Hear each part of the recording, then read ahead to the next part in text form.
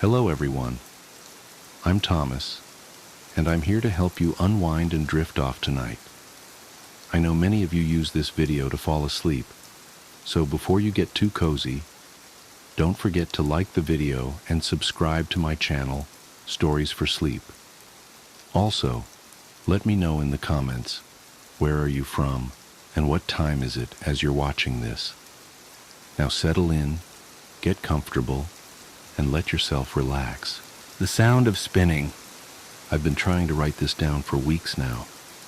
My therapist says it might help to get it all out, but every time I start, my hands shake so badly I can barely type.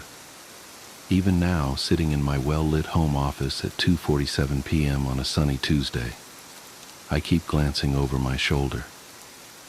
The rational part of my brain knows there's nothing there, but rationality doesn't count for much anymore.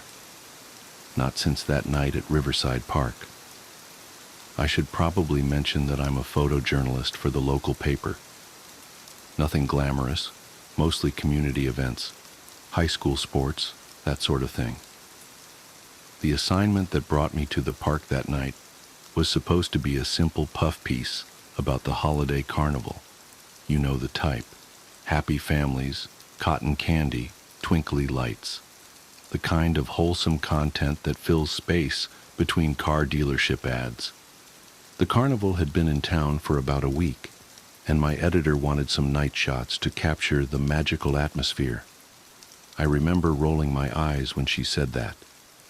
If I'd known then what I know now, I would have called in sick. I arrived around 8:30 p.m., just as dusk was settling in. The temperature had dropped significantly from the warm afternoon, and a light fog was rolling in from the river. Not unusual for October in our area, but it gave everything a sort of dreamy quality that I actually thought would make for good photos. God, I was so focused on getting the right shots that I ignored all the warning signs.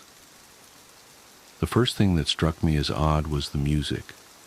Carnival music is always a bit eerie, but something about it seemed off, like it was playing at the wrong speed or maybe echoing when it shouldn't have been. I kept thinking I could hear laughter mixed in with it, but not the normal shrieks and giggles of kids having fun. This was different, more like someone trying to remember how laughter should sound. I started with some wide shots of the midway, capturing the way the colored lights diffused through the fog. The place wasn't exactly crowded, but there were enough people around that I didn't feel uncomfortable. Not yet, anyway. I remember checking my phone, 8:47 p.m., and calculating how many more shots I needed before I could call it a night. That's when I noticed the carousel. It was set back from the other rides, partially obscured by the fog. Standard carnival carousel, or at least that's what I thought at first. Painted horses moving up and down, mirrors and gold trim, all that classic stuff. But something about it made my skin crawl. I tried to tell myself it was just the fog playing tricks with the lights, but beautiful, isn't it? I nearly jumped out of my skin. The voice came from right behind me, but I hadn't heard anyone approach. When I turned around, I found myself face to face with what I assumed was the operator, an older man in a red uniform that seemed somehow both pristine and impossibly old at the same time.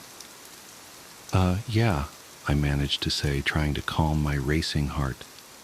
I'm just getting some photos for the paper. He smiled. At least I think it was a smile. Something about his expression made my stomach turn. You should take a ride, he said. Best view for pictures is from up there. He gestured toward the carousel, and I noticed his hand seemed too pale, like something that had never seen sunlight. Thanks, but I think I can get what I need from here, I replied, already taking a step backward. The carousel was still turning, but I realized I couldn't see any riders, just empty horses moving up and down, their painted eyes reflecting the lights in a way that made them look almost alive. "I insist," he said, and his voice had changed. It still sounded pleasant, but there was something underneath it, like static on an old radio. Everyone takes a ride, eventually. I turned to leave. I remember that clearly. I turned and started walking away, but somehow I was moving toward the carousel instead. The fog had grown thicker, and I couldn't see the other rides anymore. Just the carousel, spinning in that strange, silent way. No, not silent. There was that laughter again, coming from everywhere and nowhere at once. My camera was still in my hands, and I raised it almost involuntarily. Through the viewfinder, I saw something that made my blood run cold. The mirrors around the carousel's center column weren't reflecting the empty horses anymore. They showed riders, dozens of them. Some looked like they were screaming, but their faces were blurred, like long exposure photographs. And they were all looking directly at me. I tried to lower the camera, but my fingers wouldn't move. The operator was beside me again. How did he move so fast? And his hand was on my shoulder. His touch felt wrong, like pressure through several layers of thick fabric, even though his hand was directly on my jacket. "Your turn," he whispered, and his voice seemed to come from inside my own head. "Everyone rides. Eventually." What happened next is confused. I remember the cold. God, it was so cold. The kind of cold that burns. The carousel was moving faster now, but also somehow in slow motion. The horses' painted eyes were following me, their frozen expressions twisting into something else, something hungry. That horrible laughter was getting louder, and I could smell something that reminded me of old pennies and burnt sugar. I don't know how I got away. I have a vague memory of running, of my feet slipping on wet grass, of my camera swinging wildly from its strap. I remember reaching for my phone and seeing that it was 11:23 p.m. Impossible. I'd only been there for a few minutes, hadn't I? When I finally made it to my car, I sat there shaking for what felt like hours, watching the fog swirl in my headlights. I could still hear that music, faint but persistent, even with all the windows rolled up. The next morning, I convinced myself I'd imagined it all. Sleep deprivation, maybe, or some kind of weird panic attack. But then I looked at my camera. Most of the photos were normal, just carnival shots, exactly what my editor wanted. But the last one showed the carousel. Empty horses, fog, normal carnival stuff. Except in every mirror, in every reflective surface, there were faces. Not blurred this time, crystal clear. And in the front row, sitting rigid on a horse with bared teeth and wild eyes, was me. I called in sick and spent the day doing research. The carnival had been setting up in Riverside Park for as long as anyone could remember, always in October, always for exactly 1 week. And every year, like clockwork, people would go missing. Not many, 1 or 2 per season. Usually dismissed as runaways or drifters. The only connection was that they were last seen at the carnival. I tried to talk to the police, but they looked at me like I was crazy. The carnival had already moved on, right on schedule. No one seemed to remember anything unusual about the carousel or its operator. The missing persons reports I found online started throwing up error messages, and within days, I couldn't find them at all. But I know what I saw. I know what's on that last photo, even though I can't look at it anymore. I keep it in a locked drawer in my desk, and sometimes, late at night, I swear I can hear music coming from it. Carnival music, playing just a little too slow, mixed with that terrible laughter. The carnival will be back next October. It always comes back. And sometimes, when the fog rolls in from the river, I catch myself wondering about those faces in the mirrors. Were they all like me? People who got away? Or were they the ones who didn't? I've been trying to convince myself to destroy the photo, but I can't. It's evidence, proof that I'm not crazy. And maybe, just maybe, it might help someone else understand what's happening before it's their turn to ride. Because he was right, you know. Everyone rides. Eventually. 2 weeks after posting this account, the author was reported missing. Their home was found empty except for an open drawer containing a single photograph. The photo, according to police reports, showed only an empty carnival carousel in heavy fog. The collection. My sister Sarah was always the rational one between us. She had explanations for everything. The creaks in old houses were just settling foundations, shadows in corners were tricks of light, and strange noises at night were inevitably raccoons or the neighbor's cat. That's why what happened to her shook me so deeply. When someone that grounded starts to unravel, it makes you question everything you thought you knew about reality. It started with a phone call at 3:47 a.m. on a Tuesday in late October. I remember checking the time because my first thought was that something had happened to our parents. But when I answered, Sarah's voice was different than I'd ever heard it, tight and thin, like she was trying to speak without moving her lips. "Jenny, are you awake?"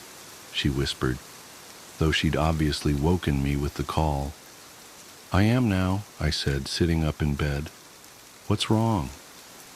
"I need you to come over. Please.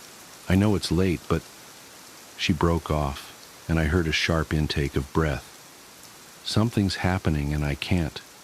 I just need you here. Please." The tremor in her voice had me already reaching for clothes before she finished speaking. "I'll be there in 20 minutes. Did you call the police?" "No!" The word came out too loud, almost frantic. "No police, just you.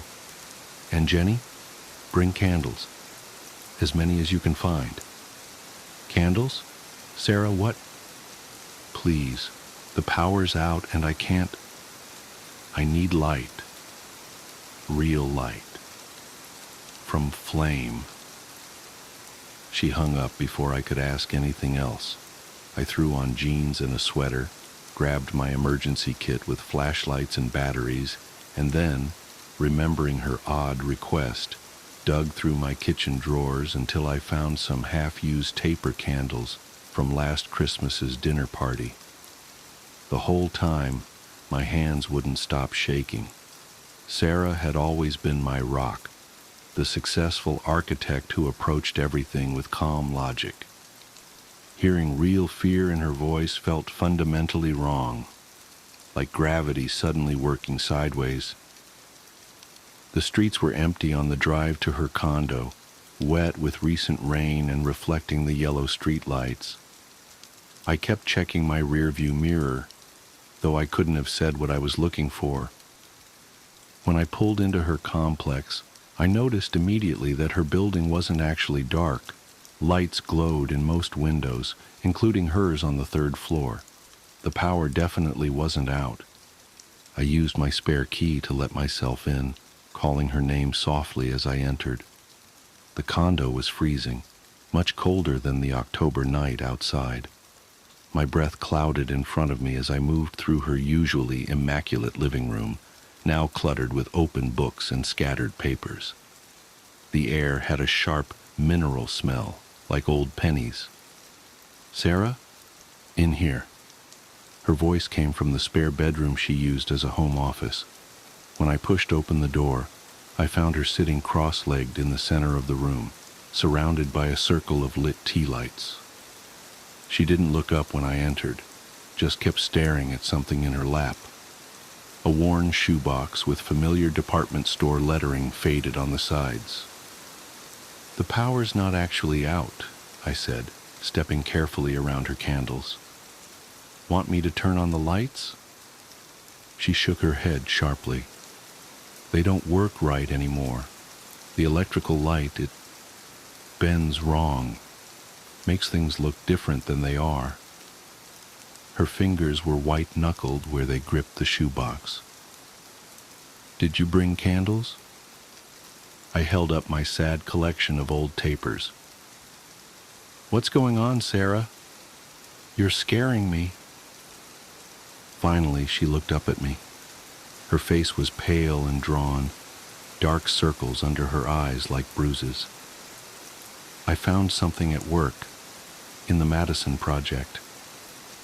The Madison Project, she'd mentioned it before, a historic renovation downtown her firm was handling, some old warehouse being converted into luxury apartments. What do you mean, found something? We were doing the initial walkthrough documenting the existing conditions. There was this space that didn't make sense. A room that shouldn't have been there based on the blueprints. She swallowed hard. It was small, maybe 8 by 10 feet. No windows, no obvious purpose. Just bare concrete walls and this. She tapped the shoebox, sitting in the exact center of the floor. And you just took it? I asked, lowering myself to sit across from her. I had to. The others couldn't see it, the room or the box. They walked right past the doorway like it wasn't there. I thought I was losing my mind at first, tried to point it out to my project manager, but his eyes just slid away, like there was something his brain refused to process. She drew a shaky breath. So I went back after everyone left. I told myself I just needed to prove it was real, take some photos, document it properly. But when I opened the door again, the room was different, smaller, and the box, it was closer to the door than before, like it had moved while no one was watching. A draft whispered through the room, making the candle flames dance. Sarah's face twitched at the movement of shadows. I should have left it there, but I couldn't stop thinking about it, about what would happen if the construction crew found it, not knowing what it was. So I took it home, thinking I'd figure out who it belonged to, where it came from. She laughed, a hollow sound. That was 4 days ago. I haven't slept since. What's in it? I asked, though I wasn't sure I wanted to know. Her hands tightened on the box. At first, I thought they were fake. You know those plastic novelty teeth you can buy at Halloween? But they're real. Human teeth. Hundreds of them. Adult and baby teeth, some still with bits of root attached. And they're active. Active? What does that mean? Instead of answering, she carefully lifted the lid. The mineral smell grew stronger, making my nose sting. Inside, yellowed teeth of all sizes were packed tightly together, filling the box nearly to the brim.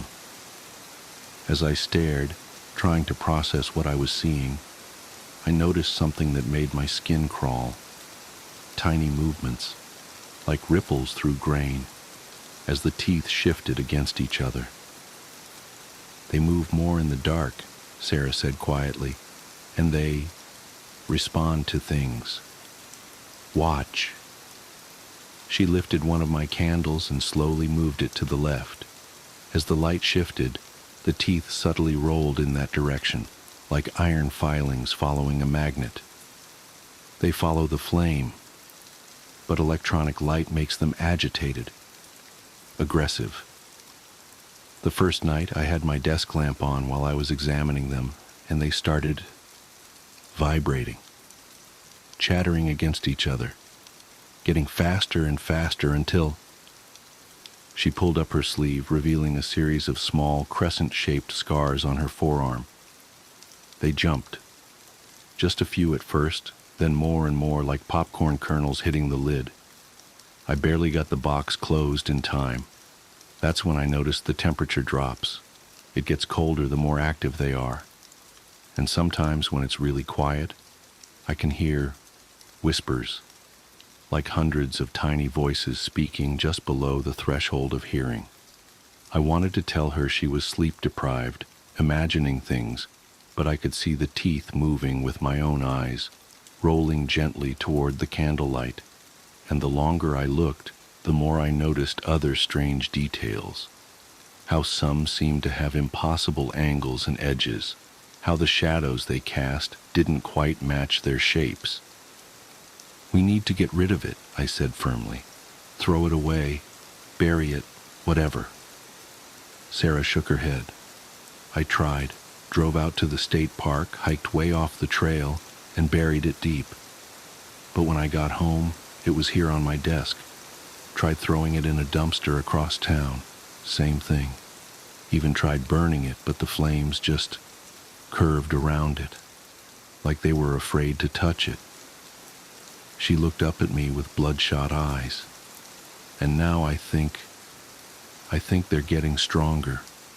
The whispers are getting clearer.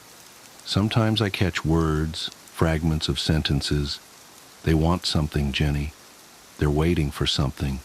And I think, her voice cracked, I think they're starting to affect my own teeth. She opened her mouth, and I had to stifle a gasp. Her teeth, normally straight from years of childhood braces, were subtly misaligned. Some seemed longer than they should be, others tilted at odd angles. As I watched in horror, I could have sworn I saw one of her molars shift slightly in its socket. "Jesus, Sarah, we need to get you to a doctor." "No." She grabbed my arm. "No doctors, no authorities. I've been researching, trying to figure out what this is. I found references, old stories about objects like this, collections of things that shouldn't be collected, gathered for purposes that human minds can't comprehend. If the wrong people find out about it," she shuddered, "we have to contain it ourselves. The candles help. Fire is pure somehow, keeps them calm. But it's not enough anymore. They're getting stronger every night, and I can't stay awake forever." As if in response to her words, a stronger draft swept through the room, extinguishing several tea lights. Immediately, the temperature plunged. My fingers went numb with cold, and my breath came out in thick white clouds. From the shoebox came a sound like sand shifting, but with an underlying rhythm that was almost like language. Sarah's hands were shaking as she tried to relight the candles. "No, no, no," she muttered. "Not now. Please, not now." The remaining flames flickered and died, plunging us into darkness. In the sudden quiet, I could hear it clearly. Hundreds of tiny voices speaking in overlapping whispers, growing louder by the second. The shadows seemed to thicken, becoming almost solid around us. And beneath it all was a steady, rhythmic clicking, like thousands of teeth chattering in perfect synchronization. "Sarah?" I reached for where I'd last seen her, but my hand passed through empty, freezing air. "Sarah!" Her voice came from somewhere to my left, tight with panic. "The candles, Jenny! Light them, please! You have to!" The whispers rose to a fever pitch, drowning out her words. I fumbled with my lighter, hands trembling so badly I could barely work the flame. As soon as it caught, I saw Sarah sprawled on her back, hands clasped over her mouth, eyes wide with terror. The shoebox had tipped over. Teeth skittered across the hardwood floor like hail, moving with terrible purpose. They seemed different now, sharper, more numerous than before, with impossible geometries that hurt my eyes to look at. As I watched, frozen in horror, they began to flow together, merging and transforming into larger shapes that clicked and chattered as they moved. I grabbed Sarah's arm and pulled her to her feet. "Run!" We bolted from the room, slamming the door behind us. Through the wood, I could hear that awful clicking getting closer, accompanied by a sound like hundreds of tiny feet scuttling across the floor. Sarah fumbled with her car keys. "We have to go. Have to get out of here." But when she opened her mouth to speak, I saw that her teeth were moving, writhing in her gums like living things trying to escape. She saw my expression and reached up to touch her mouth. When her fingers came away, they were streaked with blood. The next few hours are fragmented in my memory. I remember somehow getting Sarah to the emergency room, babbling something about a fall, a dental accident. I remember the doctors' confused faces as they examined her, how they kept redoing x-rays because the images wouldn't come out clearly. And I remember Sarah's last words to me before they took her back for emergency surgery. "Don't let them find the box." I drove back to her condo as sunrise was turning the sky a sickly gray. The spare bedroom door was still closed. When I finally worked up the courage to open it, I found the room empty. No teeth, no box, just scattered candle stubs and Sarah's research papers. But the mineral smell lingered, and the temperature was still unnaturally cold. That was 3 weeks ago. Sarah is different now. The doctor said the surgery went well, but she had to have all her teeth removed. The dentures don't fit quite right, they say, though they can't explain why. She doesn't talk about what happened, doesn't seem to remember most of it. Sometimes I catch her running her tongue over her artificial teeth with an expression I can't read. I've been going through her research notes, trying to understand what she found. There are patterns emerging, similar stories scattered through history, always involving collections of things that shouldn't be collected, always with witnesses who either disappeared or changed fundamentally after their encounters.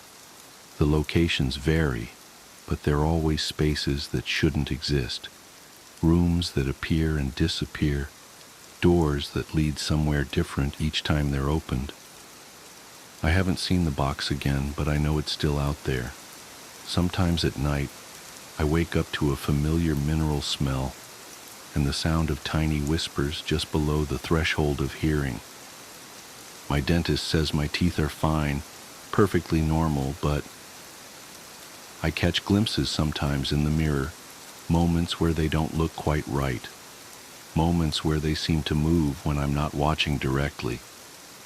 I keep candles with me now, all the time. Fire helps, just like Sarah said. Keeps the whispers at bay, keeps my teeth feeling solid and real in their sockets. But I can't help wondering, what happens when the candles burn out? What happens when the flame isn't enough anymore? And sometimes, in my darkest moments, I wonder about that empty room in the Madison building. I wonder if it's still there, appearing and disappearing, waiting for someone else to find what was left behind. I wonder what's inside it now. Because the thing that terrifies me most, the thought that keeps me awake at night, is this. What if the box we found wasn't the only one? What if it was just the first?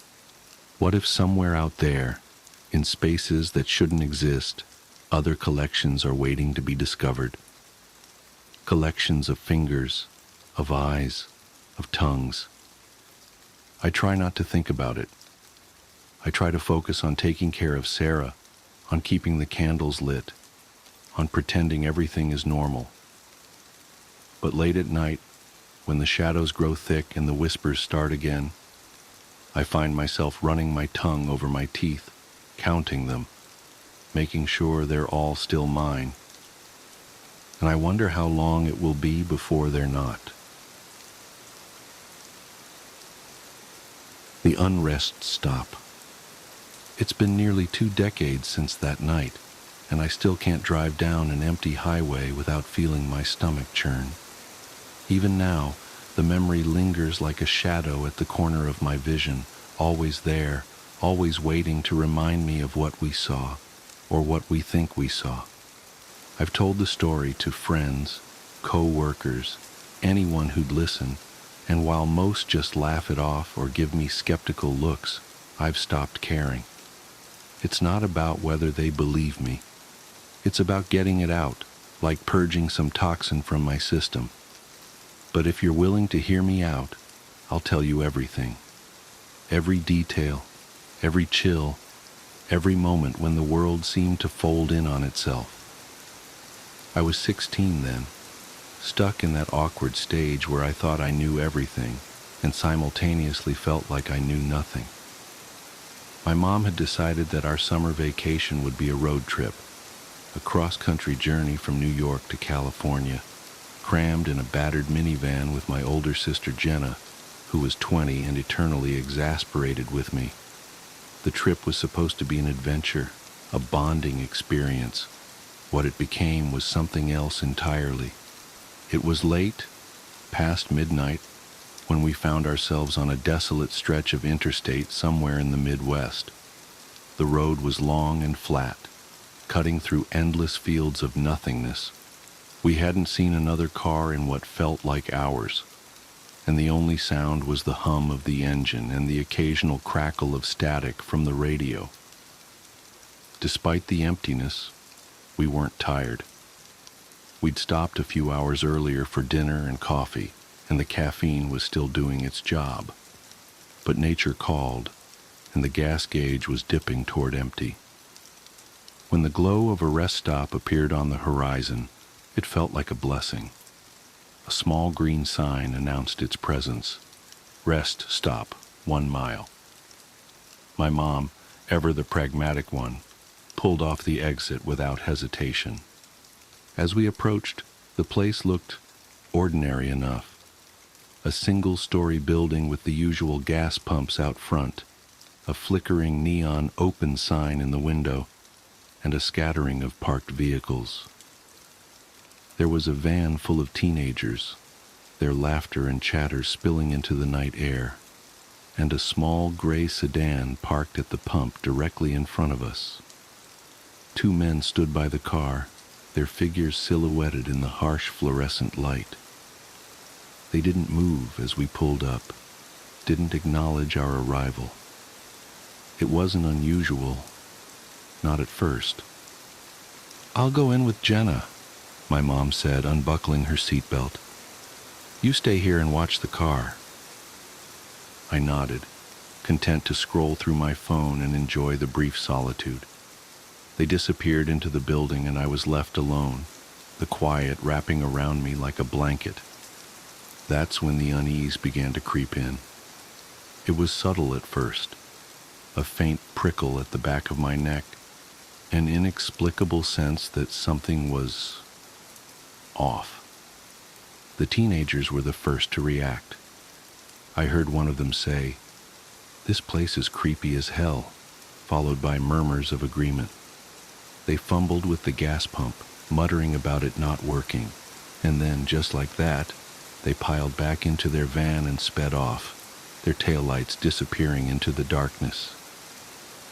I turned my attention to the gray car in front of us. The 2 men were still there, standing as still as statues. They weren't talking. They weren't moving. They weren't even looking at each other. It was as if they were frozen in time. I felt a chill crawl down my spine. When my mom and Jenna came rushing out of the building, their faces pale and eyes wide with fear, I knew something was wrong. "Get in the car," Mom said, her voice sharp and urgent.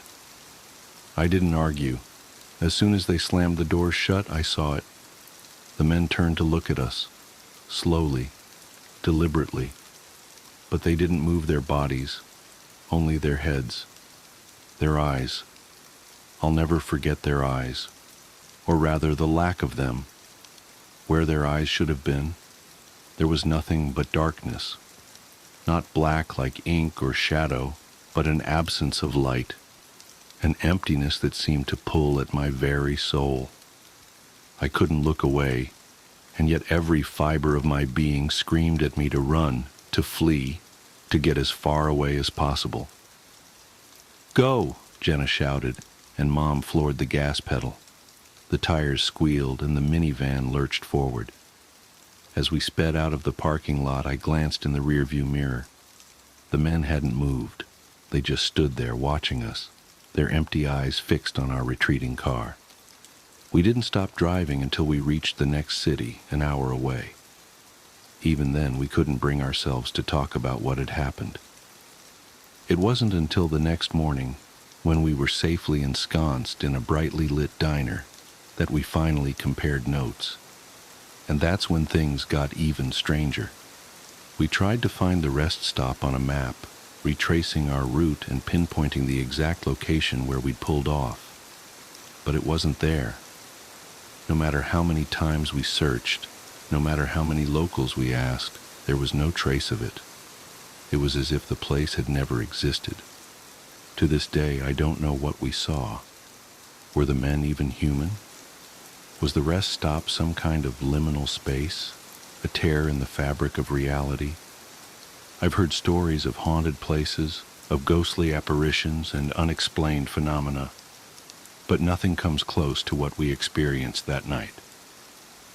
I've driven that stretch of interstate several times since then, always hoping and dreading that I might see the rest stop again. But it's gone, vanished without a trace. And yet, in the quiet moments, when the world feels just a little too still, I can't help but feel that it's still out there, waiting for its next visitors. The mirror call. There are things in this world that defy explanation. As a sheriff's deputy in rural Montana, I've seen my fair share of strange occurrences, unexplained lights in the mountains, livestock mutilations that made even veteran ranchers queasy, and the occasional missing person case that just didn't add up. But nothing, absolutely nothing, prepared me for what happened during my graveyard shift last October. It was just past 2 a.m. when the call came in. The night was unusually still, with a heavy blanket of fog hugging the ground and temperatures hovering just above freezing. I'd been parked on the side of Old Mill Road, catching up on paperwork and drinking coffee that had long since gone cold, when dispatch crackled to life. Unit 47, we've got a 1091V at 1879 Stillwater Lane. Elderly female resident reporting a possible intruder. I keyed my radio. Copy that. En route. A 1091V meant a suspicious person or vehicle, but something in dispatch's tone made me uneasy. Susan, our night dispatcher for the past 15 years, usually maintained a matter-of-fact demeanor. Tonight, there was an edge to her voice I'd never heard before. "Be advised," she added after a pause. "Caller is unusually distressed. Claims someone is in her mirror." I frowned. "Come again?" "Caller states there's someone in her bedroom mirror mimicking her movements, but with a delay. She's requesting immediate assistance." I threw the cruiser into drive, flipping on my lights, but leaving the siren off. Stillwater Lane was out in the sticks, a good 20 minutes from my location.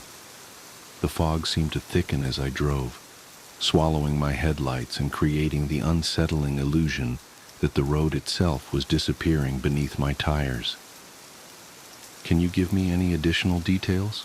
I asked, trying to piece together what I might be walking into. Elderly resident, possible confusion or dementia, maybe prescription medications.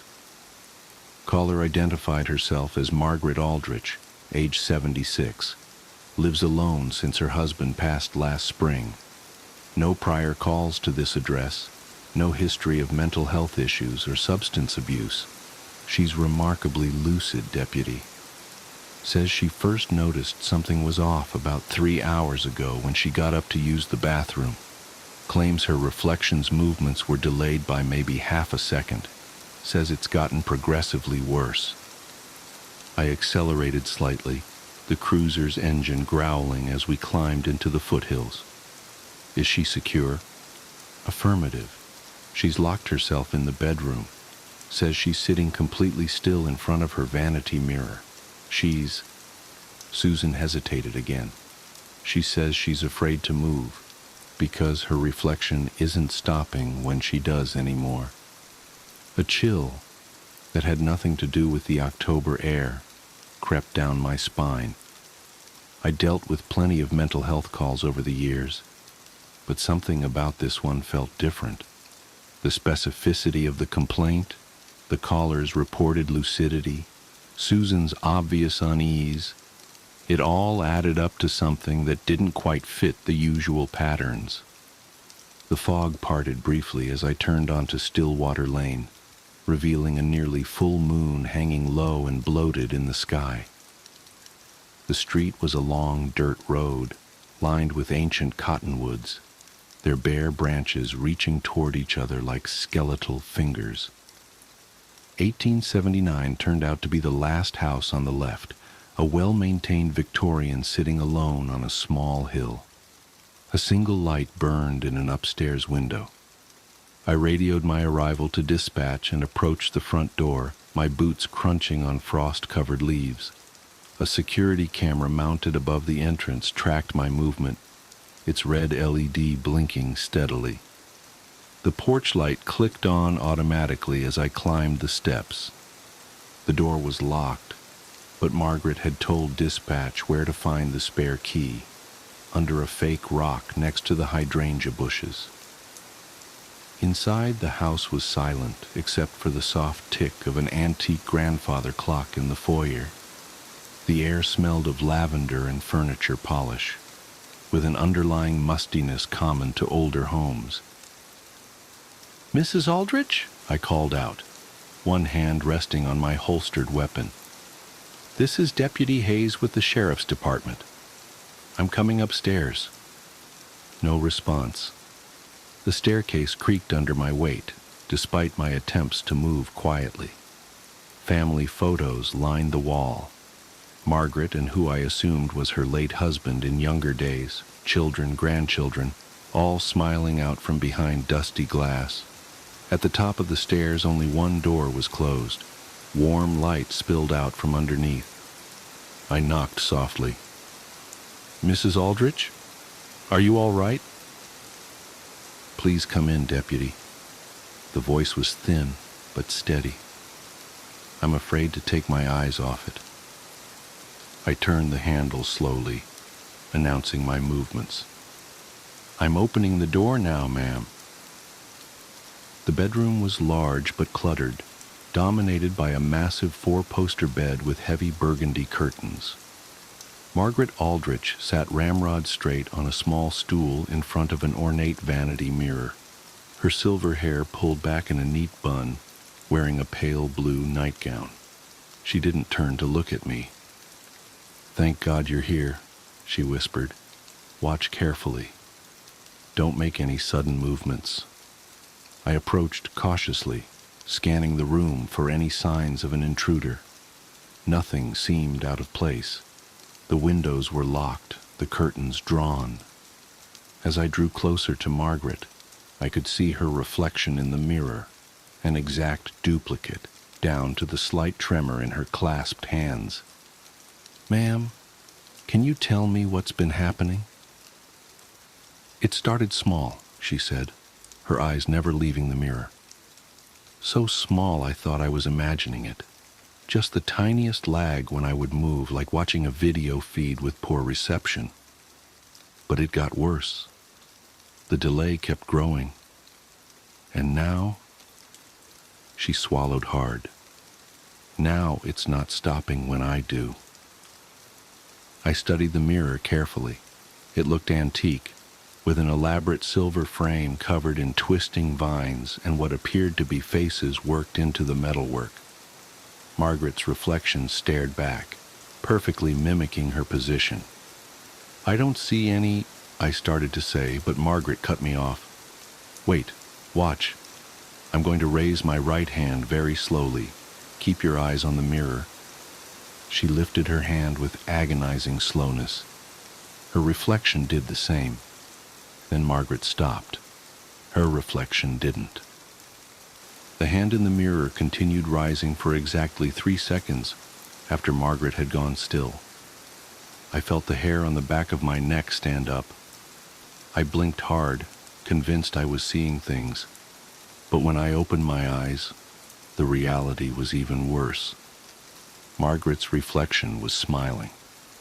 She wasn't. Jesus Christ, I breathed, instinctively reaching for my weapon. Don't! Margaret's voice was sharp with fear. Any sudden movements make it worse. The more agitated you become, the more it deviates. I forced myself to remain calm, though my heart was hammering against my ribs. How long has it been acting independently? About an hour. At first, it was just the delay. Then it started making tiny changes. A finger twitch here, a slight head tilt there. Things I couldn't be completely sure about. But now, she drew in a shaky breath. Now it's definitely doing things I'm not. And its face is wrong. I could see what she meant. While Margaret's expression was one of barely contained terror, her reflection's smile had grown wider. Too wide. The eyes in the mirror had a gleam that didn't match the flat overhead lighting of the bedroom. Mrs. Aldrich, I'm going to call for backup, and then we're going to get you out of here. I reached for my radio, keeping my eyes locked on the mirror. The reflection's head tilted slightly, though Margaret hadn't moved a muscle. Its smile widened further, revealing too many teeth. Dispatch, this is Unit 47. I'm going to need additional units at 1879 Stillwater Lane, and maybe contact Father Morrison at St. Augustine's. Copy that, Susan replied. What exactly are we dealing with, Deputy? I watched in horror as the reflection's eyes began to bleed, dark liquid welling up and spilling down its cheeks, while it maintained that impossible grin. I'm not entirely sure. Just tell them to hurry. They're saying something, Margaret whispered. Can you hear it? I strained my ears. At first there was nothing but the eternal ticking of the grandfather clock downstairs. Then I heard it. A sound like radio static, but forming patterns. Words, almost, but in no language I recognized. The reflection's mouth was moving now, completely independent of Margaret. Its teeth looked sharper than they had a moment ago. The bleeding eyes never blinked. Mrs. Aldrich, we need to leave. Now. Whatever this is, we can deal with it better if you're safe. She shook her head slightly. I tried that earlier. It didn't like that. What happened? I made it to the doorway, but when I looked back, it was climbing out of the frame. My blood ran cold. What do you mean, climbing out? Just what I said. It pulled itself up to the edge of the mirror, like there was water behind the glass, and started pushing through. That's when I sat back down, and it settled. The static voice was getting louder. The reflection's movements were becoming more pronounced, its head rotating at an angle that would have snapped a human neck. The blood from its eyes had reached its chin, dripping onto the nightgown that was now a deep crimson in the mirror, though Margaret's real nightgown remained pale blue. Unit 47, backup is en route. ETA 15 minutes. Father Morrison has been contacted. 15 minutes. We had to last 15 minutes with this thing. I tried to think rationally, to fall back on my training, but nothing in the academy had covered anything like this. The reflection was fully animated now, its movements jerky and unnatural, like a marionette being pulled by unseen strings. The mirror, I said suddenly. Where did it come from? Margaret's voice quavered. It was Herbert's. My husband's been in his family for generations. They brought it over from the old country sometime in the 1800s. He always said it was special, that it had properties. I thought he was just being superstitious. Did he ever mention anything specific? Any rules about using it or times when it acted strangely?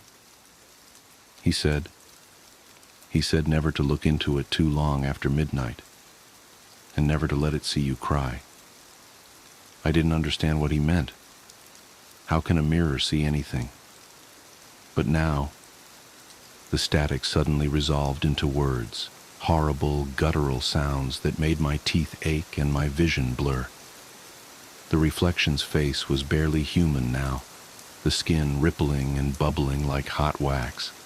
Its hands were pressed against the glass from the other side, the fingers elongated and jointed in impossible ways. "Margaret," it said, in a voice like grinding glass. "Margaret, Margaret, Margaret." She began to tremble. It's never said my name before. The hands were pushing harder now, and I swear I could see the glass beginning to bulge outward. The frame was vibrating, the silver tarnishing before our eyes, those decorative faces in the metalwork beginning to contort in agony. "Backup's still 10 minutes out," I said, trying to keep my voice steady. "Mrs. Aldrich, I need you to listen to me very carefully. When I give the word, I want you to close your eyes and run for the door. Don't look back no matter what you hear. I'll be right behind you." "You don't understand," she whispered. "It's not just in this mirror anymore. Look." I followed her gaze to the windows. In the darkness beyond the glass, I could see our reflections. Both of them were standing, though we remained seated. Both of them were smiling that terrible smile. "Every reflective surface," Margaret continued. "It's spreading, like an infection." She was right. I could see distorted versions of us in the brass doorknob, the silver picture frames on the wall, even the face of my wristwatch. None of the reflections matched our positions anymore. All of them were moving, twitching, reaching. The static voice was coming from everywhere now, a deafening chorus of inhuman sounds. The temperature in the room had dropped so low I could see our breath, but the air felt thick and heavy, like trying to breathe underwater. "Margaret," the thing in the vanity mirror said again, its voice clearer now. "We've missed you. Herbert sends his regards." At the mention of her late husband's name, Margaret let out a small sob. Immediately, every reflection snapped its head toward her, their smiles growing impossibly wider. "You're crying," they said in unison. "He told you never to let us see you cry." The glass of the vanity mirror began to crack, spiderweb patterns spreading from where the thing's hands pressed against it. Dark liquid began to seep through the fissures, but it wasn't reflecting anything in the room. It was coming from whatever was on the other side. "Unit 47, update your status," Susan's voice crackled from my radio. Before I could respond, every reflection spoke at once. "Unit 47, update your status." The sound was like a physical blow. Margaret screamed, breaking her paralysis at last. She lurched to her feet, and all hell broke loose. The vanity mirror shattered explosively, sending shards of glass flying across the room. But instead of falling, the pieces hung suspended in the air, each one containing a different version of the thing's face, all of them laughing. Dark liquid poured from the empty frame like a waterfall, but it flowed upward, defying gravity, forming shapes that hurt my eyes to look at. "Run!" I shouted, grabbing Margaret's arm and yanking her toward the door. Every reflective surface we passed erupted with movement, hands reaching out, faces pressing against the glass, that horrible laughter echoing from everywhere at once. We made it to the hallway, but the photos on the wall had changed.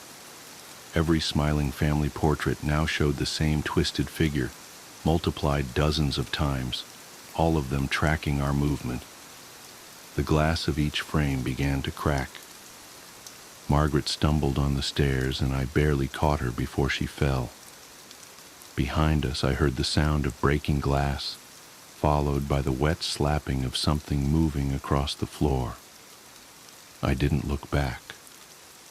We hit the ground floor running. The grandfather clock in the foyer struck midnight, though my watch showed 3:27 a.m. With each chime, another mirror or window would shatter, adding more fragments to the swirling vortex of glass and darkness that was pursuing us.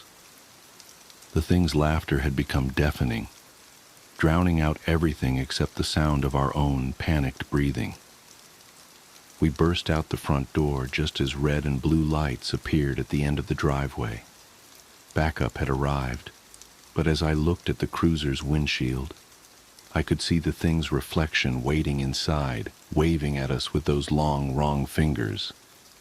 "Stay in the vehicles," I shouted into my radio. "Don't look at any reflective surfaces." The cavalry had arrived in the form of 3 deputies and Father Morrison, the latter still wearing his pajamas under his coat.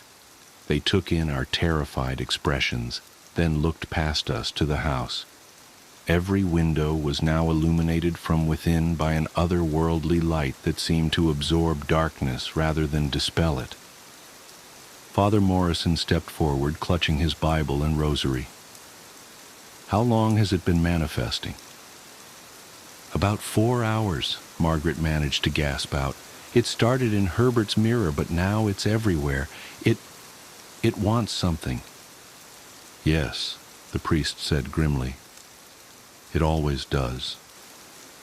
He explained quickly that he'd encountered something similar before, though never this powerful. The mirror, it seemed, was a gateway of sorts, not just a reflection of our world, but a window into something else, something that had been watching us through every mirror, every pane of glass, every still pool of water, since the beginning of time. Usually the boundary between our world and theirs was solid, impassable, but certain objects like Herbert's mirror could wear thin spots in that barrier. And if you looked too long into such places, especially during the hours when the boundary was naturally weaker, like midnight, they started looking back. And if they saw you cry, it meant you were vulnerable. A crack in your armor that matched the crack in reality, giving them purchase, a way to begin pushing through. What followed was the longest night of my life. Father Morrison performed an exorcism that shook the foundations of reality itself. Standing on Margaret's front lawn, he began reciting prayers in Latin, his voice growing stronger with each word, despite the otherworldly screams that erupted from every reflective surface around us. The thing didn't go quietly. The windows of our patrol cars shattered simultaneously, raining glass that hung suspended in the air like deadly wind chimes. Each shard contained a different fragment of that terrible face, all of them screaming, laughing, crying blood that flowed upward against gravity. The very air felt wrong, like we were breathing syrup, and colors began to blur and shift in ways that made my head hurt. Margaret collapsed to her knees, covering her ears against the cacophony of voices, some calling her name, some speaking in tongues, others making sounds that human vocal cords couldn't possibly produce. One voice, deeper than the others, sounded disturbingly like her late husband Herbert. "Don't listen," I shouted, though my voice seemed to be swallowed by the chaos around us. "It's trying to trick you." The security camera above the front door exploded in a shower of sparks, its screen cracking to reveal dozens of tiny versions of the entity, all pressing against the glass from inside the digital display. Every phone in our pockets began to vibrate. screens lighting up with missed calls from numbers that were just strings of zeros. Father Morrison's prayers reached a crescendo, his rosary beads clicking together with supernatural speed. The temperature plummeted so rapidly that frost formed on the grass around our feet, spreading outward in patterns that looked unsettlingly like handprints. The fog that had blanketed the area all night began to coalesce into shapes, tall, spindly figures that lurched and twisted at the edges of our vision. Then Margaret screamed, a sound of pure anguish that cut through everything else. I turned to see her staring at her house, where every window now showed the same image.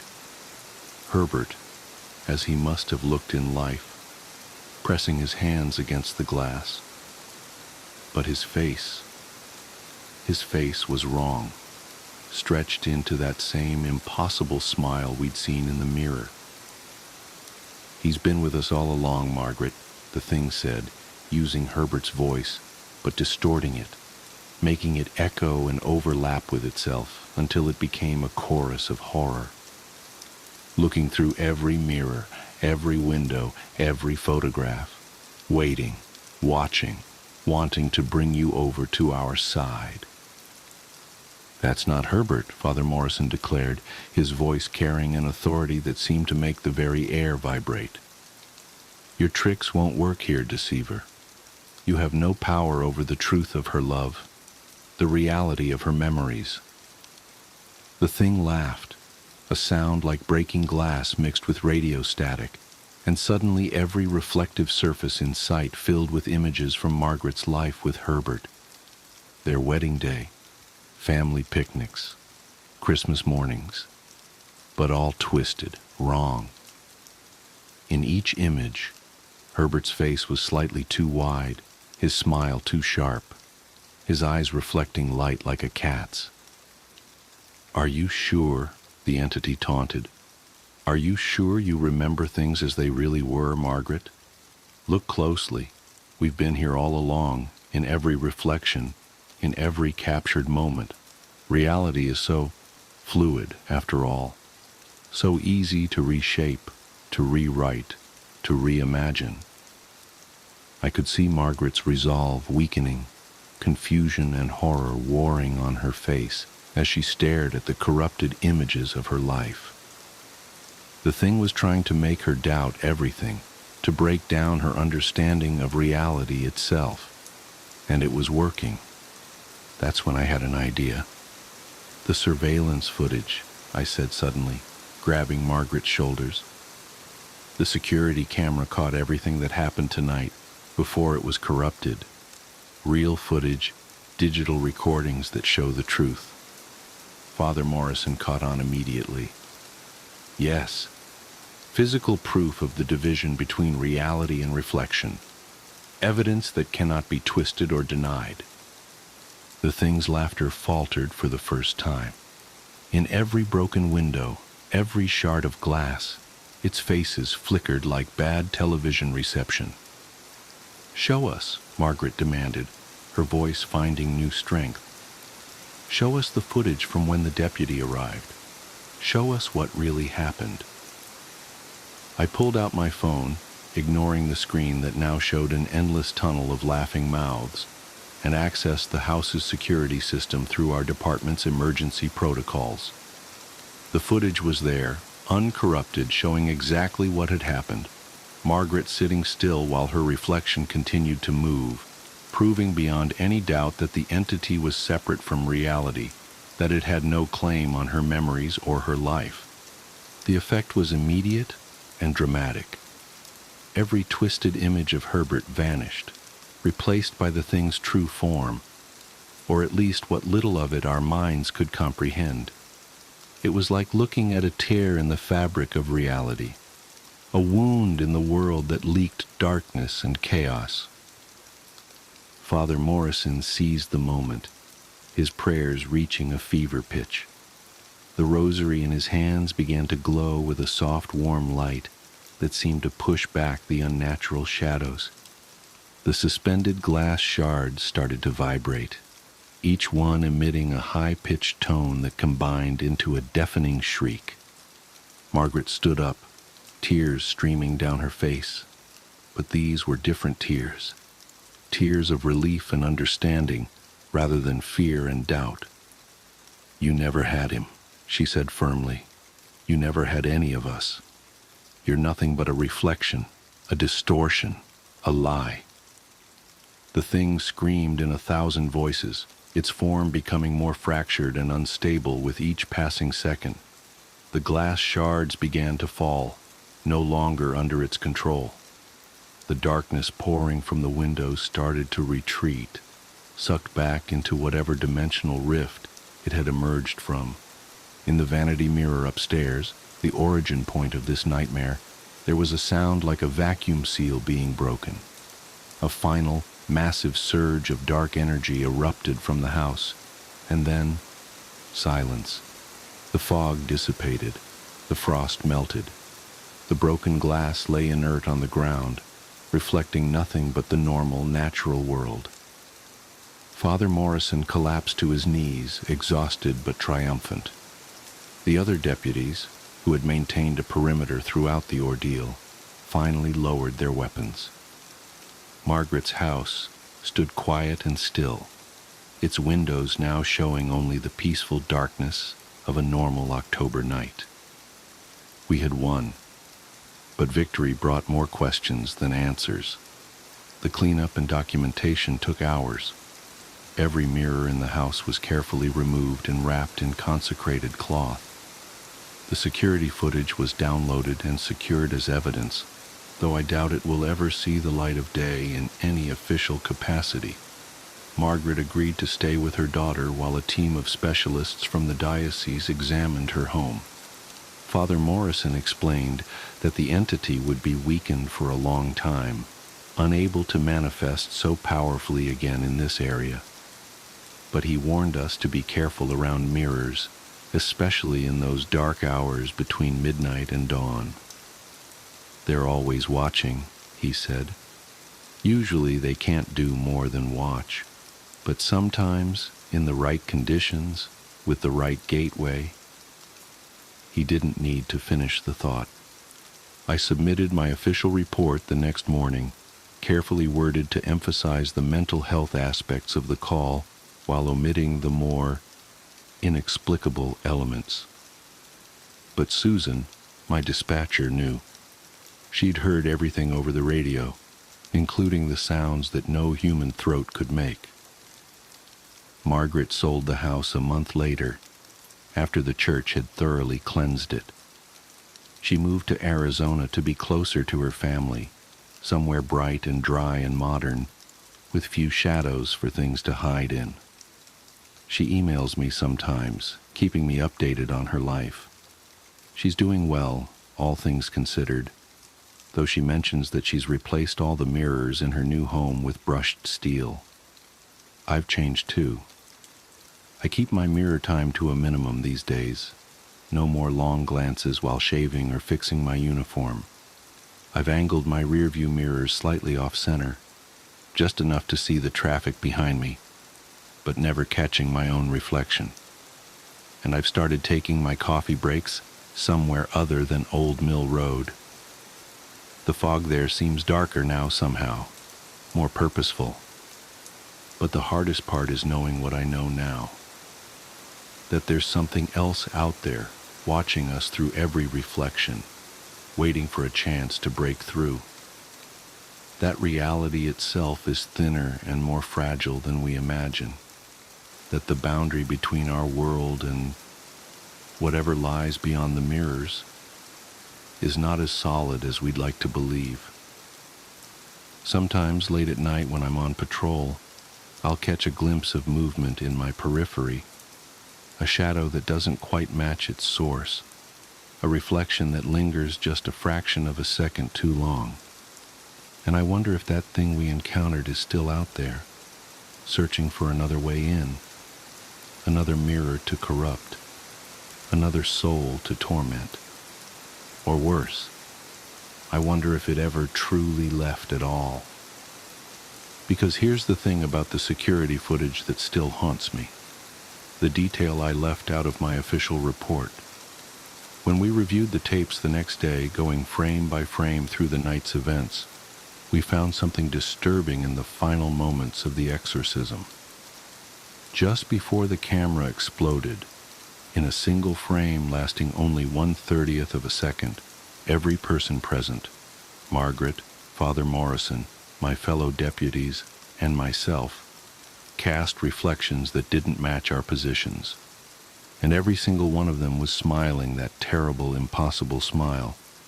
I keep a copy of that frame buried deep in a secured file. Sometimes, on nights when I'm feeling particularly brave or particularly foolish, I'll take it out and study it. The image quality isn't great. Security cameras rarely are. But it's clear enough to see that our reflections are all slightly wrong, slightly distorted, slightly other. And I swear, though I know it's impossible, the smiles in that image get just a little bit wider every time I look at them. So take my advice. Be careful around mirrors, especially after midnight. Don't look too long or too hard at your reflection. And if you ever notice it moving just a fraction of a second slower than you do, or smile just a little differently than you are, run. Because by the time you see them watching, it's usually too late.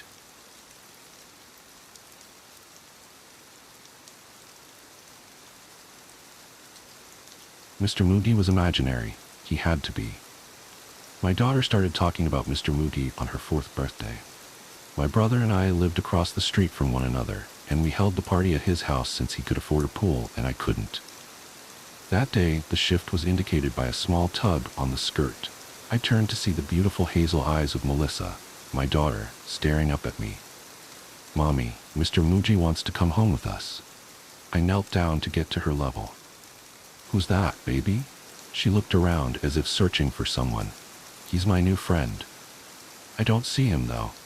He must have gone to grab his coat." I realized then that my little baby had her first imaginary friend. I nodded enthusiastically. "Of course he can. Mr. Moody is more than welcome in our home whenever he wants." I thought nothing of Mr. Moody, really, although things around the house were strange after that, and a lot of it had to do with Mr. Moody. She insisted on having her window open every night, and Mr. Moody never seemed to want to be in the room with me. Every time I'd ask her where he was, she'd say something like, "He went home for the day," or "He decided to go for a walk around the block." I once joking asked if he didn't like me. She looked at me, hurt. "Oh no, Mommy. Mr. Moody loves you a whole bunch. He just gets shy." This went on for a year. The only problem was, the more time went on, the more immersed she became in Mr. Moody.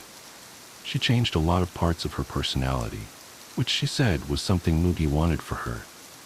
My emotions were mixed. Worry and frustration. She would spend so much time by herself, opting to shut herself away in her bedroom with him, rather than go spend her time outside. She refused certain things she used to love, and it was difficult to get her to even go to the store with me.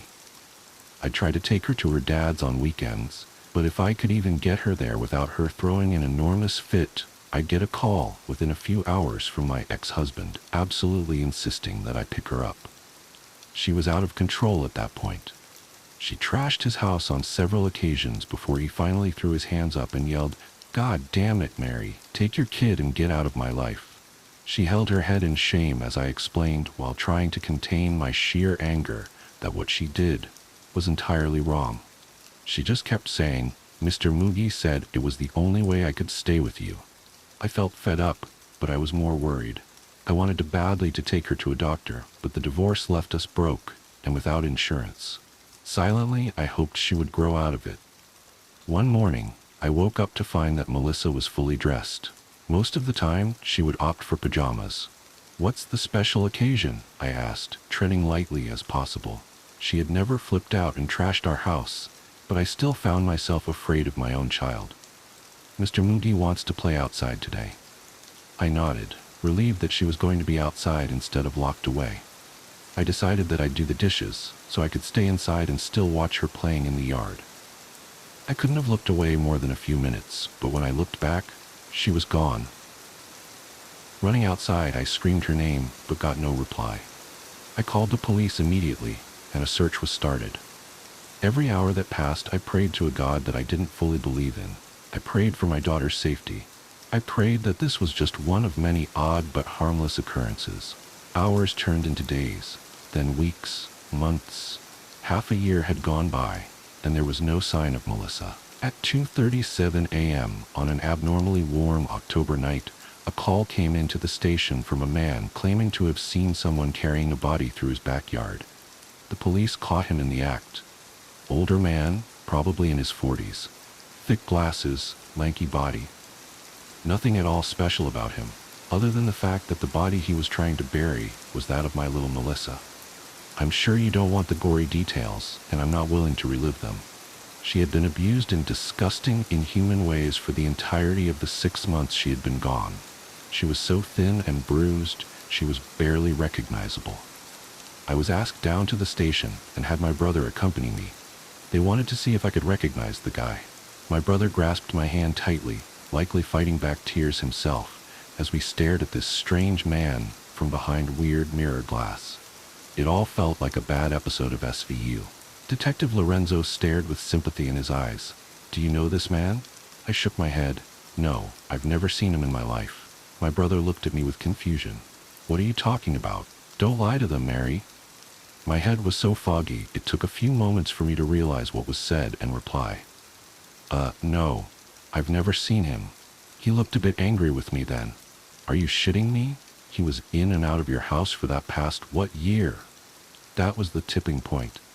Later, I sat at a metal table across from Detective Lorenzo. His tone had changed from sympathetic to accusatory. How do you know Thomas Mooney? He pushed a photo of the man that killed my daughter across the table. I shook my head, almost too bewildered to speak. I don't know that man. He stood quickly, slamming his hands on the table. Yeah, this definitely seemed like a bad episode of SVU. He was in your house. People saw him walking everywhere with you and your daughter. Your own brother saw the man come in and out of the house. I think that's when I made the connection. Moogie. There was no way. Mr. Moody was imaginary. It was not possible that a man could have avoided me, been in my home with my child for a year. Yet, the evidence was there. The neighborhood watch had surveillance cameras installed a few years before we moved in. The footage showed Thomas Mooney, a man I never met until I saw him in that interrogation room, crawling through the windows of my home, mostly Melissa's bedroom window. Hell, he even came and went through the front door several times. They asked a few people around the community if they ever saw him. Most of them nodded solemnly. They all assumed that he was a relative or a family friend. He'd always follow at a distance, and I never thought to look over my shoulder. I never saw him. Not once. The house with painted doors. The doctor told me it was a figment of my imagination, a hallucination, a phantom limb, cut off, but the ghost of a feeling remains. The doctor tutted and prescribed me a different pill. I've lost count of how many pills I've tried. There was the yellow one, and the red and white capsule, and the green one. They have succeeded in giving me incontinence, nausea, and hair loss. But they haven't taken my girl away. My doctor told me to talk about it. Tell people. Who the hell am I supposed to tell something like this? My last friends abandoned me when Sylvia left. It's late here. It's just me and no sleep. Where to start when there is so much to tell?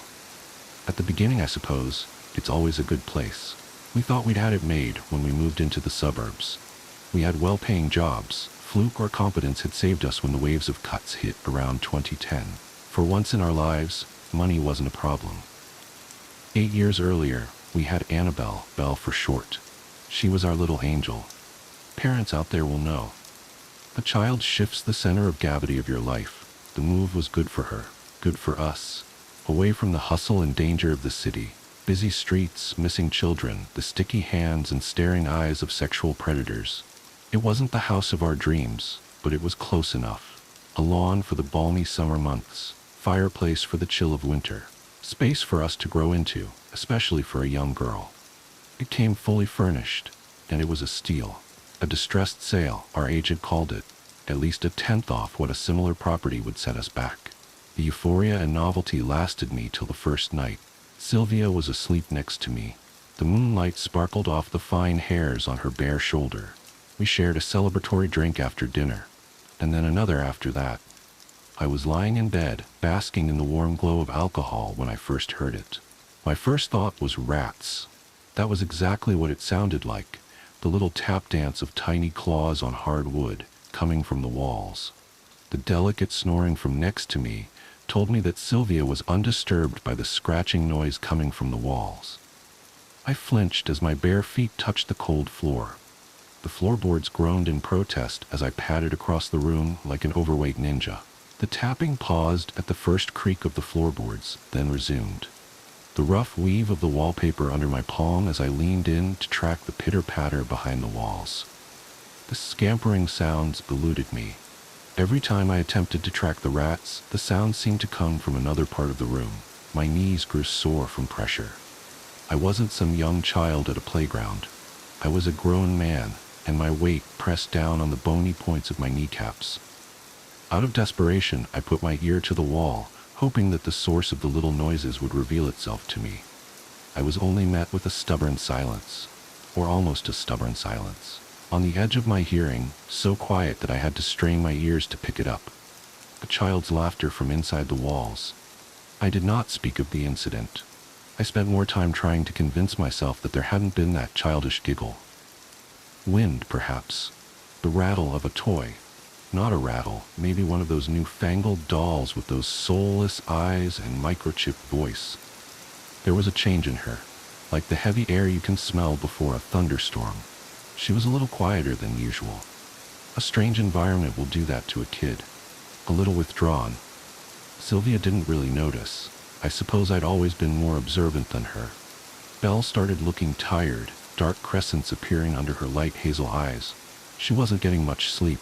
My first instinct was to blame the rats in the walls. Who wouldn't? They got louder and louder as the days went by. The damn things were keeping me up at night. It seemed that the sounds progressed from simple scratchings to thumps, almost as though the cursed rodents were hurling themselves bodily against my walls. The thumping started sounding eerily like footsteps. I was not about to be defeated by a group of jumped-up rats in my own house. Fueled by testosterone-induced rage, I waged war. I tried glue traps. I tried poison. I tried cages. Nothing worked. I asked Sylvia about it, but she seemed oblivious to the late-night disturbances. That woman could sleep through a hurricane. I asked Belle if the noise was keeping her up at night. Sylvia was over in the living room, watching TV while Belle and I did the dishes. She just looked up with those big eyes of hers. The other children want to come in and play, but they can't open the door. The girl always had an overactive imagination, but this one hit a little too close to home for me. I felt the unfamiliar prickle of goose flesh on my arm. "You mean the door to the house?" I asked, keeping my tone deliberately playful. It was a game, just another of her little games. I had imaginary friends at that age. Why should my own child have been any different? "No, Daddy, the door behind the cupboard." We were up in her room. The opening theme from Desperate Housewives floated up through the floorboards, a world away. I thought I'd humor my little girl, but there was something deathly serious in her tone that I could not shake. I reached back around the standalone wardrobe and felt nothing more than the smooth paint on the wall. "There's no door here, honey." "Look closer," she insisted. I held up my cell phone for light, still playing along. There was something strange in that palm width of space between the cupboard and the wall. The discoloration of the wall, perhaps, something darker in the shade of the wardrobe. The hard edges of the wardrobe bit into the soft flesh of my fingers. I put my back into it, and the piece of furniture gave ground grudgingly. And there it was. A door behind the wardrobe, just as Belle had said. Not any door, though. I ran my fingers over the smooth surface of the wall. Just a painted one. So convincing were the brush strokes on the door that I had to touch the wall again to tell myself that it wasn't real. "How'd you know this was here, baby bear?" I asked. The other children told me. From school, as far as I knew, she hadn't brought friends home before. "No, Daddy, the children from behind the door," she said. I looked into her tawny eyes, hoping to spot some twinkle of mischief there. There was nothing there but an innocent earnestness. I lay in bed that night, studying the cracks on the ceiling. My heart pounded hard in my chest, a heavy bass line above the distant rumble of the heating. My daughter's words had unsettled me in a strange way I could not pinpoint. It felt off somehow, like a surrealist painting, one tiny detail throwing my carefully ordered world into disarray. I took deep breaths, trying to drive away that strange tight fear in my chest. The odd painted door? A mural of some sort? Why was it still there when the room had been so clearly repainted? The thumping of the rats in the walls, sounding so much like little footsteps. The children from behind the door, she said. I rubbed at my forearms vigorously, trying to press the goosebumps back down into my skin. That's when the thumping started again. Not rats, I realized. Not rats at all. Footsteps. The light bounce of a child. I crept up to my wall again, pressing my ear against the wallpaper. There was laughter there, soft and faint. Not the laughter of a single child, children. Their happy footfalls beating a rough drum beat on the wooden floor. There was someone else in there with my daughter. My heart jumped. I felt the chill in my veins as I rushed out of my room and tore down the corridor. The silvery light of the moon shone through the window. It gave everything an odd, flat look without contrast. Belle's room was only a few feet from the door to our bedroom, but my chest heaved with deep, body-shaking breaths. I could still hear them faintly through the door, the thud of feet on the floor. I steeled myself. It was nothing. Sound traveled strangely through these old houses. Echoes, maybe. She was just talking to herself in her sleep. The stress of moving, perhaps. Suitably calmed, I turned the doorknob slowly. There was a conspiratorial shush from the other side of the door, and silence descended like a shroud. I gave the door a gentle push. The room was dark and quiet. The moonlight crept into the room. My daughter was standing there, just behind the door, a still figure against a dark background. The shock took the strength from my legs. I backed away a little quicker than I meant to. She just stood there, swaying slightly. Thin white crescents showed from under her hooded eyelids. Her lips were moving, almost soundlessly. I leaned forward, straining to make out what she was saying. It slowly became clear. One sentence, over and over. All the doors are open now. All the doors are open. And from behind her, in the shadowed room, the quiet click of a door shutting. Belle didn't recall a thing the next morning. She could sense my frustration and fear as I quizzed her about the night before. Dark circles framed puzzled eyes in her pale face. She hadn't slept well last night either. Sylvia took her to school. I hadn't broached the topic with Sylvia yet. There was still some time before I had to leave for the office. I crept back to my daughter's room, feeling like a thief in my own empty house. I stood in front of that strange painted door for the second time in as many days. I ran my fingers around its edges, remembering the strange sound of the door shutting from the night before. Its edges were wholly contiguous with the wall. I pulled the wardrobe out further, putting my entire frame between the wardrobe and the door and leaning into it. There was no give, no yielding of the door. It was just painted over a wall as solid as any other. I was about to go when I heard an unfamiliar rasp under my foot. The floor was gritty with some kind of dust. I knelt down and pinched some of the dust up between two fingers. All the doors are open now. My daughter's dreamy voice in my ear, my memory of it so sharp that it seemed that she was right there whispering it. How odd it was for the dust to be pink. Of course it would be. It wasn't dust at all. It was paint. Paint from the wall. Things didn't get better. The gambling footsteps continued at night, unabated. That and the whispers and the giggles at night. Whatever was in my daughter's room toyed with me. It never let Sylvia hear it. I would stay up, waiting to wake my wife up just in time to hear it, only to be met with a stubborn silence.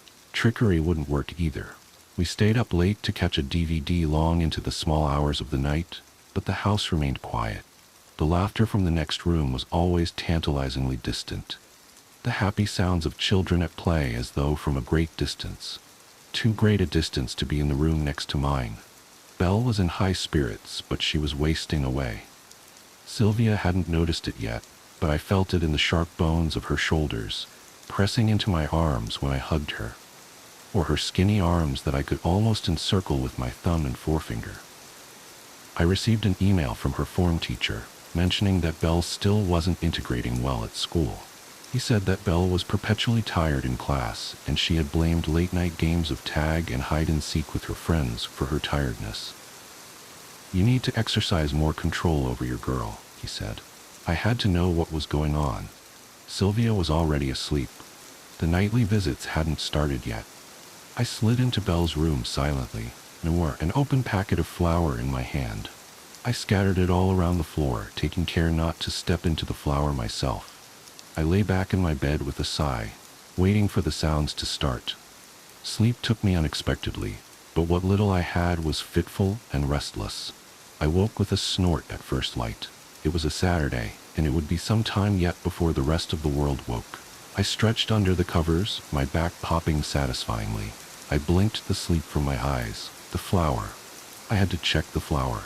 I swung my feet off the bed and planted them on the floor, right next to a pair of white speckled footprints, just where they would be if someone was standing over my bed, staring at me. That damnable chill stole the warmth of the morning sun from my skin. My hands clenched and unclenched spastically like dying spiders. I stared at the trail of flour-marked footprints from my open door. How long had she stood there in the dark, watching me sleep, I wondered. I stood up on shaky legs, my hand on the wall to support myself down the corridor. Belle's door was ajar. It swung open silently. The sound of deep breathing told me that Belle was still asleep. There was but a single set of footprints, just starting from her bed where her feet would have landed if she got off. No multiple footprints, just a single set from my daughter. Typical somnambulism, perhaps. The stress of the move, the new school could have brought it on. She'd never sleepwalked before, but who knew what dark things lurked in her psyche? I heaved a sigh of relief, chastising myself for a week's worth of irrationality. How reassuring the illusion of normalcy in our lives, and how quickly it shatters. Not with a roar or a flash, with something simple. Something simple like my daughter's shoe, bouncing off my toe as I tried to leave the room. Flipping once, twice, and coming to rest next to a hollow in the flour on the floor. The size, the shoe, the prints. It didn't fit, it didn't match. Whatever had gotten off the bed had stood next to me the night before. It wasn't Belle. After that cruel prank, the noises at night returned unabated. The strangeness started to leak. The night was no longer its sole province. I was waiting for Belle outside the upstairs toilet another Saturday morning, when I heard the familiar taunting voices start up over the sound of the shower. A chorus of children's voices saying something with a strange cadence, a chant almost. Stay. They seemed to say. Stay, stay, stay. They were in there. There was no way for them to escape. I found the door unlocked. I turned the knob, braced my legs, and threw the door open, and found nothing. Hot water still gushed from the shower head. Steam billowed out into the cooler air of the corridor. No one was there. I'd seen her go in. I would have wagered my life on it, and yet she was gone. The giggling started again, coming down the corridor, mocking. Her room. I bolted down the corridor. I found her there, a towel wrapped around her bare body, staring at me with cold mirth from her bed. Her dripping hair had left a trail of water on the wooden floor, a trail which led to the wall with the painted door. I felt her eyes trailing me as I left the room. I shut the shower off, looking for how my daughter and the voices had escaped the tiny toilet. It took a minute. Like the picture with the young lady that turned into an old crone, the answer was right there in front of me. Sketched out between the tiles in front of me, in bold strokes of dark mildew, was the vague outline of a door. It was another sleepless night.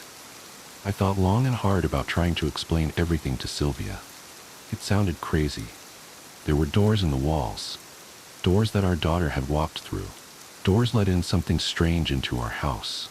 Something that wanted her to stay. The thought lingered in the back of my head like a suppurative scab, itchy and red and raw. Sleep would not come easy.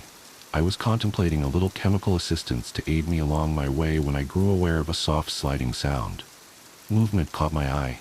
I saw a slim figure slowly shuffle by the door to our bedroom. Belle? I called out to her softly. She didn't break step. And what a step it was. A stiff-armed and stiff-legged march down the corridor, her feet scraping over the wooden floor. Belle, I called out, a little louder. There was no response. I got out of bed and tiptoed to the door. The door to the toilet clicked shut softly. I followed. The lights revealed an empty corridor. The toilet door yielded with a squeak of complaint. The silence was thick and cloying. It seemed that no sound would carry through the air. The light clicked to life in the toilet. Shadows leapt and danced with its first few flickers. The shower curtains swayed. The draft I had left in when I opened the door, I told myself. It did not help. I chided myself for my childish fears, but the flutter in my gut remained. I yanked the curtain aside roughly, my other hand balled into a fist to protect myself. From what, my daughter? Nothing awaited me on the other side of the curtain. Nothing but that strange outline of a door etched out in lines the tiles. I heaved a sigh of relief. Perhaps the lack of sleep was getting to me, my fears spilling over into waking dreams. The calm was short-lived. I heard another door slammed shut. Downstairs, a series of childish titters carried up through the floorboards. I bolted downstairs. Again, the lights revealed nothing. Almost nothing. The huge throw rug that had come with the furnished house had been tossed aside. There, hidden under it, was another door, scratched into the parquet flooring. I felt sick to my stomach, thinking of the days we'd spent on the couch with our feet on that hideous thing. I ran my fingers around the thin grooves of the scratch marks. The door felt cool to the touch, cooler than the surrounding wood. The same feel of a front door guarding against the winter chill. Whatever it was that the door guarded against, it was cold. Very cold. The laughter started again. Taunting, mocking. I heard the creak of my daughter's footsteps on the stairs to the basement. The light of the living room seemed to shy away from the depths of the basement. I could make out Belle's outline, just where the light of the living room met the darkness of the basement. The light switch was at the foot of the stairs. The steps sang under my weight. Belle didn't turn around. I reached out to grab her shoulder. Her bony shoulder was icy cold. I pulled her towards me. I could just nearly see her face. Something blotted out the light. I blinked at the silhouette at the top of the staircase. "Daddy, why are all the lights on?" Belle's voice. Oh God, Belle was at the top of the stairs. I felt the light caress of fingers on my hand. The girl in front of me, her fingers on mine. Her voice was a hoarse whisper, as though forced from a throat long turned to dust. "She's ours now." She giggled and twisted away from my grasp, vanishing into the dark. The dark space under the house suddenly filled with the patter of feet on the dusty floor, 2 pairs, 3 pairs, until it seemed that an entire legion of light feet were dancing across the floor. The sound was deafening in that confined space. I reached forward and thumbed the light switch, only to be greeted by silence and the slowly settling dust. Something was wrong with the wall again. I already knew what to expect. With a sweep of my hand, I cleared the dust from the wall. Just as I expected, another door, this one a huge set of double doors, painted on the wall with garish colors. Just before I left the basement, I saw the clean circles on the floor where the opening door had swept the dust away. We had to go. There was something dark in the house. Something wholly unnatural about those strange painted doors. I sprinted up the stairs. "Grab some clothes," I told Belle as I passed her. I did not stop to see if there was a shred of understanding in her blank eyes. She turned and followed me silently upstairs. I shook Sylvia awake roughly. 4 weeks to the day we moved in and we were fleeing our own home. She blinked the sleep from her eyes. In hushed tones, I tried to explain the situation to her. The painted doors, the sounds of the children, the danger we were all in. Her expression slowly changed from sleepy bewilderment to one of disbelief and annoyance. She told me that I was overreacting, that the stress of the move and our job was taking its toll on me. We would talk about it in the morning, she said, get help from a doctor if we needed to. I grew increasingly agitated at her apathy. I begged her to humor me for just one night, for our family to shift to a motel for a single evening. Our conversation grew heated. All this was cut short when Belle reappeared at our doorway. Her hair was wild, her eyes burning with some inner fire. "You should go now. All the doors are closing soon. I must stay with them." Her voice was toneless, the flat delivery of an atheist reciting a litany. Sylvia gaped. Having her daughter acting as strangely as her husband tipped her over the edge. Weeping, she rushed forward and held Belle close to her. "You're not going anywhere. This isn't real." Daddy's sick. He's made you sick too. You and I will get away from here. Get away from Daddy.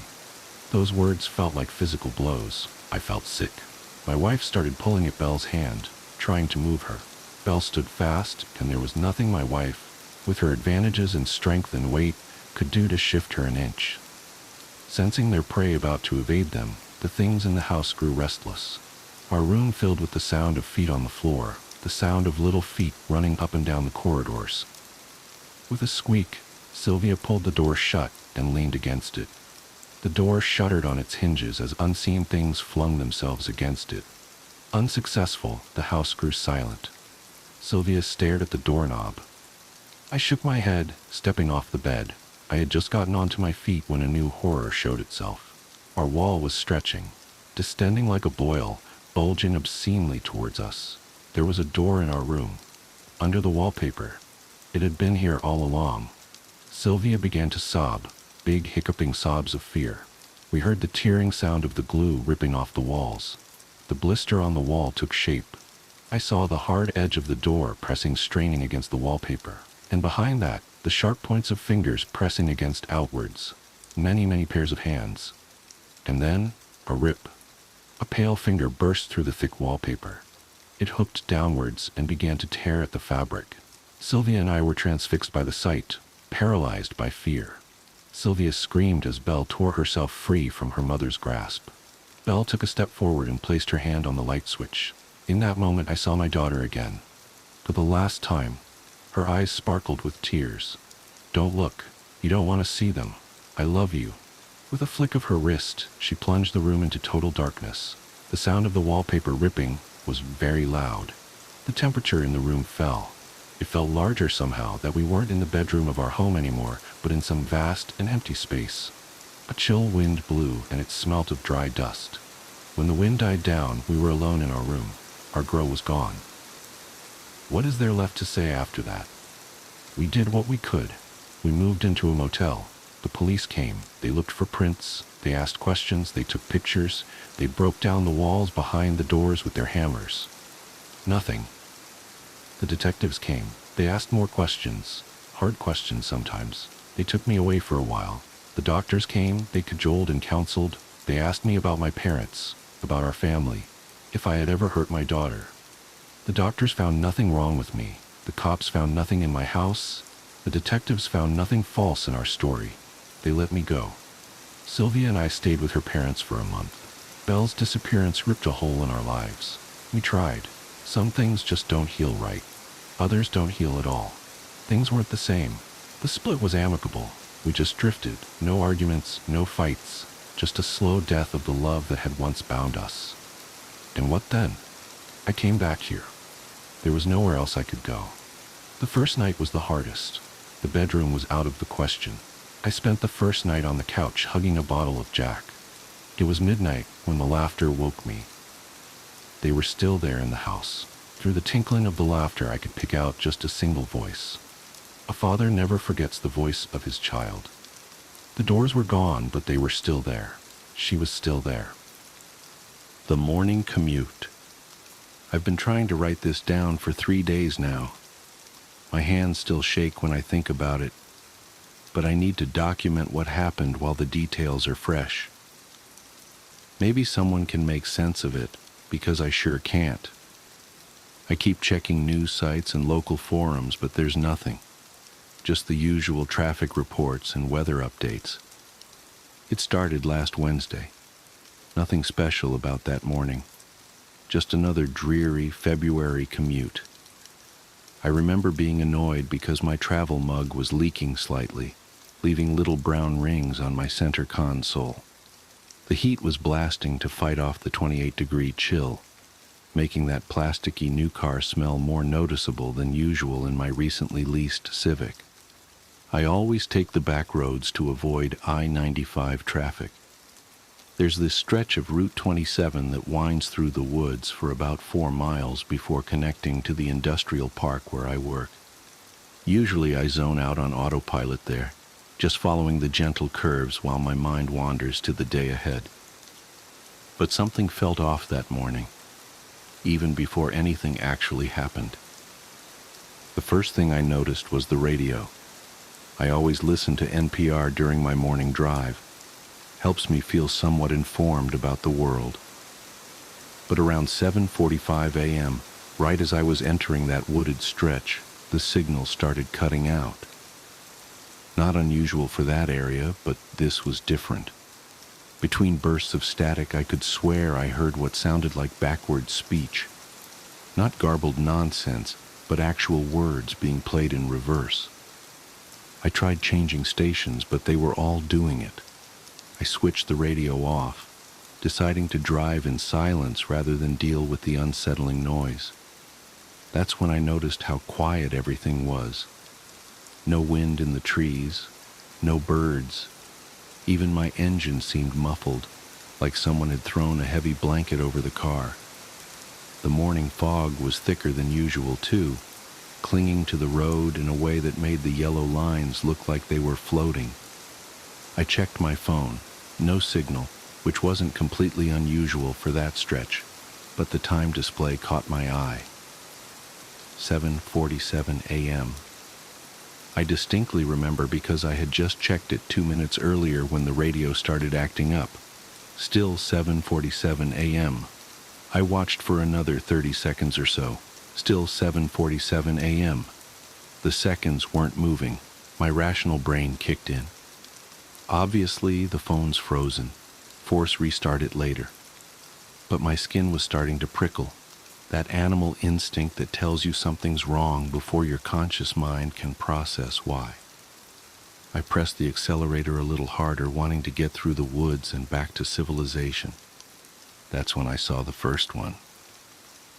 At first, I thought it was just a trick of the fog, a darker patch that seemed to be moving wrong. You know how fog usually drifts with the wind? This patch was moving perpendicular to the rest, like it was cutting through it. As I got closer, it resolved into what looked like a person walking alongside the road. Nothing inherently scary about that, except they were walking backwards, perfect fluid backward steps, like a video being rewound. And they were wearing what looked like business casual clothes, slacks, button-up shirt, but the fabric was wrong. It rippled and shifted like static on an old TV, black and white pixels constantly rearranging themselves. I gripped the steering wheel harder, my knuckles going white. Just someone exercising in weird athletic wear, I told myself. One of those recovery suits with the electronic muscle stimulation or whatever. But even as I thought it, I knew that wasn't right. As I passed them, they turned their head to track my car. That's when my heart nearly stopped. Where their face should have been, there was just more static. Not blank skin, not a mask, but a void of shifting black and white pixels, like a TV tuned to a dead channel. I looked straight ahead, pressing the accelerator harder. Don't acknowledge it. You're tired, you're imagining things, just get to work. But in my peripheral vision, I could see more dark shapes emerging from the fog. 3, then 7, then dozens, all walking backwards along both sides of the road, all wearing those business casual clothes that weren't quite clothes, all turning their static-filled faces to watch my car pass. The air in the car felt thick, like trying to breathe underwater. My ears popped like I was changing altitude, and the engine noise became even more distant. The forest beyond the figures was wrong too. The trees looked like cardboard cutouts, flat and artificial. When I blinked, they seemed to shift position slightly, like a glitching video game trying to render a scene. I reached for my phone to try recording what I was seeing, but my hands were shaking so badly I dropped it between the seats. When I glanced down for a split second to grab it, I heard a sound that I still can't properly describe, like a dial-up modem screaming through a meat grinder, but deeper, more organic. I looked up and immediately slammed on the brakes. One of them was standing in the middle of the road facing my car. not walking backwards like the others, just standing perfectly still. It was closer than any of the others had been, close enough to see details I wish I hadn't noticed. Its clothes weren't just shifting patterns, they were flowing upwards, like water running in reverse, and there were gaps in it, places where the static cleared for a fraction of a second, showing something underneath that my brain refuses to properly process. Something geometric but non-Euclidean, folding in on itself in ways that shouldn't be possible. I sat there, engine idling, hands frozen on the wheel, staring at this thing through my windshield. It cocked its head at an angle that went slightly too far, like a bird but wrong.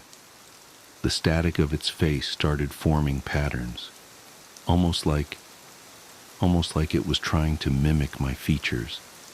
That's when I noticed the temperature display on my dashboard. 77.7 degrees. The same numbers kept flickering over and over, even though I could see my breath fogging in the freezing air. The clock read 7:47 a.m. The odometer was stuck on 7,177.7 miles. That's when I did something either very brave or very stupid. I laid on the horn. The sound came out distorted, stretched and warped, like it was being played at quarter speed. But it had an effect. The figure in the road spasmed, its form glitching violently, and then it moved. Not stepped or walked, but moved, like a video file corrupting. One frame it was in the road, the next it was beside my car, hand pressed against my driver's side window. The static of its face pressed close to the glass, forming and reforming into almost recognizable patterns. Was it trying to communicate? Trying to get in? I didn't wait to find out. I slammed the accelerator and swerved around where it had been standing. My tires found purchase on the wet asphalt and I shot forward, engine finally roaring at its proper volume. In my rearview mirror, I could see all of them turning to watch me go. Their movements jerky and wrong, like stop-motion animation at too few frames per second. The fog began to thin. My phone suddenly chimed with a dozen delayed notifications. The radio burst back to life mid-sentence, some story about local council elections. The clock jumped to 8:15 a.m. The temperature reading settled back to a realistic 29 degrees. Everything was normal again. I pulled into the first gas station I saw, hands trembling so badly I could barely put the car in park. The morning commuters filling their tanks and buying coffee gave me odd looks. I must have seemed crazy, sitting there hyperventilating in my car. When I finally got my breathing under control, I checked my phone. The photos I tried to take were corrupted, just blocky digital artifacts and strange patterns. But I did find something else. In my podcast app's recently played history, there was an entry from 7:47 a.m. It's just 30 seconds of what sounds like white noise, but if you play it backwards and adjust the speed, it almost sounds like words. I uploaded it to my computer and ran it through some audio software, but I still can't make out what it's saying. I called out sick that day, drove home taking the interstate, even though it added 40 minutes to my journey. I've been taking that route ever since, even though it means leaving an hour earlier and sitting in traffic. Better than the alternative. But here's the thing that really keeps me up at night. I decided to do some research into that stretch of Route 27. Found some old forum posts and local news articles. Over the past decade, there have been an unusually high number of single-car accidents there, always between 7:45 and 7:50 a.m. The police reports all read similarly. Driver lost control of vehicle. No obvious cause determined. Driver claimed mechanical malfunction, but no evidence found. And the victims? All commuters, all wearing business casual. I keep telling myself there must be a logical explanation. bad cell reception and a frozen phone, fog playing tricks on my eyes, stress and an overactive imagination. But yesterday, I was reviewing some old work emails and I noticed something that made my blood run cold. Every email I've ever sent between 7:45 and 7:50 a.m. is corrupted. The text is replaced with strings of sevens and static characters. The timestamps are all stuck at 7:47 a.m. I have to drive to my sister's wedding next week. It's a 6-hour trip and I've mapped 3 different routes. They all intersect with Route 27 at some point. I don't know what I'm going to do, but if you're reading this and you commute through wooded areas in the early morning, do yourself a favor. Check your clock when the fog rolls in, and if it ever gets stuck at 7:47 a.m., don't stop driving. Don't look at the shapes in the mist, and whatever you do, don't honk your horn. They might just honk back. The Artist. There's this painting my wife loves, called Death and Life, by Klimt. I don't know what she finds so fascinating about it. I made all the right noises when she showed me her beloved framed print when we were first dating, oohing and ahing and making up some bullshit about warm and cold color schemes and the specific choice of angles and line. She was an artist. Our first few dates involved long walks through museums, starting in Picasso's Blue Period and ending in heavy petting and blue balls. I took an art history course as an elective when I was finishing up my doctorate. I remembered enough of the lingo to charm my fantastically gorgeous future wife and lure her back to my stupidly filthy apartment. We're talking me as the foul bachelor frog, sitting on a lily pad made of empty takeout containers surrounded by pond, of enough unwashed clothes to keep a laundromat in business for a cool 6 months. I remember scrambling to find 2 of any sort of cup-like container for the bottle of wine we had brought back while she was in the bathroom. I rinsed out a couple of coffee mugs and ran into the bedroom to try to clean up the condom wrappers that had been sitting on my bedside table since 2003. On the bed, neatly laid out against the rest of the chaos, were my wife's dress, bra, and panties. She came out of the bathroom completely nude aside from a pair of high heels, took the wine from me and took a swig straight from the bottle. I fell totally, completely, and irrevocably in love. I have no head for artistic things. I work in finance. I get creative with numbers, not paint, but I really love her stuff. She's made a name for herself over the past few years. Critics call her the American Damien Hirst. One of her first exhibits was composed of a dozen oil paintings of rotting pastries surrounding an actual cake filled with thousands of dead ladybugs being fed to a mummified tarantula dressed up as Little Miss Muffet. I have no idea what it meant, but it was sick, successful, and catered by Balthazar, so I ate about 20 croissants. They did not have bugs in them. I checked. She was amazing. She had the body of a Laker girl and the face of a Modigliani model, and still does. She's charming, charismatic, deep, the kind of person people flock to, want to be around constantly. She made love like she had something to prove. She had a twisted sense of humor. As soon as I hooked a job with enough figures to keep a girl like her satisfied the way she should be, I proposed, bought her a historical brownstone in the city with a garden full of roses and hardwood mahogany floors. And for the first few years, she seemed happy.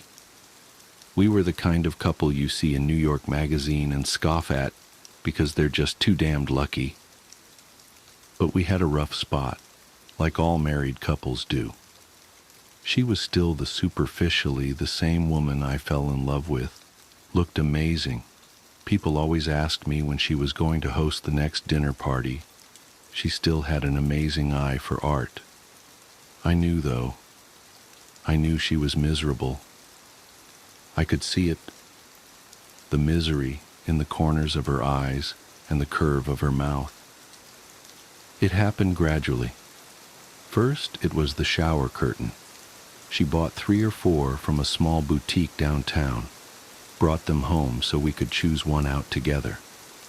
We decided on one, pale blue, made of material that was impractical and way too expensive for a drapery in a bathroom, but we had the money, and it made her happy, so why the hell not? A few days later, I was shaving and realized she still hadn't put the curtain up. It wasn't until about a month after that I caught a glimpse of it hanging up in her studio, cut to shreds and dyed, till it was almost unrecognizable. I chose to ignore it because I had learned it's usually not the best course of action to call an artist out on their creative license, unless you want to start an all-out war with no discernible end. A year after that, though, I had no choice. She had been so on edge it was like she was standing on a razor. She usually had a show every 3-4 months or so, and if anything, she had too many ideas. The galleries always asked her to trim down her collections. When the year passed, without so much as a single finished painting, I started to worry, both about her well-being and our bank account. We were extravagant spenders, and each of her shows would bring in a cool $20,000 that paid for a few months of European beaches and ski trips in Aspen. The final straw, though, is when she burned down the roses. It turned out she had finished dozens of projects over the year. She had hated all of it and had either destroyed or painted over everything. While I was at the office, she flew off the handle, doused about 16 canvases in lighter fluid, and set the yard on fire. When I got the call from the fire department, I rushed home to find her sitting in the back of the ambulance covered in ashes, blonde hair singed at the ends. She was smoking a cigarette. I looked over the burnt flowers, the skeletons of her paintings, the ruined limbs of broken sculptures, and asked her what happened and why. She took a drag of the cigarette and said it was mine to burn. She took big, fancy pictures of the inferno, a family of bunnies suffocated in the smoke. She had them stuffed and mounted in size order on a baking soda volcano, like the kind you see in middle school science fairs. She gathered up a few of the charred bits and pieces, wired it together, and made some warped, pained-looking kind of phoenix thing weighing in at 400 pounds and easily over 8 feet high. She called the whole thing From the Ashes, and the reviews in the Times called it incendiary. Her first foray into becoming a true artist. Someone bought the phoenix. I pity the person who wakes up every day and looks at that strange thing, suspended in constant agony. We were both drunk at a random, expensive, vaguely Dante's Inferno-themed bar in San Francisco when I finally got a chance to ask her what was bothering her. We had been making dark jokes all night about the beautiful irony of her show and our current locale. At first she vehemently denied anything was wrong, angrily pointing out that we had made 4 times as much off of her last show as anything before it, that it had more than covered the damages, that it had paid for the vacation we were on. I stayed silent. She tossed her newly cropped hair and looked like she was going to open up for a second. I saw her soft blue eyes fill with tears. Then she took a shot of whiskey from a glass that had a bull's head and smirked. "Well, for starters," she slurred, nonchalantly dangling the glass from the bull's nose ring, "I'm fairly certain I'm pregnant."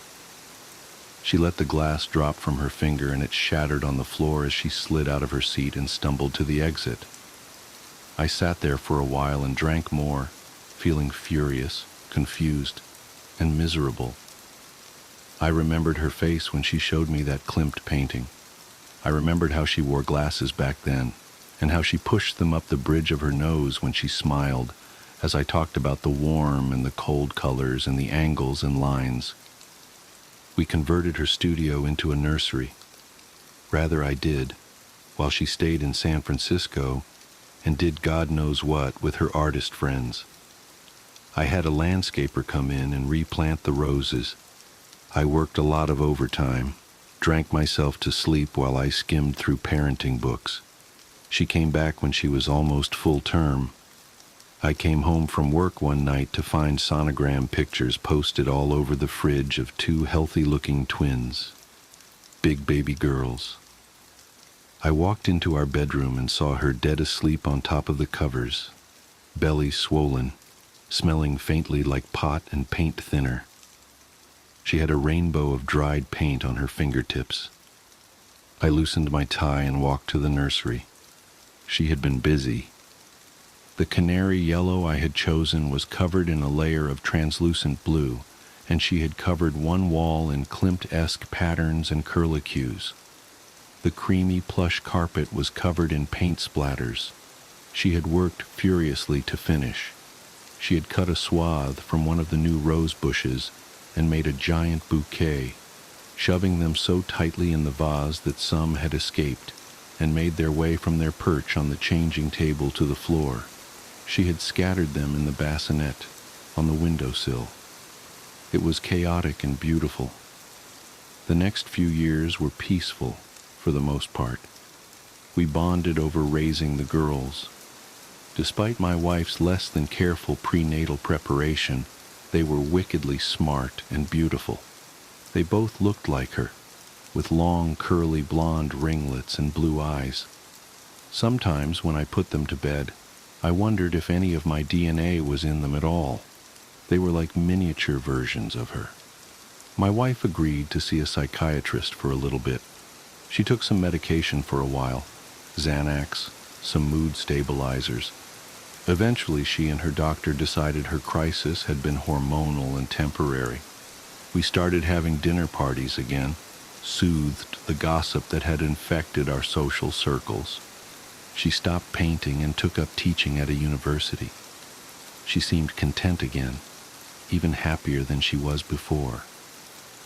Every once in a while I would catch a look in her eyes like repressed artillery fire, like she was ready to explode at any second.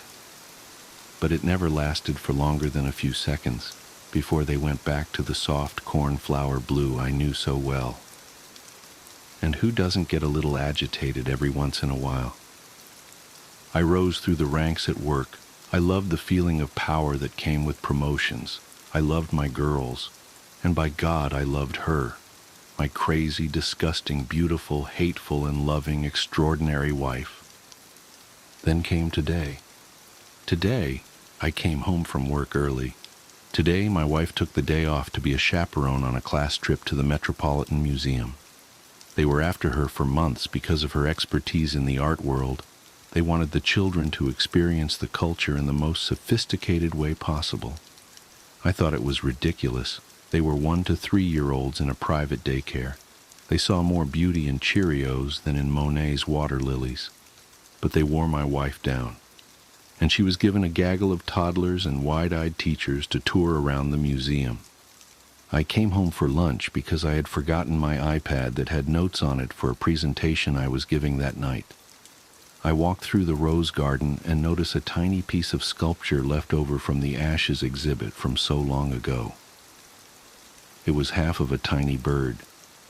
It had the kind of exquisite detail that my wife used to be so famous for. I was pretty sure it was an actual bird that she had cast in clay. I thought I could see a small piece of feather in one of the cracks. I idly wondered why I hadn't noticed it before. I went inside and poured myself a glass of orange juice. The fridge had pictures that my daughters drew, happy, crooked stick figures that looked nothing like the beautiful horrors their mother used to churn out. I was happy about that. I hoped they would fall in love with numbers like I did. It was absolutely silent, and I sipped the sweet citrus and enjoyed the nothingness. Then I thought I caught a vague scent of fresh paint in the air. Curious, I walked into the living room, and there was my wife, sitting on the leather couch with a bottle of wine, looking like an angel of death. She was covered head to toe in blue-gray body paint, with a special concentration underneath her eyes. She was wearing a revealing patchwork blue dress, covered in crosses of various shapes and sizes. Not a dress, I realized, but the shredded shower curtain from so many years ago. I could see most of her still perfect breasts, the curve of her waist. The bottle of wine was elongated and painted a strange shade of orange. The smell of paint was stronger in here, an overwhelming smell of lighter fluid and something else I couldn't place. She had shaven her head. I stared at her for a while, minutes, an hour maybe. Eventually she took a swig of wine from the bottle, swirling it around in her mouth. I noticed paint, deep blues and even deeper reds around her fingers. I sat down in the armchair across from her, unable to think of what exactly I wanted to ask her. Maybe because I knew, maybe because I didn't want to know. I noticed a camera on the table between us. I went to pick it up and she rested her gray hand on mine before I could, softly, gently, with all the familiarity of years of marriage. She opened her mouth to speak, soft pink lips made pallid by the paint. They were mine, and I've been sitting here, knowing what's behind the door to my daughter's room, with the klimt wall we never repainted, knowing why my phone keeps ringing with calls from the school, from the NYPD, knowing why I couldn't find my sleeping pills last night, knowing what that smell is, seeing in my peripheral the red pooling and staining the carpet from underneath the door, the pile of clothes neatly folded next to my wife on the couch. I can picture that thick wire she used to fit all of her subjects where she wanted them. What a perfect, detailed recreation it must be, because she's so perfect. I see the phoenix in my mind's eye. I hope, when she flicks that cigarette she's about to light, we both fiercely burn. The Forest of 1,000 Legs. Little Lucy Lockhart ran from her daddy's frying pan. The forest of 1,000 legs killed her and then laid their eggs.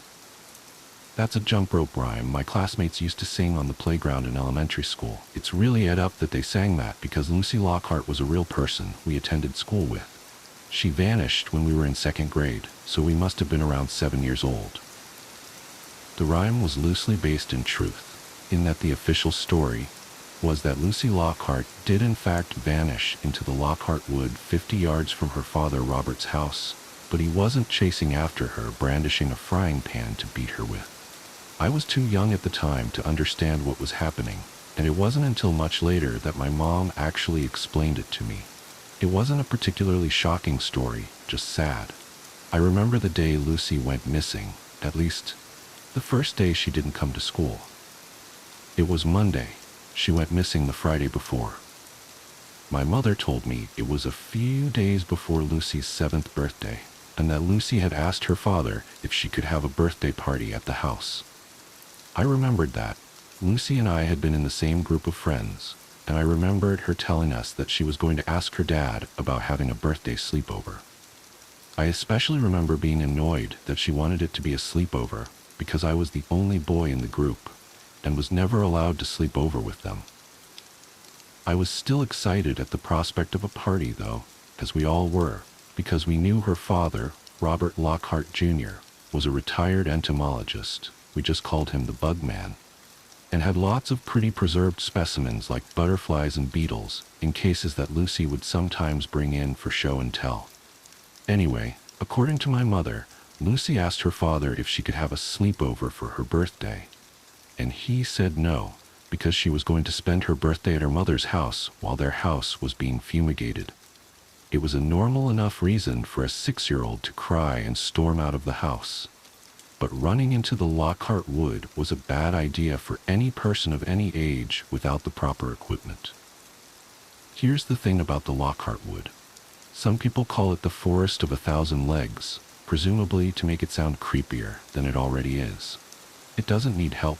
There are roughly 4,000 species of spider in America, and the Lockhart Wood is a phenomenon on its own in that it's home to all of them.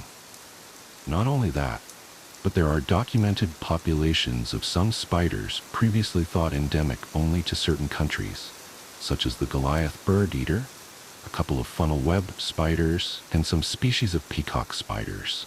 There's that myth that says you're never more than 3 feet from a spider at any given moment. In this forest, it's not a myth. It's filled to the brim with spiders. I think at this point it goes without saying that if you're arachnophobic, this story is not for you. The forest is naturally of great interest to biologists and arachnologists, but Lockhart Wood is private property, and restricted guided access to the forest was hard to come by even before Lucy Lockhart's disappearance. Afterwards, nobody could go in. Obviously, anyone could get into the forest if they wanted to. It's not fenced off or anything, but there's a steep fine if you're caught trespassing, and nobody's exactly clamoring to delve into a forest full of venomous spiders anyway. You need the right kind of boots, clothes, gloves, first aid kits, and knowledge of the forest to step past the tree line. The most common spiders at the edges of the forest are jumping spiders, various wandering spiders, and orb weavers. Most people who emerge from the forest have a number of banana spiders clinging to their hair and jackets, startled by the destruction of their webs. If visitors are allowed deeper into the forest, the spiders get bigger, and they lurk on the ground. According to my mother, Robert Lockhart Jr. lived with his father in that house for a long time. They were a father-son duo of entomologists from Alabama, but Robert Lockhart Sr. had a focus on arachnology. He had bought the house and the forest specifically for its spider population, which also made it super affordable, and he usually worked from home. Robert Lockhart Jr. did a lot of work at a university 3 towns over. He married a professor there who taught evolutionary biology, and the 3 of them lived in the elder Robert Lockhart's house until Robert Sr.'s sudden passing during a study on tarantula hawks. Lucy Lockhart was born a year later, and Robert Jr. was able to retire from teaching and live as a stay-at-home dad while Lucy's mother continued teaching at the university. He still worked collecting and preserving specimens, mostly butterflies and moths, and had reports published in the entomology scene, and very, very rarely led guided tours around parts of Lockhart Wood for a price. My mother only got to know Robert Jr. once Lucy and I became friends. She said he didn't talk about the forest very much. She got the feeling that he was afraid of it. When he and his wife divorced, my mom suspected part of their irreconcilable differences was Lockhart Wood. She never really pried into it. After all, she and Robert Jr. only spent time together because Lucy and I spent time together, although I remember hoping they would get married so that Lucy and I could be brother and sister. Robert Jr. hated the forest he owned and made sure that anybody who stepped foot in it was dressed and prepared for the occasion, which is part of the reason why my mother never believed he killed Lucy when he was the prime suspect in the investigation. When Lucy ran off into Lockhart Wood that evening, my mom said Robert Jr. gave chase without hesitation, in socks, sweatpants, and a t-shirt. He must have received a dozen bites of varying severity the second he went in. He was in there for 4 hours. My mom was working a night shift at the hospital when he was brought in, delirious and swollen all over. There was no telling how many bites he'd received, and to this day my mother doesn't know how he survived. He needed anti-venom that no hospitals in the United States could offer, and when he had dragged himself back home after desperately searching for Lucy in the forest, he could only self-administer so much. Maybe luck and a developed resistance was what saved him. He lost both legs below the knee, but he lived. From what my mom could gather in the weeks following Lucy's disappearance, the investigation was chaotic. Search teams entered the forest, but they never spanned it all. 2 officers on the initial search team were bitten by what was most likely a Sydney funnel web spider, and unfortunately both died. After all, the Sydney funnel web spider is otherwise found only in Australia. We don't have that anti-venom at the ready here in the States. Anyway, the search of the forest lasted maybe a week before branching off elsewhere. My mom says they couldn't, maybe wouldn't search the whole forest. More than one officer who searched Lockhart Wood left the force and subsequently skipped town. Those who didn't leave might as well have. They don't get out much anymore. My mom doesn't want to know what they saw in there. Lucy never turned up. It didn't take long for suspicion to fall on her father before he was even discharged from the hospital. My mom says there was a point where he was handcuffed to his hospital bed, even though both of his legs had been amputated. For a while she couldn't tell if he was totally lucid because he would spend hours sobbing. That forest's got her. Those spiders got my baby girl. But there was no evidence to convict him of kidnapping or murder. My mom and the parents of Lucy's other friends and mine were involved in the trial as witnesses, and they all insisted that they never had any reason to believe Robert Jr. was abusive towards Lucy or that he would be driven to hurt her. I didn't know any of this at the time, as my mom responsibly sheltered me from the details of Lucy's disappearance, but obviously some other kids we went to school with got wind of some information, hence the morbid jump rope rhyme. It upset me a lot when I heard kids chanting it during recess. I was young, and I missed Lucy very much. It's been 11 years since Lucy went missing. It doesn't really upset me anymore. It's just a sad mystery that I still think about sometimes. The group of friends that Lucy and I shared stayed close until middle school, and then we all branched out a bit. I don't think any of us ever forgot about Lucy. I recently graduated high school, and the original group of us got together at a diner to discuss in amazement how we were all finally done with high school forever. At one point, I nudged my omelet around my plate and said absently, "It's been years, but I still wish, I wish Lucy could have graduated with us, you know?" My friend Stella leaned her shoulder into mine and knocked our mortar boards together with an understanding smile. "Same here, bud, but she'd be proud of us for doing it." The conversation drifted elsewhere, but that poignant thought of Lucy stuck with me for a long while after that evening. It wasn't until the day before I went off for my freshman year at college that I told my mom I wanted to stop by the Lockhart house and sort of say goodbye to Lucy, if Robert Jr. would let me. "Well," she shrugged over breakfast, "I guess it couldn't hurt. You don't ever get over losing a child, but all things considered, he seems to be okay. He might oblige you." So later that afternoon I drove across town towards that dark, looming forest that stretched into the sky on the horizon. I hadn't been to the Lockhart house in over a decade, but the sight of it instantly made me happy. I no longer mourned Lucy. I only cherished the brief time we knew each other as children, and I had lots of fond memories in that house. As I pulled into the gravel driveway, I saw the curtains in one of the front windows shift, so I knew someone was home. He might not want to let me in, but there was no harm in trying. I went up the front porch steps and found a wooden hanging of a Luna moth adorning the front door. It had no sign of grime or weathering, and the pale green paint still had its glossy finish, so I guessed it was fairly new. I don't know what I expected from Robert Jr. Maybe that he was too far gone after the loss of Lucy that he wouldn't bother decorating anything, but it had been more than 10 years and recovery is possible. I knocked, and he answered a few moments later, frowning curiously at me from the gap in the door. "Hey, Mr. Lockhart, I floundered a little stupidly because I hadn't planned on how I was going to talk to him. "I'm Aaron Zinsky. You know my mom Jane at the hospital." The door eased open a bit more, his face relaxing with recognition. "Jane's boy, yes. You were one of Lucy's little friends, weren't ya? Come in, wipe your feet." "I'm surprised you remember we were friends," I admitted, stepping inside and wiping my feet on the floor mat. It looked like a monarch butterfly. "I remember all you kids," Robert Jr. said with a wave of his hand leading me inside. His prosthetics clicked on the linoleum. "It was Lucy. You, Stella, there was 2 little girls named Hannah, wasn't there? You were the one that cried a lot because you never got to stay for sleepovers." "Yes, sir, that was me," I said, embarrassed. "You gay, son?" It was a startlingly straightforward question, tossed over his shoulder as I followed him into the house. There wasn't anything accusatory in his tone, though, so I said yes. He grunted. "Knew you'd be fine to sleep over with the girls.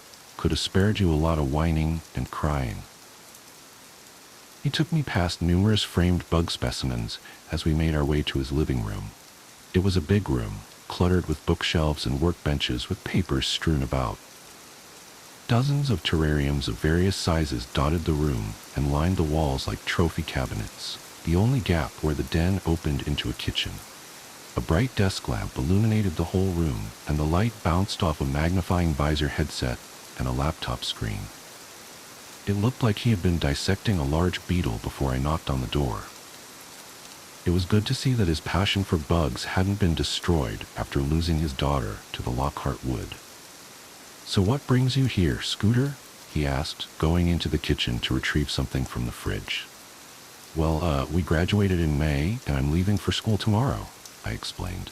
"And I just I still think about Lucy a lot, so I was wondering if you had kept any of her things over the years that I could see and sort of, remember her by. If you're okay with that, sir?" Robert Jr. came back over to me with a shrug and 2 beers. He said, "Ain't much a little girl has to her name but Hello Kitty bedsheets and Beanie Babies." Oh man, Beanie Babies. I couldn't help but grin at the memory. That was always my go-to gift. I gave her a bunch of mine. "What, you want 'em back or something?" Off my startled look of chagrin, he chuckled and handed me the second beer. "I'm messing with you, boy. Her room's this way." He led me down a long, familiar hallway, down which Lucy and our friends and I had sprinted recklessly over a decade ago. I recognized a few framed insect specimens that we had knocked from the walls in our roughhousing fits. We went into Lucy's bedroom at the end of the hall, and it was virtually unchanged from how I remembered it. The walls were still pale pink and decorated with pastel-colored cross-stitch artwork made by Lucy's late grandmother. The canopy bed was neatly made, the Hello Kitty bedding crisp and unfaded from years of disuse, the shelves upon shelves of stuffed animals, with an army of Beanie Babies gifted by me populating their own full shelf, and, surprisingly, a long terrarium against the wall with an enormous black spider sitting motionless underneath a black light. I recognized that spider. "No way. That's not." Robert Jr. flipped on the lights, which turned off the terrarium's black light. The massive spider retreated into a hide with a twitch of its long, slender legs. He grunted, "That's her." Lady Legs was a type of huntsman that Robert Lockhart Sr. had discovered in the Lockhart wood and kept for 10 years before Lucy was born. There were plenty of live specimens in the Lockhart house over the years, but Lady Legs was the only one that Lucy seemed to cherish as a pet. Robert Jr. had said in the past that some tarantulas can live to be 25 years old, but Lady Legs wasn't a tarantula. And if this was the same Lady Legs from that time, that would make her over 30 years old. "Do huntsman spiders live that long?" I asked incredulously, moving to the terrarium with a fascination I hadn't felt in years. Robert Jr. stood in the doorway with his arms crossed and an expression of distaste creasing his features as he looked at Lady. "None that we know of, sides that one." "She's even bigger than I remember," I murmured, my breath fogging up the glass as I tried to peer into the spider's hide at an angle, but I couldn't see her. "Far as I can tell, her size depends on her enclosure," said Robert Jr. "She won't get no bigger as long as she's in that tank." I saw Lady's leg move in the hide, then turned my head to look out Lucy's bedroom window. It faced the deep gray-green mass of Lockhart wood. I stood, absently tracing my fingers through the condensation on the bottle in my hand. "Lady came from the forest, didn't she? How big do they get in there?" Robert Jr. didn't respond. I looked over at him. He was downing nearly his entire beer. He finished it with an angry-sounding hiss and said, "Finally, ungodly big. Anyway, take your time in here. Do what you want. Look at what you want. I'll be down the hall." "Okay, thanks." As he started to leave, I remembered the drink in my hand and held it out to him awkwardly. "Oh hey, I'm not 21. Ain't nobody gonna snitch on you." He left the room, and I hissed open the beer. I don't know how long I spent in there, meandering around fondly, maybe an hour. I took a spider Beanie Baby off the shelf and held it as I looked around. I stood over the dresser looking at the framed pictures on top of it. Most were of Lucy and her parents. A few of Lucy from toddlerhood to age 7, holding the gargantuan Lady Legs in her comparatively tiny hands. I was in a couple of pictures too. Group pictures of us and our other friends at birthday parties. Our messy little faces smeared with cake. I found an old elementary school binder from the first grade class Lucy and I had together, where the first activity of every day was to make an entry in our journals following a simple prompt given by the teacher, and then draw a picture to go with it. Naturally, lots of Lucy's entries were about Hello Kitty, play dates with me and our friends, and bugs. Some of them made me laugh, like her outrageously mangled spelling of the word centaur in several entries about herself and Lady Legs as Spider Lady Centaurs. After a while, I just stood at Lucy's window, looking out at the Lockhart Wood as I finished my beer. I'm a lightweight when it comes to alcohol, so I was pretty buzzed. The Forest of 1,000 Legs had never looked so eerie. The angle of the late afternoon sun didn't penetrate the darkened woods, but it glistened on countless spiderwebs suspended along the tree line, emphasizing how dark the forest was beyond that. It was strangely inviting, in a predatory way, like the lure of an anglerfish, how it had swallowed Lucy up. Movement outside the window caught my eye.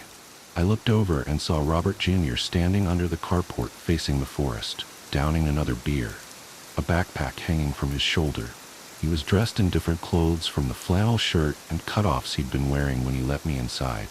He was wearing a heavy jacket and a hat with a different set of prosthetics that had shoes. He looked like he was dressed for going into the forest. I left Lucy's room, crossed to the other end of the house, and through the screen door off the kitchen. Robert Jr. didn't respond to the wooden rattle of the door banging shut. "You're going in?" It wasn't a question. I was incredulous. "Ain't been in there since I lost Lucy," Robert Jr. said pensively. "Think it's about time I go back in one last time 'fore I torch it." The sun was hidden behind Lockhart Wood, but not quite set, casting the house and us in shadows, and before I could stop myself I asked, "Can I go with you?" To this day I'm not sure why I wanted to go with him. Maybe for a sense of adventure, of danger that 18-year-olds are attracted to and think they can survive anything. Maybe I had some stupid notion that we'd find Lucy in there, dead or alive. Maybe I just didn't want a guy who had lost his daughter the last time he was in those woods to go in for the first time since then alone. "It's dangerous in there," said Robert Jr. It wasn't a no. "I'd be with you," I said, dumb and optimistic. But in my defense, he let me go with him. Neither of us mentioned it, but I know he didn't want to go into the woods alone either. "You'll need to be dressed right," was all he said. And the next thing I knew, he was jamming a hat on my head, layering me in protective clothing a size too big, and cramming my hands and feet into gloves and boots a size too small. "Not a perfect fit, but close enough," he said, tucking my baggy pant legs into my boots. I had zipped the jacket most of the way, but he yanked the zipper all the way up to my chin. "It was my gear back when I was a little older than you, when my daddy bought this place." He strapped a headlamp to my hat, did the same for himself, and shrugged on a backpack that he had filled with a first aid kit and a cold pack for antivenom. I watched him put it all together, fascinated, as I nursed another beer. It was hard to believe he hadn't ventured into the forest in more than 10 years. The speed and certainty with which he prepared everything was like that of someone who explored Lockhart Wood daily. He gave me a set of strict, reasonable rules, basically telling me not to leave his side and not to thrash around if I walked into a web, and to always watch my step even though I was wearing boots. I could change my mind at any time in the forest, so if I wanted to leave, he would guide me out of the forest. I sent a quick lie of a text to my mom, telling her that Robert Jr. had invited me to stay for dinner, and then zipped my phone into a breast pocket. By now twilight was fading, the purple sky soon to turn an inky blue, and we set off. The trail leading into the forest was rough and overgrown from years of seeing no foot traffic, but not completely hidden. The first thing I did when I entered the forest was walk right into a web that Robert Jr. had subtly avoided. I started to flail instinctively, but Robert Jr. caught me with an arm across my chest, saying, "Don't thrash," I said. After he assured me the web didn't belong to anything venomous, I carefully picked the web from my face and hair, following him deeper into the wood. It was darker than I anticipated beneath the trees. There were a few spots of visible death in the trees, suffocated and deprived of sunlight under thick layers of web wrapped around them, but most of the forest looked healthy, supporting the spider populations symbiotically. Robert Jr., and I switched on our headlamps pretty quickly when the scant moonlight didn't light our way sufficiently. I looked down at the ground, casting a wide circle of light at my feet, and immediately froze in place, my skin crawling horribly. Spiders the size of $50 were scurrying away from my boots in droves. Not quite a swarm, but enough to be uncountable. "You're all right, son. Those ones ain't gonna hurt you." Hadn't looked back at me, but he must have heard me freeze behind him. "You want me to take you back?" Pride swelled higher than the fear in my chest, so I said, "No, I'm fine." One of the spiders crawled slowly over my boot, its long legs probing curiously at my laces. I wrenched my eyes away from the ground, shook the spider off violently, and pushed forward. I've never been particularly arachnophobic, but it was impossible not to feel itchy all over. Imagining hundreds upon hundreds of unseen spiders creeping into my protective clothing, slipping down the collar of my shirt and edging along my scalp into my hair. The tiny spiders became less of a presence, however, when we came to a fork in the trail and Robert Jr. dropped to a sudden crouch, grabbing my sleeve and yanking me down with him. "Look at this," he whispered, his headlamp fixed on a spider not 2 feet away from us. "This here's a nasty one." A spider the size of my hand stood strangely before us with 2 sets of thick, hairy legs thrown in the air. It might have looked silly if not for the vivid, violently red jaws on display pulsing angrily in our direction. Worse still, the spider continued to move, swaying gently with its rosy chelicera throbbing almost obscenely, inching infinitesimally closer with its side-to-side motions. Wide-eyed, I whispered back, "What is it?" Infuriated at the sound of my voice, the spider lunged closer. This time I could see its fangs protruding from the red, quivering with rage and glinting with wetness. "Brazilian wandering spider," said Robert Jr. softly. "P. ferra it looks like, but it can be hard to say without a closer look. Only live in South America, except for this place. You know?" He unzipped 2 pockets and withdrew a larger pair of gloves to slip over the ones he was already wearing. "They might be the deadliest in the world." Instinctively I shrank back, but then took hold of Robert Jr.'s jacket sleeve with popping eyes when I saw him reach towards the spider. "Don't." The spider struck at his 2 fingers with lightning speed, and a force that made a sharp snapping sound pierced the dark woods around us. In the blink of an eye it struck twice, a red-brown blur. Horrified, I tugged frantically at Robert Jr.'s sleeve. "Relax," he said, pulling his hand back and showing me his intact glove. "Hoss can't quite bite through these." The spider darted out of our joined headlamp beams and off the trail into the woods. Robert Jr. removed his bulky second pair of gloves and stowed them away.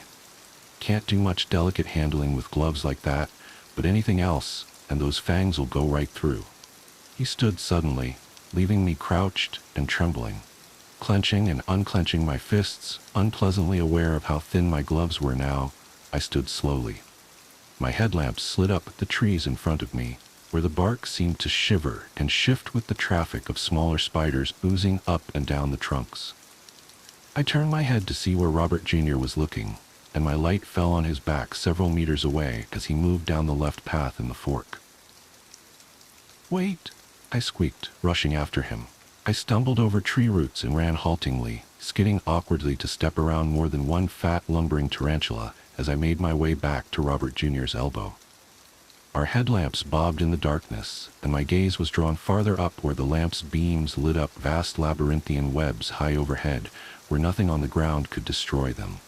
Glinting white gold in our light, they shuddered in an imperceptible breeze. "Those webs are way better high up there," I said with a breathless chuckle, trying to shake off the anxiety from the Brazilian wandering spider. "We won't walk into any down here." Robert Jr. walked briskly, barely acknowledging me with a grunt. While I looked all around me, casting my headlamp's light to and fro, Robert Jr. hardly moved his head, focused steadily on the twisting path down which he led us. Occasionally he would stop so abruptly that I would collide with his back, and he would gaze up into the ever-thickening treetops at the spiderwebs overhead, which were now so large and thick that massive sections of leaves had suffocated and died. I could see clusters of spiders creeping every which way in the stuff, while more obscured movement shifted on the other side of the web, so thick that I couldn't see what it was. My depth perception was off in this environment. What with the distance between myself and the webs, and the number of different sizes of spiders I could see. Everything looked bigger up there from where I was standing. "Communal webs," said Robert Jr., pointing at the massive net of silk. "Most spiders live alone, but some are social. Bunch of different spiders taking care of the same babies, sharing the same food." "They must catch a lot of prey," I said, moving my headlamp over the vast web. "It's huge. Wouldn't be surprised if they make a regular meal of birds," Robert Jr. speculated. "Squirrels too, maybe, if any wander in this far." I looked at him, bathing his stubble-shadowed face in yellow light, and said slowly, That's kind of big for a spider, isn't it? P. blondie in South America has been known to eat birds," said Robert Jr.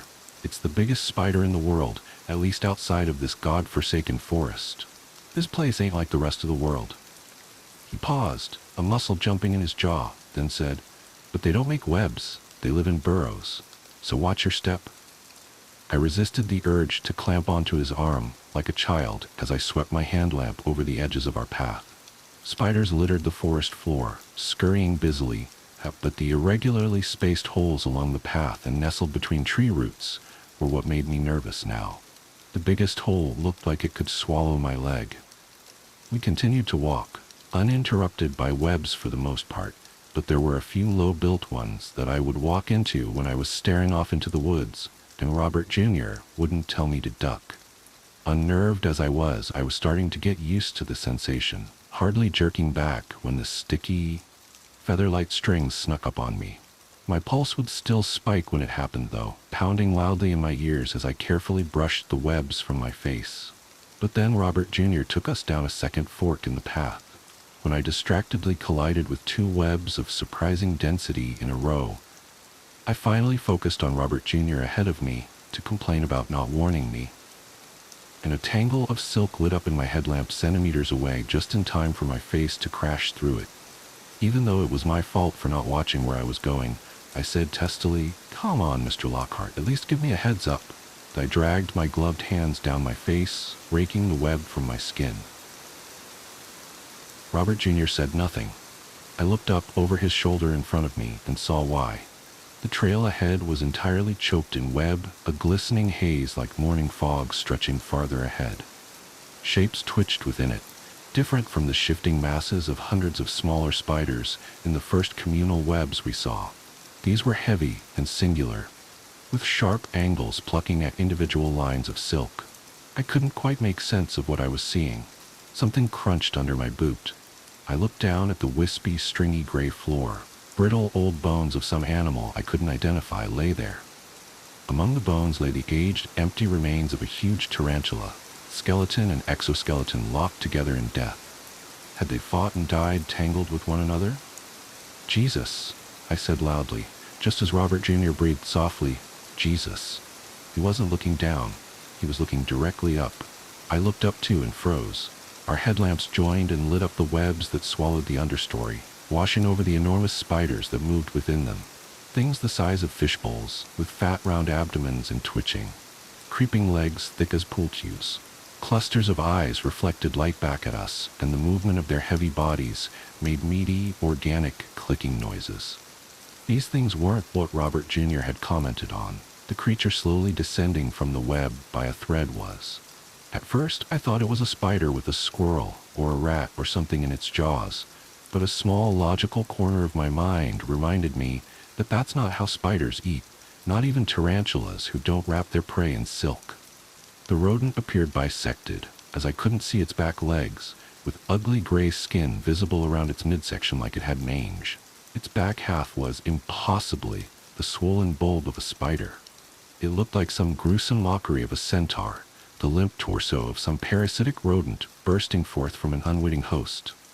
There was no way that thing could be real, or if it was, it couldn't be alive. But the thing's spinnerets kept pumping a hardy silk line, two spindly back legs touching at delicate tips as it worked its way down, and the rodent's head twitched, its furry front legs extending, paws grasping. I saw its face, a squirrel with too many beady black eyes extending up the front of its head, blinking gummily down at us. I could see its long yellow teeth as its mouth lolled open, I was distantly aware of my body moving, weakly grasping Robert Jr. His jacket sleeve and yanking on it. His voice sounded very far away as he muttered, "What the?" Movement in the corner of my eye somehow managed to pull my attention from the abomination above us. My eyes were drawn down to the edge of the trail on which we stood, and for a moment I thought the ground had dipped down an embankment, and we were simply elevated on the path. But I soon saw that it was a massive hole in the ground, a burrow. I continued to tug mechanically on Robert Jr.'s arm. "What the?" A face peered out of the burrow, ghostly pale against the darkness within, and seemed to drift up and out closer to us. It was a human face with too many eyes clustered across the bridge of its nose, glittering black and blinking slowly. It ducked its head, long dark hair hanging in lank tangles, as a woman's bare moon-white torso emerged slowly from the hole in the ground. A hulking, hairy mass of a spider's abdomen the size of a Volkswagen Beetle followed, connected at her waist. Her 8-branch thick legs crunched in the leaf litter, audibly thumping with the weight. Robert Jr. and I staggered backwards, upsetting more spiderwebs in the underbrush. The creature's legs were striped with white at their joints, and I thought of Lady Legs back at Robert Jr.'s house and what he said about her species' size in the wild. Ungodly big.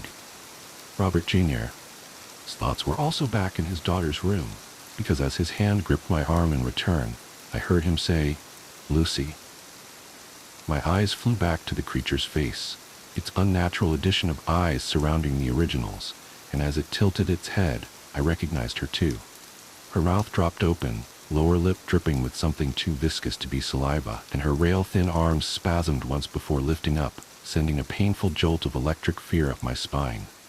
Her white long-fingered hands took hold of the squirrel spider dangling between the two of us and herself. The thing squeaked and convulsed, its legs thrashing horribly, and Lucy brought it to her mouth. I ran. I thrashed my way blindly through web after web, back the way we came. I heard Robert Jr. call my name unexpectedly close behind me, and suddenly felt him crash into my back. I hit the ground hard, face first. I barely had time to register the bright starburst of pain as my nose broke and began to bleed, or the scattering of spiders millimeters in front of my eyes, before Robert Jr. yanked me bodily back upright and whirled me around. I thought he was slapping me, but realized he was swiping away spiders that I'd picked up as passengers from the ground. "Don't you run off in here, boy," Robert Jr. hissed in my face, shaking me hard. "Something else will kill you before." The enormous creature loomed behind him, creeping down the trail after us. I started to yell, but Robert Jr. clapped his hand over my mouth, spinning to face her. He forced us into a sort of half-crouch, his body weighing me down to keep me from running again, and I stared with bulging eyes, struggling to breathe through my bleeding nose, as Lucy bore down upon us. "It's okay," Robert Jr. said, but he wasn't talking to me. I could feel him shaking against my back. "It's okay, Lucy, you're okay." She came closer, the precise movements of her vast spider body in stark contrast against the limp, feeble movements of her human torso. Her face seemed alert, even with the 6 bleary eyes that looked infected in their unnaturalness, but her arms hung listlessly at her sides, her posture hunched. Venom, blood, saliva flowed slowly down her chin, all that remained of the squirrel spider. I could hear her breathing, see her pale throat throb as she swallowed. "That's a good girl, baby," said Robert Jr., his voice low and soothing despite his violent trembling. "Daddy didn't know you lived here, Lucy. We didn't know we'd see you here. You did such a good job here all by yourself, didn't you, baby? Daddy's proud of you." He was slowly inching us back as he spoke nonsense to the thing in front of us. The spider shifted minutely, almost moving after us, but not quite. Lucy's dark, wet mouth drooped open. In a voice that sounded like wind in dead leaves, she hissed, "Daddy?" Robert Jr. laughed, wild and terrified in my ear, pulling me another step back, the palm of his hand still crushing my lips against my chattering teeth. "That's right, baby. Daddy's here. Daddy didn't think he'd see you all grown up in these woods. Huh, baby? Good girl, Lucy." She didn't move after us as we backed away, although her eyes followed us with laser focus. Again, her voice hoarse and vacant. "Lucy?" "That's right, baby. Daddy's gonna take your friend back home, okay? Do you remember Aaron?" I groaned behind his hand, sick with fear, as all 8 of Lucy's eyes shifted onto me. She didn't say my name. Wildly in the back of my head, I wondered if she recognized any of the things Robert Jr. was saying to her, certain that she was all spider like this, that the 2 words she'd said were empty repetitions preceding her final attack. But still, she stood motionless, watching our retreat. "Daddy's gonna take Aaron home. Is that okay, baby?" Robert Jr. said. "Will you let me do that, Lucy?" She was silent for a long moment. Then, "Okay." "Good girl, Lucy. We're going away. Good girl." Another long stretch of silence as we moved steadily away from her. She still didn't follow, merely watching us. Her voice, unprompted this time, shook me to my core when it next creaked through the night. "Come, see me." The noise Robert Jr. made was something of a strangled sob and a laugh. "Yeah, baby. I'll come see you. I'll come see you again. Just let me take Aaron home, and Daddy will come see you again, baby girl." "Okay." We were several meters away from her by now. I was sure we were nearing the bend and the fork in the trail we had taken. Slowly, Robert Jr. lowered his hand from my mouth, and I gulped a deep, shaking breath. "I can't get us out of here backwards," he said, "but I need you watching behind us. You hang on to me, and I will walk you out. You tell me if she follows. Can you do that, son?" Wide-eyed and unable to look away from Lucy's figure down the trail, I nodded. "Yes, sir." "Okay.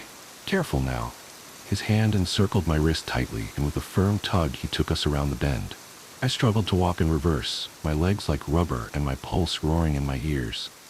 Lucy didn't follow us once I lost sight of her. Robert Jr. navigated us back through the forest, avoiding all webs this time around. I don't know how long it took to get out of the woods.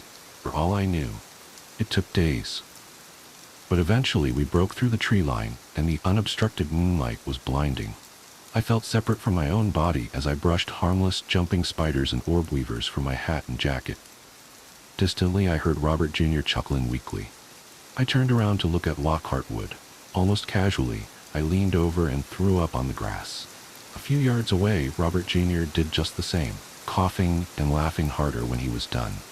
He gasped, hands on his face. I watched him stagger and fall heavily onto his ass, giggling manically. Dazed, I went over to him and sat beside him on the grass, staring at the forest. I spat remnants of bile on the ground between my knees. I fumbled with my headlamp, turned it off, and threw my hat aside.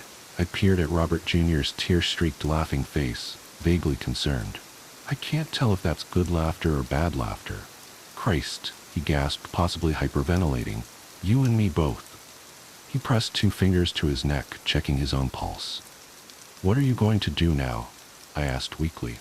"Shit, Scooter, I don't know. Probably visit my daughter every now and then. Damn." He scrubbed his hands over his face, groaning deeply. My head swam. I flopped backwards, staring at the night sky. The stars looked like little white spiderlings. I thought suddenly of my mother back at the house, and for whatever reason, all I could think to say was, "Hey, so I was thinking, you should give my mom a call sometime. She's not seeing anyone."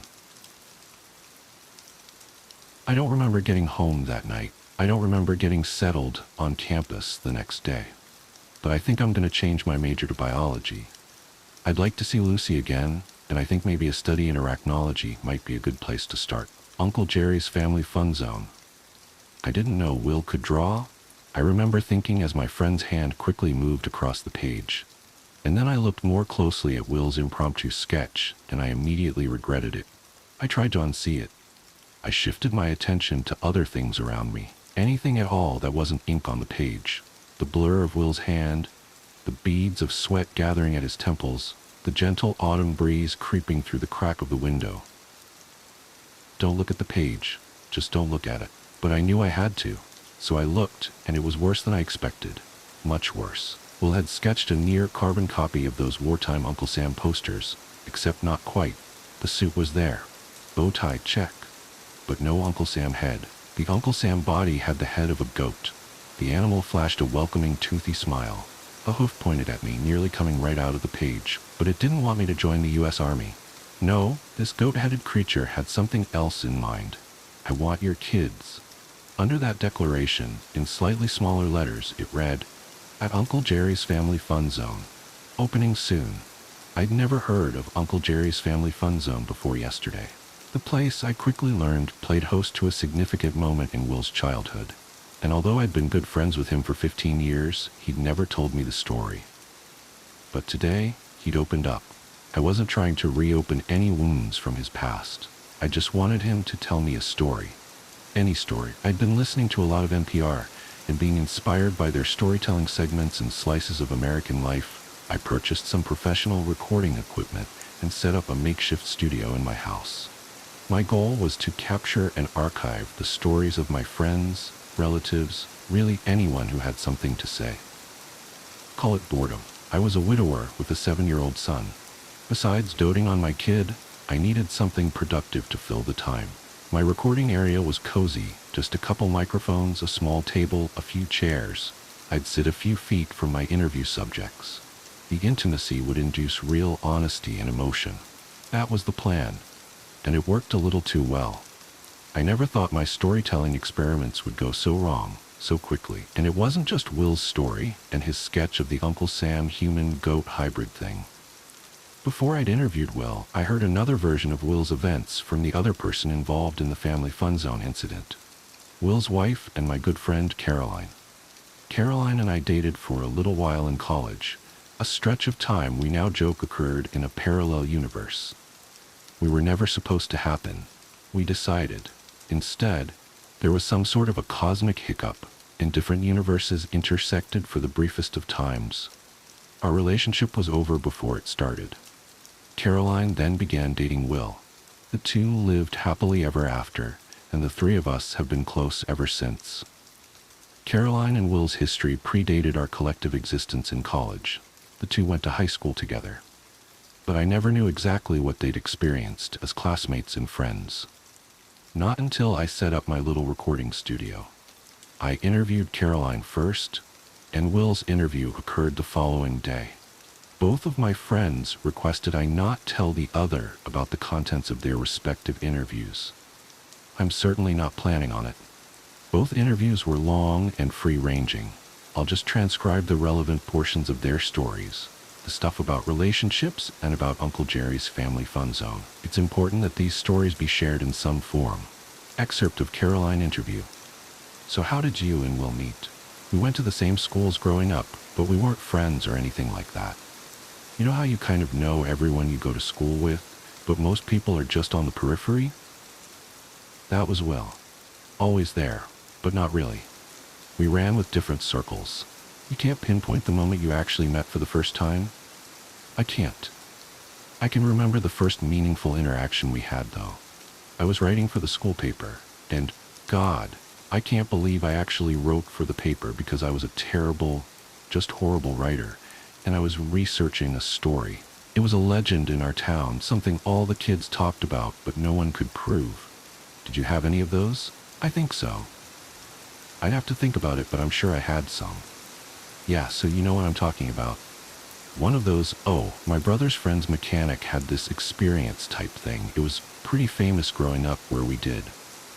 Kind of a spook story to scare kids from staying out late at night or running around doing irresponsible things. It was this place called Uncle Gary's Family Fun Zone. Gosh, I haven't thought about that place in years. Uncle Jerry's Family Fun Zone? Just saying it out loud sounds so weird, right? Just completely and utterly made up.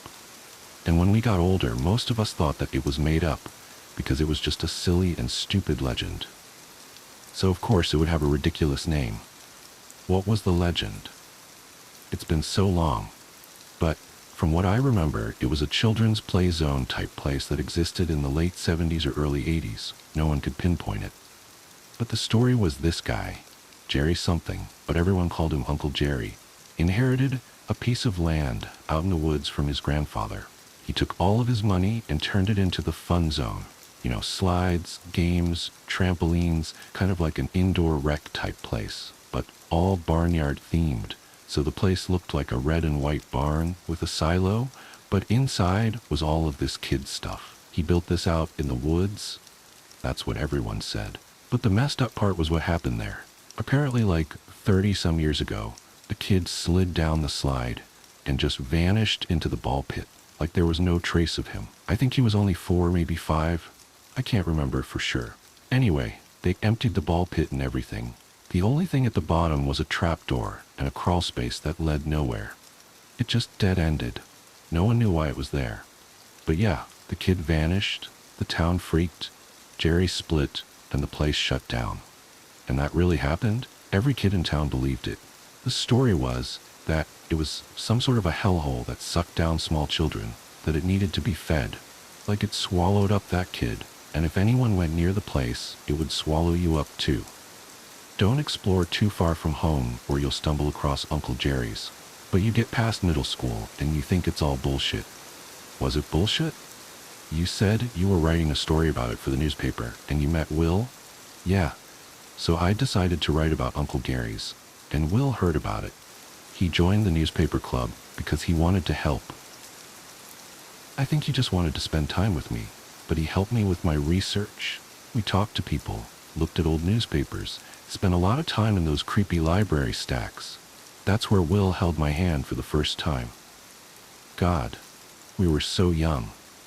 Did you find anything? Nothing. There was no record of the place. We even talked to the police department. They had nothing. Did they know what you were talking about? Oh yeah, everyone had heard of Uncle Jerry's. And everyone was really nice about helping us, but nothing factual existed. My article was going terribly. It was all dead ends. Was that what you expected? I don't know what I expected.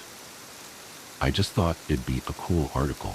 So I had a lot of interviews of people telling the stories, and I was going to write this oral history type article. But then, God, I haven't thought about this in years. Will came to me. He said he knew where the fun zone was. He said he had directions to a place that didn't exist. Will said that it did. It was out in the woods, down some roads that weren't on the maps. How did he get those directions? It's been so long, I honestly can't remember. Did they fall out of some ancient book at the library? I think that's what happened, but he had them. Did you go there? I've never told anyone this. No one. I can't believe I'm telling you right now. Will and I haven't talked about it since it happened. Wow, really? It's okay, we don't have to keep going. No, it's fine. It's just... Seriously, Caroline? I'm not trying to psychoanalyze you or ruin your marriage by making you dredge up terrible memories. That's not what I'm trying to. It's okay. I want you to know. I want you to know it wasn't supposed to be there. It just wasn't. What happened was Will was going to go there first to make sure it was safe, and I'd meet him there later on. And I did. I followed the directions perfectly, down all of these forgotten dirt roads that used to be real roads. Right turn at a rock the size of a Volkswagen, go 3/4 of a mile and take left at the pine tree with the downed limb, stuff like that. All landmark stuff. But the directions were perfect. I drove what felt like forever down this bumpy road, and it just ended. Nowhere else to go. And there was Will, standing at the side of the road next to his car, hands jammed in his pockets. And he had this look in his eyes. He just looked different. It's almost like after that night there were two Wills. The first Will who had worked on the story, helped me research and held my hand in the library. He was so sweet. Just so shy, tender, innocent. But after that night, he'd changed forever. Like he never looked at me the same way again. And we've been married now for 9 years and together since junior year of college, so 13 years. And he's never looked at me the way he looked at me in the basement of the library back in high school. It was that night at the fun zone that changed him. I know it. It was that night. Caroline, have you ever thought about us? Like, what if our parallel universe had fully intersected forever with the real one, and we were together? I haven't. Look, I think I should stop recording. Please don't. It's just me and Will. 9 years, no kids, no babies. And he just doesn't look at me like he's supposed to. He's supposed to give me a baby, and we're supposed to be living this love story. But something went wrong. And it all started that night. What happened? On that night, I pulled off to the side of this dirt road that no one had driven on in probably decades. And, like I said, Will just seemed different. I asked him if he'd found it, and he said that it was there. Uncle Jerry's family fun zone was there. Will grabbed 2 flashlights from his car, and we followed a path through some brush. Then it kind of emerged before us, nestled in the trees.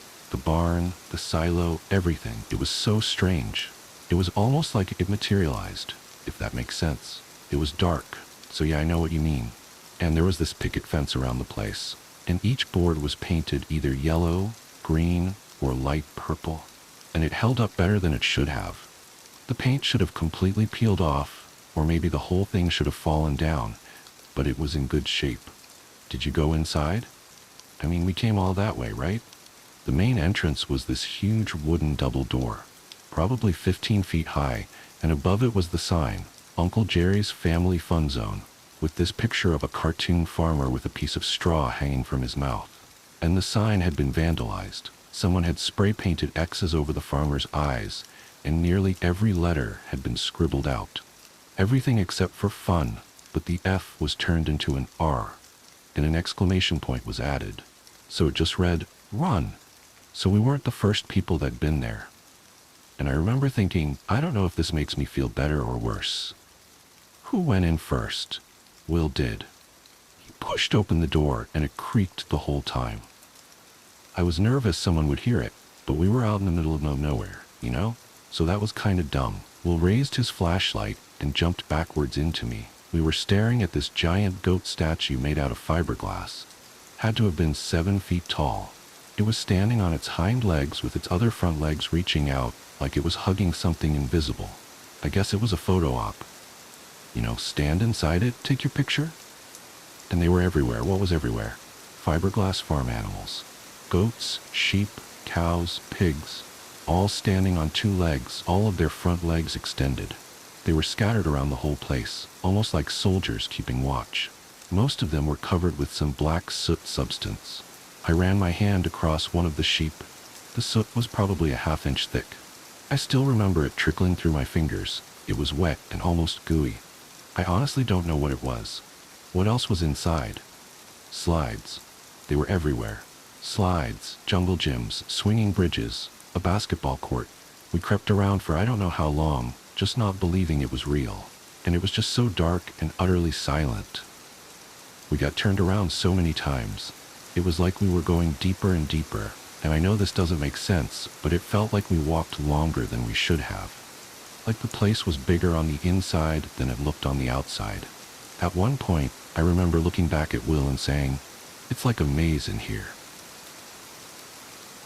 And right at that moment, we almost ran into a sign that said, "Uncle Jerry's Amazing Cornstalk Maze."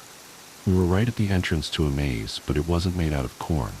The walls were wooden, with cornstalks painted on them, and there was no way we were going in there.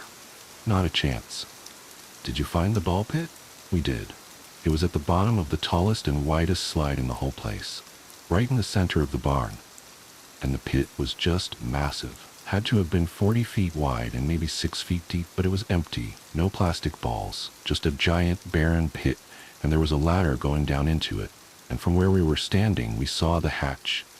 Will looked at me and he just kind of shrugged and he said, "This is why we are here, right?" We climbed down, and as we walked towards the hatch, our feet echoed, but it was a different kind of echo. Like it died quickly, too quickly. Almost like something was sucking away the noise. I can't believe you guys did this. I guess it was adrenaline. Our flashlights were directly on the hatch, and it had one of those round steel rings, no lock. We stared at it for a while without saying anything, almost like we were expecting it to start pulsating or to pop open. But we wanted to know what was inside. Had to know, so we decided to do it together. We grabbed the steel ring with both hands and pulled it up. I thought I'd be greeted by the bones of that dead kid, but there was only the smell that rushed us. It was very cold and crisp, and with a tiny whiff of sulfur. Will hopped right in, and I reluctantly followed. The stories were all true. It was a crawl space to nowhere. We crouched down and crawled about 20 feet, and the tunnel just ended. Nothing but a smooth steel wall. We ran our hands across it. Maybe we'd find a secret handle or trigger a button or something, but there was nothing. And then we heard the noises from above. Holy God. Something had jumped into the pit, because the first thing we heard was this single, reverberating thud. It was unmistakable. And then the footsteps directly above us, walking towards the hatch. We killed our flashlights and pressed our backs into the steel. Will put his arm around me and covered my mouth, and I did the same to him. My legs started trembling and bouncing on the floor, and Will grabbed it, steadying it. We listened as the footsteps got closer to the hatch, and then they just stopped. And I wanted to look down the tunnel. I did. But I didn't want whatever was there to see the whites of my eyes, because I was terrified it would give me away. But I felt its presence across the tunnel. I knew it was there. I felt it leaning down and staring at us. I'm sure about that. I even heard it breathing softly. Did he say anything? No. It just watched us for a while, and I never opened my eyes. And the next thing I remember is the hatch slamming shut and both Will and I jumping and hitting our heads on the crawlspace ceiling. We stayed there silent for, it had to be an hour. We eventually worked up the courage to crawl to the other end in pitch black, and I was praying, just praying that this thing or person or whatever wasn't inside this crawlspace with us. We were too scared to even turn on our flashlights. Every inch we crawled, I thought, this is it. I'm going to reach out and feel something warm and snarling. But we made it to the end and we slowly raised the hatch. Thank God it hadn't locked us inside. We climbed out and we ran, just ran. I don't even remember my legs moving beneath me. I remember it being, I was in the crawl space, now I'm outside, now I'm at the car. Just like that, we were safe. Did you tell anyone about this? Did you write the article? Will followed me to my house. We promised each other to never talk about it ever again. We were done. No article, nothing. Why not? I think we stumbled across something we were never meant to see, and something knew we were there, and I think it let us off with a warning. We didn't want to make it mad. We were given a second chance.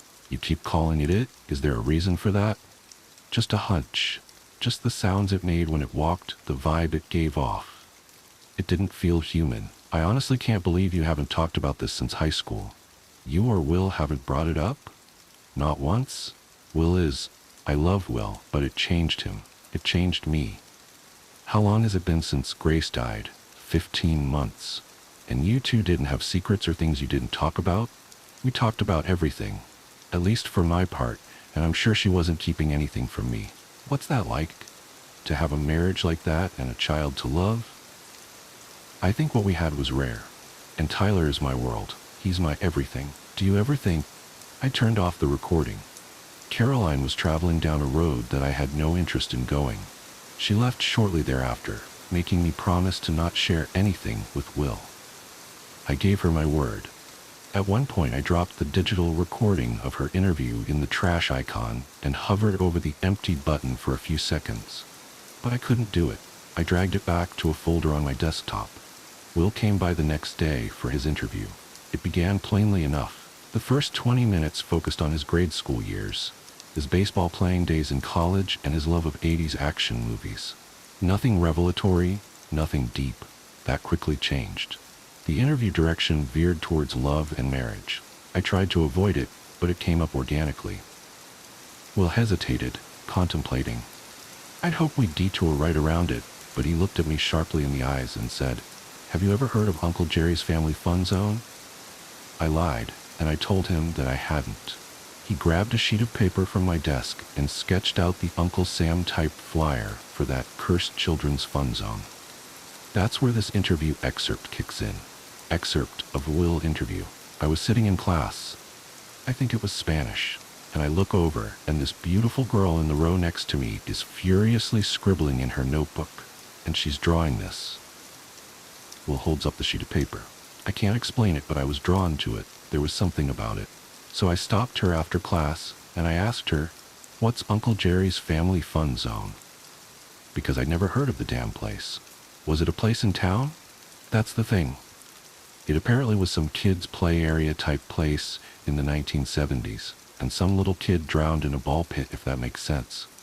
Caroline told me the whole story, saying it was the most famous legend in our town and she was writing a newspaper story about it. But I'd never heard of it.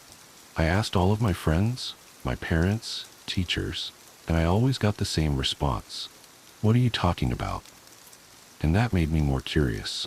Is this beautiful girl putting me on, or does she have a wild imagination?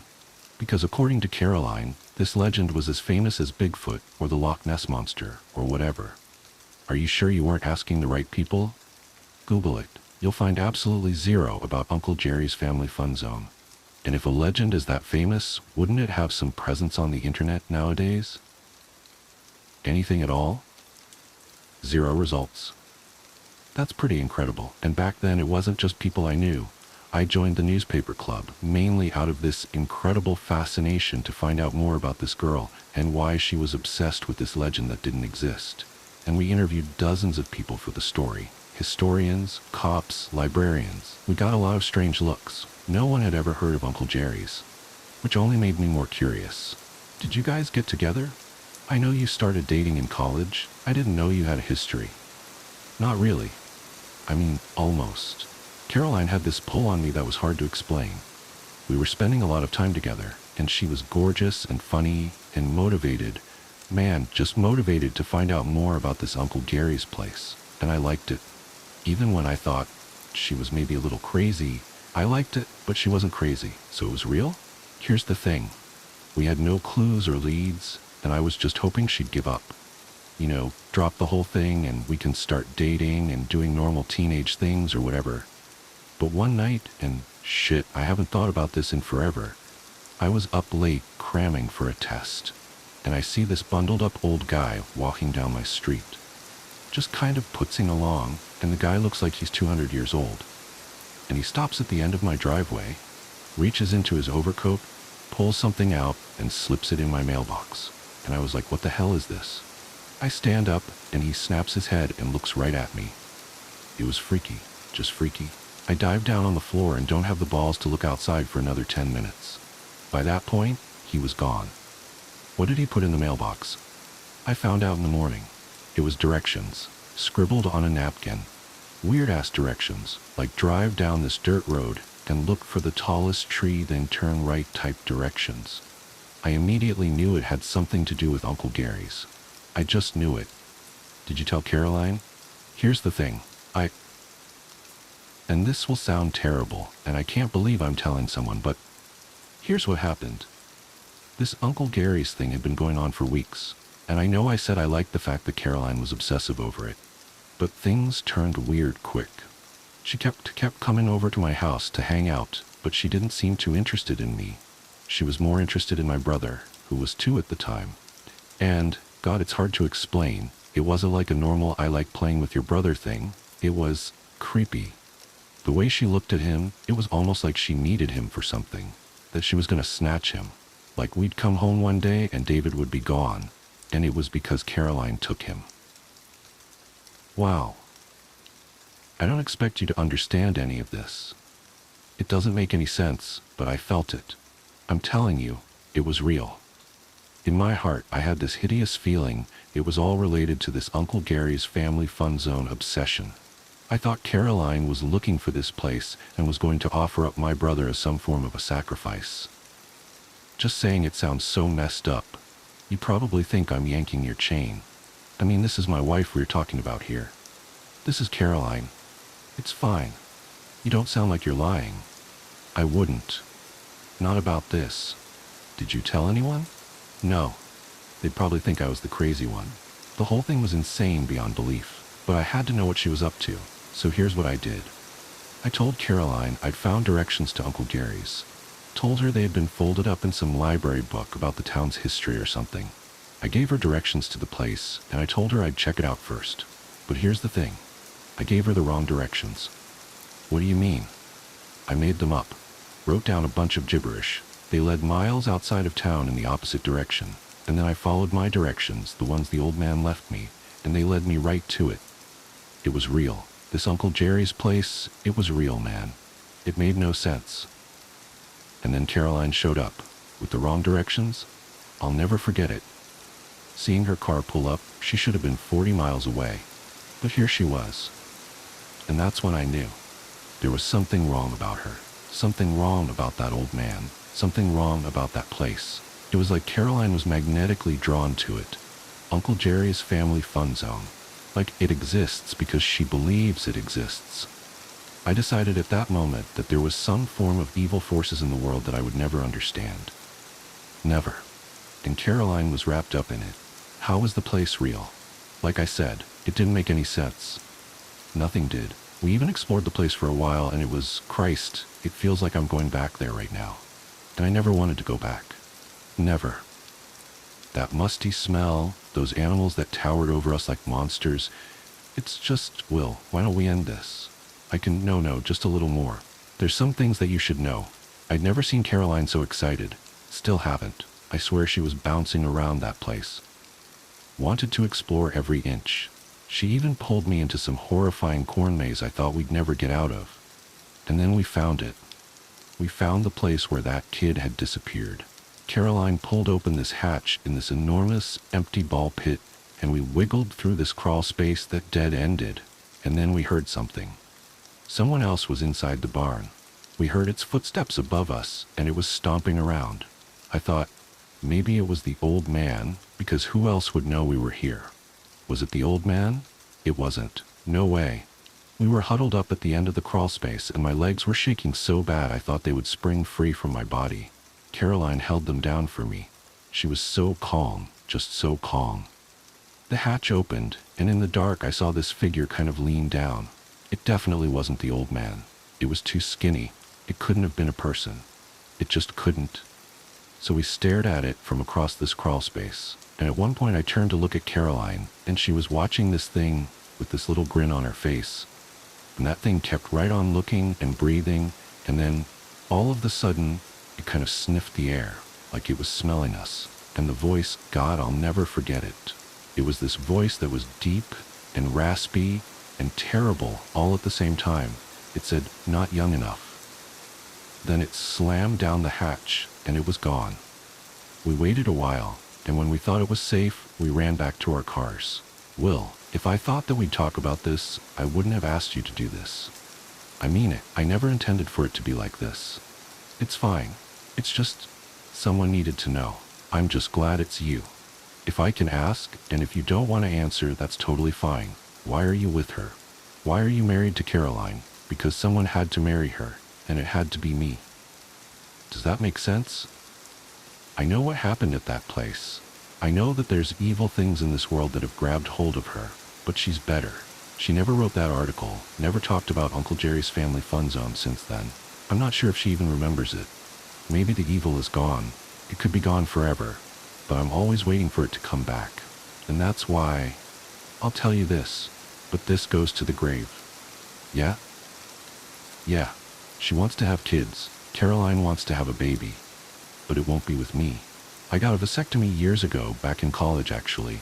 I won't give her a baby, not after everything that I know. But now she wants one. More than anything, she'll find out. If you guys do fertility, the doctors will find out. I know. What will you do then? I don't know, no. My original hunch about my interview experiment was correct. There was just something about the microphones and tight space that elicits honesty.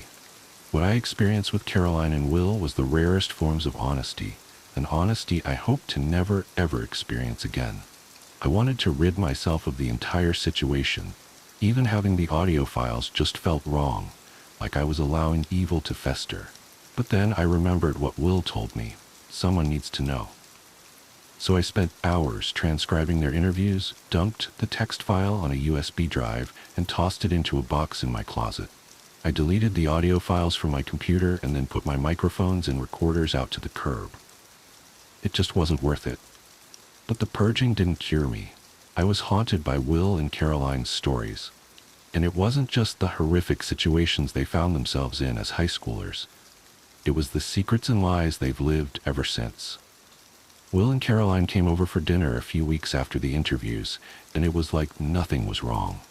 We drank, we laughed, I watched Will touch the small of Caroline's back, and Caroline gently caress Will's elbow. It all seemed so frighteningly normal. But I knew what they were living with, and it terrified me. The next day, the doorbell rang. It was Caroline. She'd left her sweater at my place and was here to pick it up. It was my first time being alone with her since the interview.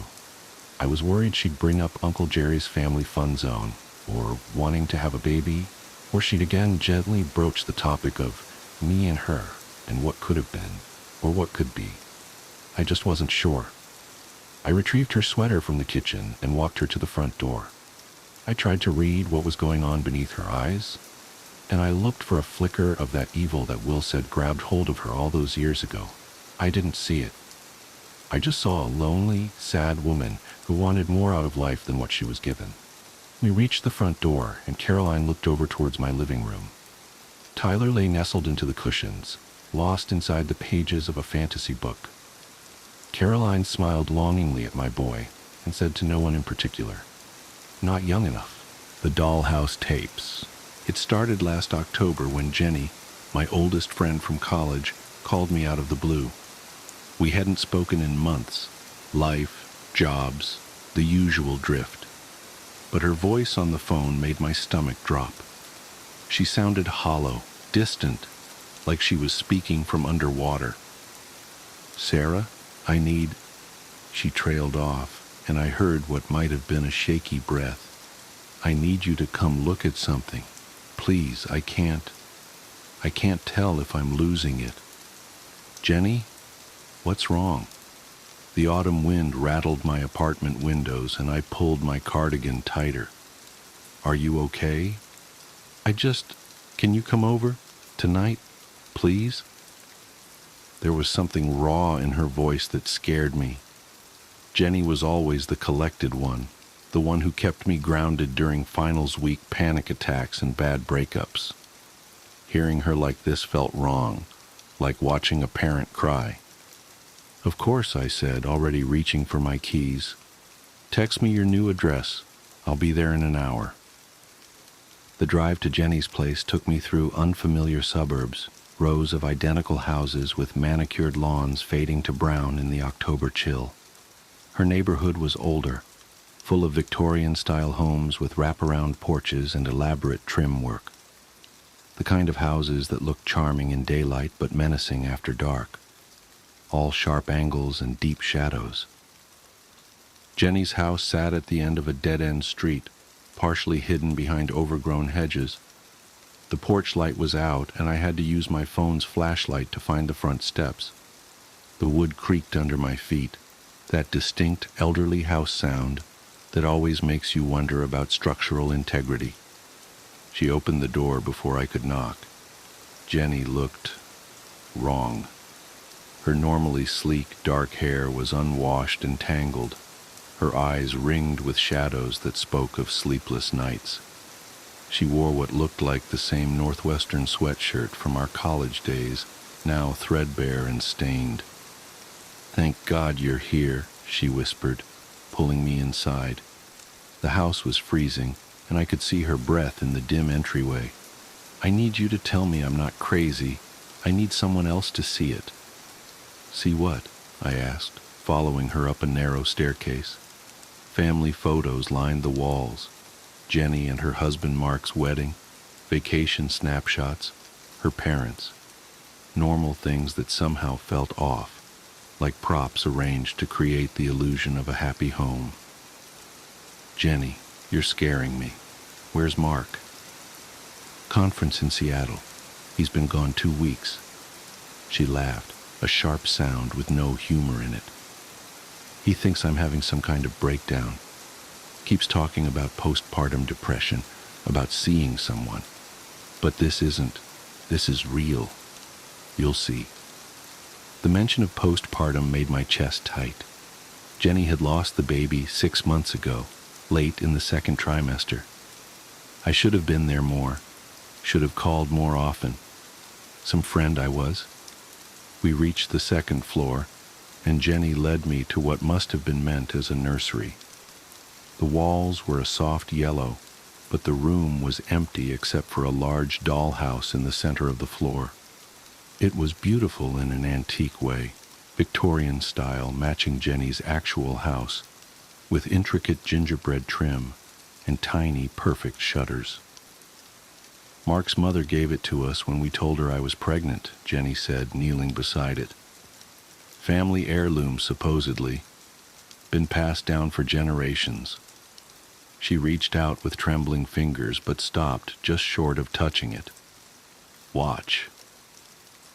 I knelt beside her, knees cracking against the hardwood floor.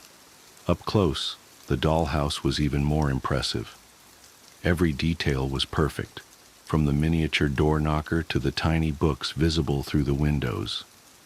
But something felt off. The proportions were slightly wrong, the windows a bit too tall, the doors at slightly odd angles. Looking at it too long made my eyes hurt. "Jenny, what a Shh, she hissed, eyes fixed on the dollhouse. "Listen." At first I heard nothing but the usual old house sounds, settling foundations, creaking wood, the whisper of wind through old windows. Then, something else. A soft scratching, like mice in the walls, but rhythmic, deliberate.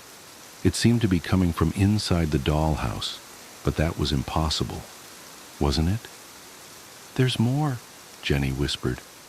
Her hand found mine in the dark, ice cold and shaking. "Watch the nursery window. Top floor." I leaned closer, squinting at the tiny window she indicated. The room beyond was dark, but as my eyes adjusted, I could make out what looked like a miniature nursery. A crib, a rocking chair, tiny stuffed animals arranged with obsessive care. The scratching got louder. Then I saw it. Movement. Just a flicker, but unmistakable. Something inside that tiny room was moving. "Jesus!" I jerked back, heart pounding. There must be a mechanism or something, like those animated Christmas displays." Jenny shook her head slowly. "I thought that too. I took it apart looking for motors, batteries, anything. There's nothing, just wood and paint and..." She swallowed hard. "And sometimes, late at night, I hear crying, baby crying." A chill ran down my spine that had nothing to do with the room's temperature. "Jenny, maybe Mark is right about talking to someone. After everything you've been through..." "I knew you wouldn't believe me," she said flatly. "Nobody does. But I can prove it." She stood suddenly, moving to a shelf I hadn't noticed before. "Look at this."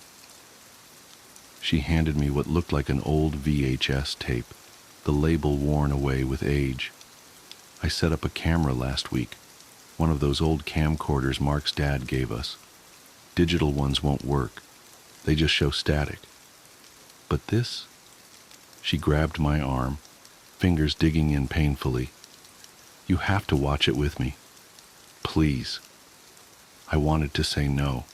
Everything in me was screaming to get out of that house, to get Jenny help, to call Mark or her parents or anyone. But the desperation in her voice stopped me. "Okay," I said. "Okay, do you have a VCR?" She led me back downstairs to what must have been meant as a living room, though it held only a TV on a stand and a single rocking chair. The chair was moving slightly, though there was no breeze. Must be the uneven floorboards, I told myself firmly. Jenny hooked up an ancient VCR with shaking hands and inserted the tape. Static filled the screen, then resolved into a grainy image of the dollhouse at night, lit only by moonlight through the nursery windows. For several minutes nothing happened. Then, "There!" Jenny pointed. On screen, a shadow moved past the tiny windows, too large to be a doll, too small to be human. The image distorted, tracking lines rolling across the screen, but I could make out something rocking in that miniature chair, back and forth, back and forth. The static grew louder, took on an almost rhythmic quality, like breathing or crying. The tape jumped, skipped. When the image stabilized, the camera was closer to the dollhouse, close enough to see inside that tiny room. Close enough to see... I'm not going to describe what I saw in that window. I can't. My mind shies away from it like a hand from a hot stove. But I remember the sound I made. A thin, animal whimper of pure terror. Jenny just nodded. "You see? You see it too?" Her voice was eager, almost triumphant. "I'm not crazy. It's real." The tape continued, but I couldn't watch anymore. I stumbled to the bathroom and threw up, my whole body shaking. When I came back, Jenny was rewinding the tape with methodical care. "Jenny," I said carefully, "we need to get rid of that dollhouse. Burn it, break it up, whatever. This isn't right. Don't you think I've tried?" She laughed that horrible laugh again. "Nothing works. Fire won't catch, tools break. And when I tried to throw it out," she pulled up her sleeve, revealing angry red scratches down her arm. "It came back. It always comes back. Then we'll try harder. We'll figure something out." I pulled out my phone. "I'm calling Mark. He needs to come home." "No!" Jenny knocked the phone from my hand with surprising strength. "He'll just try to have me committed again, like after the baby." She wrapped her arms around herself, rocking slightly. "I have to figure this out. There has to be a reason. A connection." "What do you mean, a connection?"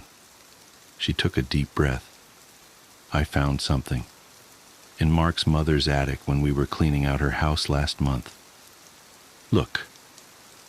She retrieved a manila envelope from a drawer and spread its contents on the floor. Newspaper clippings mostly, yellowed with age.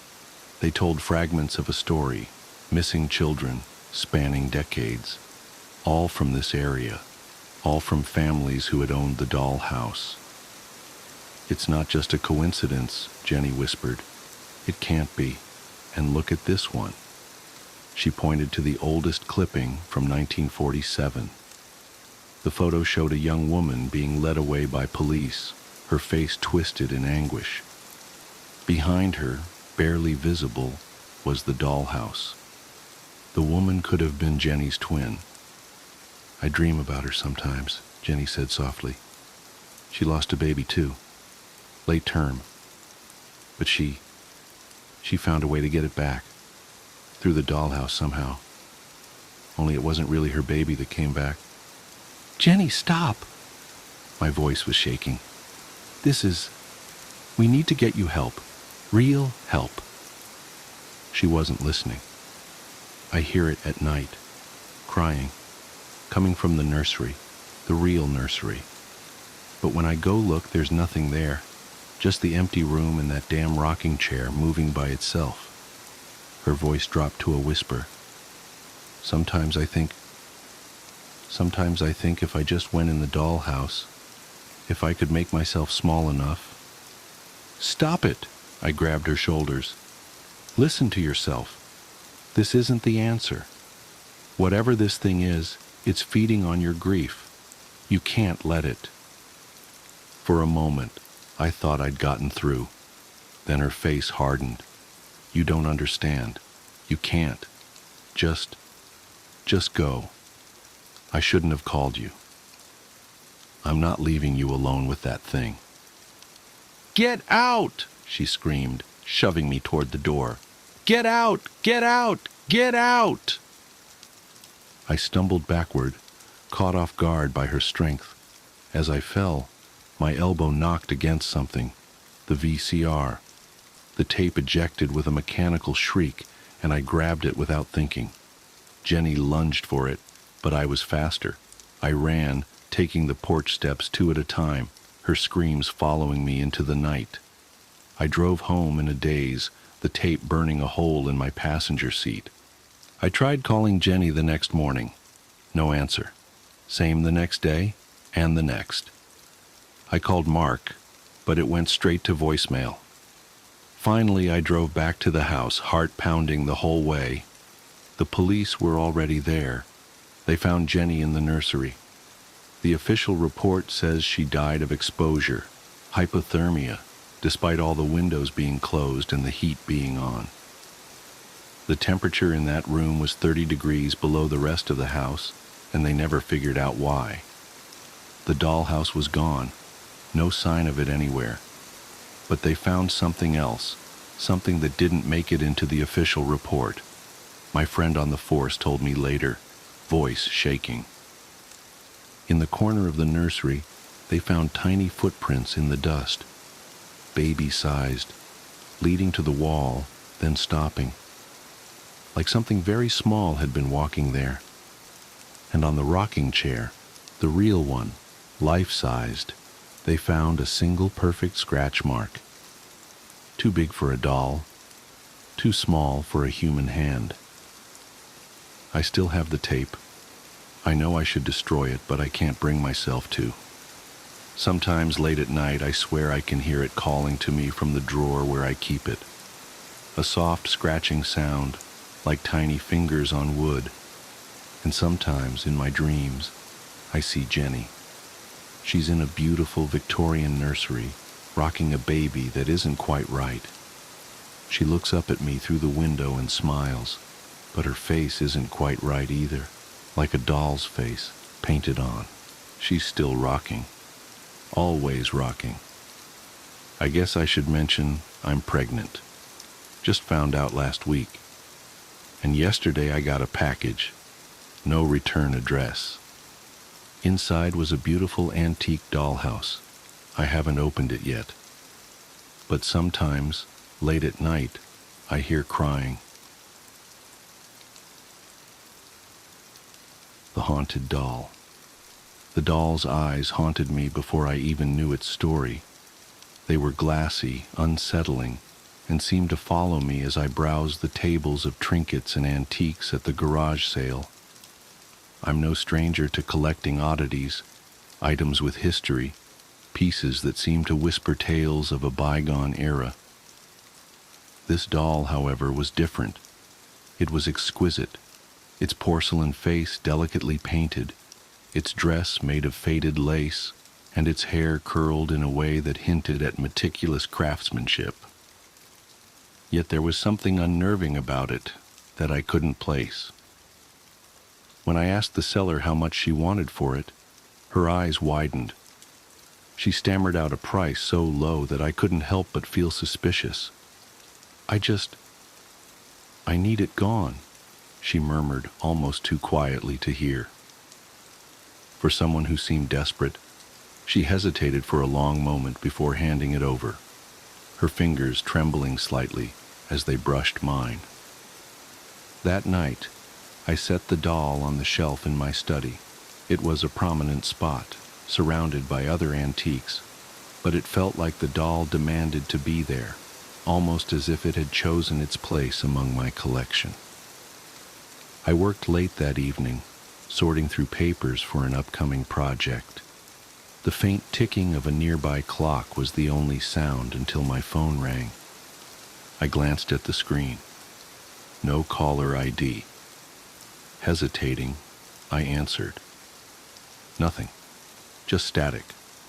Then faintly, as if from a great distance, a sound like laughter, childlike, high-pitched, and fleeting. I hung up, shook off the unease creeping up my spine, and returned to my work. The rest of the night passed uneventfully, but I couldn't shake the memory of that sound. The next few days were uneventful, or at least I convinced myself they were. The lights in my study flickered every so often, but it was an old house, prone to quirks and electrical issues. The doll's presence, however, felt heavier. It wasn't just its physical weight. It seemed to occupy space in a way that was impossible to ignore. Every time I entered the room, my eyes were drawn to it, its gaze almost magnetic. One morning I woke to find it had moved. At first I thought I was mistaken. It had been on the shelf the night before, but now it sat at the foot of my bed. Its lifeless glass eyes stared directly into mine, and one porcelain hand was extended, its finger pointed accusingly at my chest. My breath hitched, and my heart raced. I tried to rationalize it. Maybe I had moved it and forgotten. Maybe someone else had, though I lived alone. I placed it back on the shelf that morning, determined to put the incident out of my mind. Still, I couldn't help but notice the growing sense of dread that seemed to radiate from the doll. It was as if the air around it had grown colder, heavier, more oppressive. The breaking point came 3 nights later. I was jolted awake by the unmistakable sound of laughter.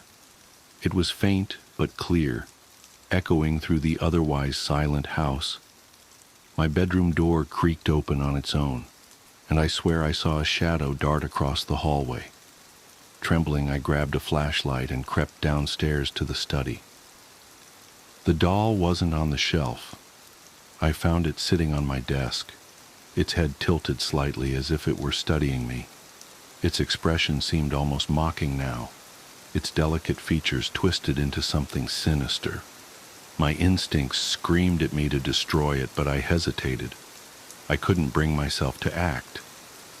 Instead, I grabbed a blanket from the couch and spent the night huddled in the living room, unable to close my eyes. The next morning, I took the doll to the local church. The priest was a kind man, someone I had spoken to a few times before, and I hoped he could offer a solution. As I explained the events, his expression grew grim. When I placed the doll on the table before him, he refused to touch it. "This isn't something we can help with," he said, his voice low and steady. "You need to get rid of it." "What do you mean?" I asked, panic rising. "Burn it? Throw it away?" He shook his head. "It's not that simple. Be careful how you proceed." Desperate, I decided to bury the doll in my backyard. I dug a deep hole beneath the gnarled oak tree at the edge of the property, placed the doll inside, and covered it with soil. For a moment I felt relief, as if I had finally rid myself of the strange and terrible presence that had invaded my life. That night, I slept peacefully for the first time in days. But it didn't last. The faint laughter returned, drifting through the house in the early hours of the morning. It was accompanied by the sound of small, deliberate footsteps. When I investigated, I found nothing out of place, yet I couldn't shake the feeling that I was being watched. A week later, I noticed a patch of earth beneath the oak tree that seemed disturbed, as if something had clawed its way out. I refused to go near it, convinced that acknowledging it would give whatever malevolent force inhabited the doll more power. Since then, my nights have been plagued by nightmares, visions of the doll standing at the foot of my bed, its hand pointing at me, its glassy eyes filled with malice. Sometimes I wake to find faint scratches on my arms, marks that weren't there when I went to sleep. I've tried everything: burning sage, consulting psychics, even moving the bed away from the window. Nothing works. The doll's presence is relentless, its influence seeping into every corner of my life. I've become paranoid, jumpy, and reclusive. Friends and family have noticed the change, but how can I explain it to them without sounding insane? I'm writing this now as a warning to anyone who might come across an object that feels wrong.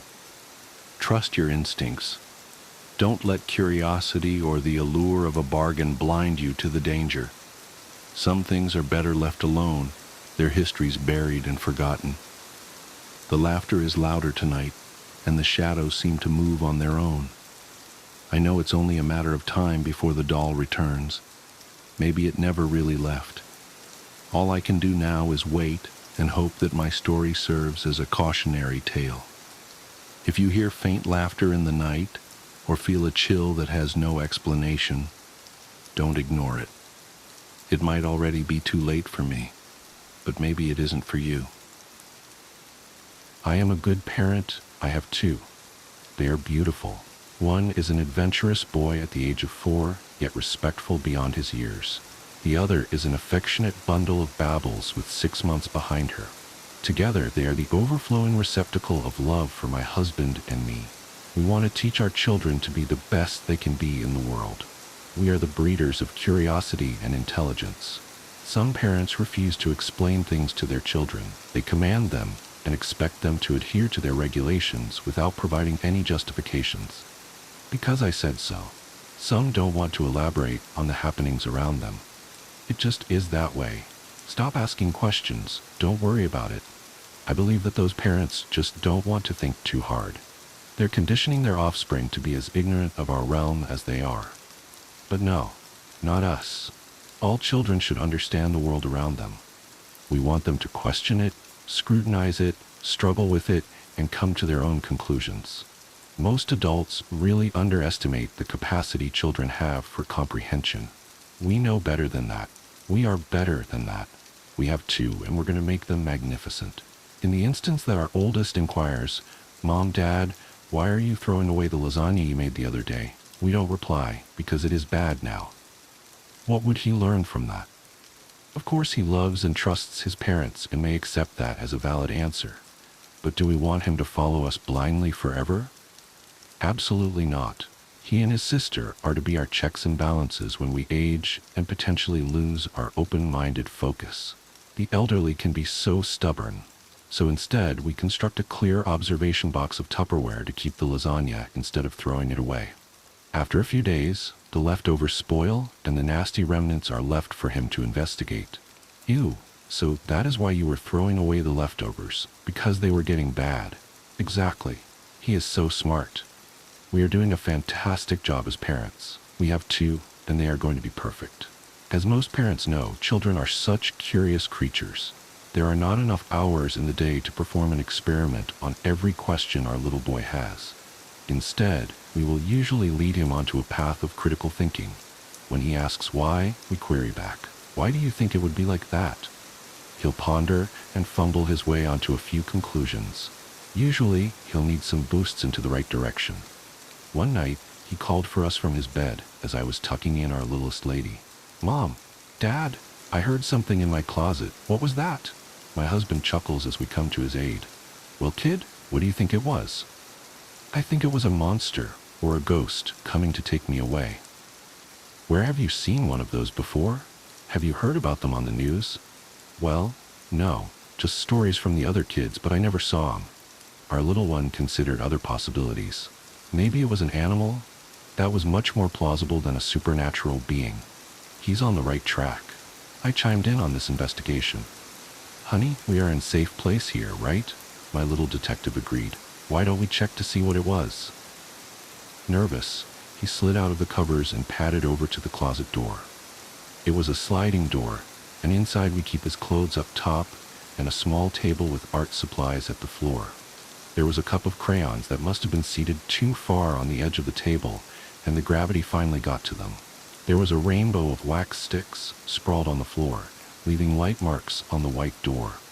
As assumed, our brilliant mini-man came to this conclusion all on his own. He would pave the way for his sister. We have two, and they're essentially already brilliant. On a different occasion, he asked, "Why do I have these bumps on my arm sometimes?" We led him to deduct the situation around the occurrences. "Well, I am usually sitting still, and I am cold." "But why does my body do that?" Since we can't read our DNA instructions within our home, we resorted to research. He cannot yet perform an intricate Google search, so we'll be his typing fingers. We discover, in this instance of cooling temperatures, that our bodies are raising goosebumps in order to create insulation. It is working to make us warmer. Happy with his answer, he went on his way. Such a good child. We have two, and they're on their way to being great. Other times, such extensive questioning just isn't a viable option. Some sunny day, my husband and I tarried along our children to the local park. I was cradling my youngest when our boy walked to us, fiddling with his fingers. There is this woman watching me a lot, and I don't know why. We surveyed the park around us, but did not see any woman staring at him.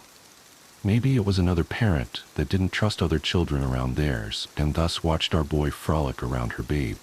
It was a full grounds on this beautiful day, but it was obvious that our boy was unnerved. We asked him if he felt safe enough to investigate. He said no. Proud of his deduction, we let him know that we were glad that he could recognize when he felt uncomfortable and to come to us for support. We left the park, explaining to him that sometimes you cannot investigate if it is not safe, but gave him our deductions to try to ease his mind.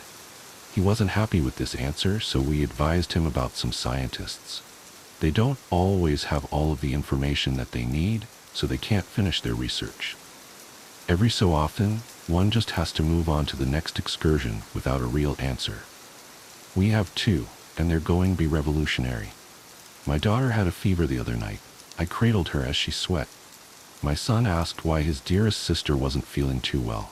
I told him we weren't sure, but the doctor said that it would pass. He was visibly upset. As an older brother, it pained him to see his sister in any sort of discomfort. I placed her in her crib with a fan on and left her brother there to stroke her budding hair across her forehead. I just want to know why your head hurts, little sister, and I want to make it better. We have two, and they are loving creatures. I tried to distract myself with television, as my husband was away on a business trip, but I managed to zone out into a nap. Later, I awoke and left the room to check on my daughter and to see what my son was getting into. On my way, I noticed his father's toolbox was open and on the floor. Meticulous of a man he was, it was odd to see the box open and a couple of implements missing. I became irritated at my husband, as I know that I did not leave this array here. I went into the youngest one's nursery. There, her brother had investigated as to why his sweet little sister had such a fever. He was in the crib with her. He had the screwdrivers. It was a mess. He is the reason that I have one. Mom, I'm trying to look and see why sister's head hurts. I still haven't found any boo-boos in her. It is okay. I am a good parent. I remedied the situation, because now I have none. The peeking wife. My wife has been peeking at me from around corners and behind furniture. It's gone from weird to terrifying. My wife Lynn and I have been together for 6 years and married for 11 months. Our entire history together has been very normal, and never once have I noticed any weird behaviors or red flags. I can't stress enough how out of character this whole thing is for her. Lynn is very kind, intelligent, and thoughtful. She's always been the no-nonsense type of person. Being childish or trying to scare me is not something she'd normally do. She doesn't even like watching horror movies. When we first started dating, she agreed to watch The Shining with me because she knew how much I loved horror. She was so scared that she didn't even make it through half of the movie before we had to turn it off. She isn't into anything creepy and has never been into pranks. It's just not her cup of tea, and that's fine. But that's what was so strange about this. It's just so unlike her. I should also add that she never had any mental health issues, and as far as I'm aware, it doesn't run in her family. I know some people are able to hide their mental health problems, but in the 6 years we've been together, I think I'd have seen some sort of sign. 2 months ago, I was in the kitchen making myself some coffee before work. I was running a bit late that morning and knew I wouldn't be able to make it to Dunkin' Donuts for my usual morning fix. I took a sip of my coffee as I hurried down the hall towards the front door, when I happened to notice Lynn peeking at me from around the corner ahead of me. I could only see her eyes and a strand of her long, dark hair hanging against the wall. The rest of her body was concealed behind the corner. I nearly spilled my coffee when I saw her. I did burn the shit out of my lips. "Geez, Lynn," I said, wiping a few drops of coffee from my pants. "You scared the shit out of me." She immediately popped out of view like a little kid that had been caught. I heard her scurry off towards the living room, and by the time I got to the front door, she was out of sight. It was really weird, and just totally out of character for her, like I said. But I also found it kind of funny that she was being more playful and a little less serious. I shouted that I loved her and called her a weirdo. As I shut the door behind me, I heard her laughing. Her behavior was a bit odd, but it certainly wasn't something to call a priest over. I forgot about it by lunch, and by the time I got home, she was her normal self. I didn't bring it up, and neither did she, and life went on. The next incident happened 3 days later. It was around 2 a.m. and I had woken up to get a drink. I was standing at the kitchen island, jug of Oj in hand, when I felt a strong feeling that I was being watched. For whatever reason, I looked down at the floor and saw my wife's smiling face staring back. She was peeking at me from the other side of the island, staring up at me with wide, unblinking eyes and grinning like the Cheshire Cat. I screamed, I'll admit it, not out of irritation, but fear. For some reason at that moment I was scared. At the sound of my scream, Lynn scuttled backwards out of my view, her hands and feet smacking the tile floor as she hurried out of the kitchen on all fours. I didn't run after her, or even yell after her. I just stood there frozen in shock, wondering what F had possessed her to do that. It took me a little longer than I'd like to admit to go back upstairs, but I eventually did. When I got to our bedroom, Lynn was lying on her side, asleep, or at least pretending to be. I stood there for a while, watching her breathing to be sure she really was asleep. I had the feeling she might jump out at me the moment I got into bed, but she didn't. I climbed into bed and she didn't even move. Her breathing was soft and deep, and I was starting to wonder if I'd dreamt the whole thing. The next morning I waited for her to come down for coffee, and after handing her a mug and kissing her cheek, I decided to ask her about it. "What was that about last night?" I asked, keeping my tone light so I didn't offend or embarrass her. She frowned over her cup of coffee, shaking her head like she had no clue what I was referring to. "You were peeking at me again, from over there," I said, pointing to the spot on the floor by the kitchen island. She followed my gaze, and when she looked back at me, she burst out laughing. She laughed so hard that I couldn't help but join her. "You creep me the F out sometimes, you know that?" I said. She giggled and set her cup on the counter and wrapped her arms around my neck. "You creep me out all the time, so I guess we're even," she teased. We said our goodbyes and left for work. As I drove, I kept thinking about how creepy it had been seeing her grinning at me from behind the island like that. The sounds her hands made on the floor as she crawled away. I told myself she was just trying to be silly, just trying to join me in my love of all things horror. It's not like I was afraid of her, but it still didn't sit right with me. I started seeing her peeking at me more and more. Sometimes she'd be peeking out from behind the couch or living room curtains. Once she even managed to get inside her grandmother's old trunk that sits at the foot of our bed.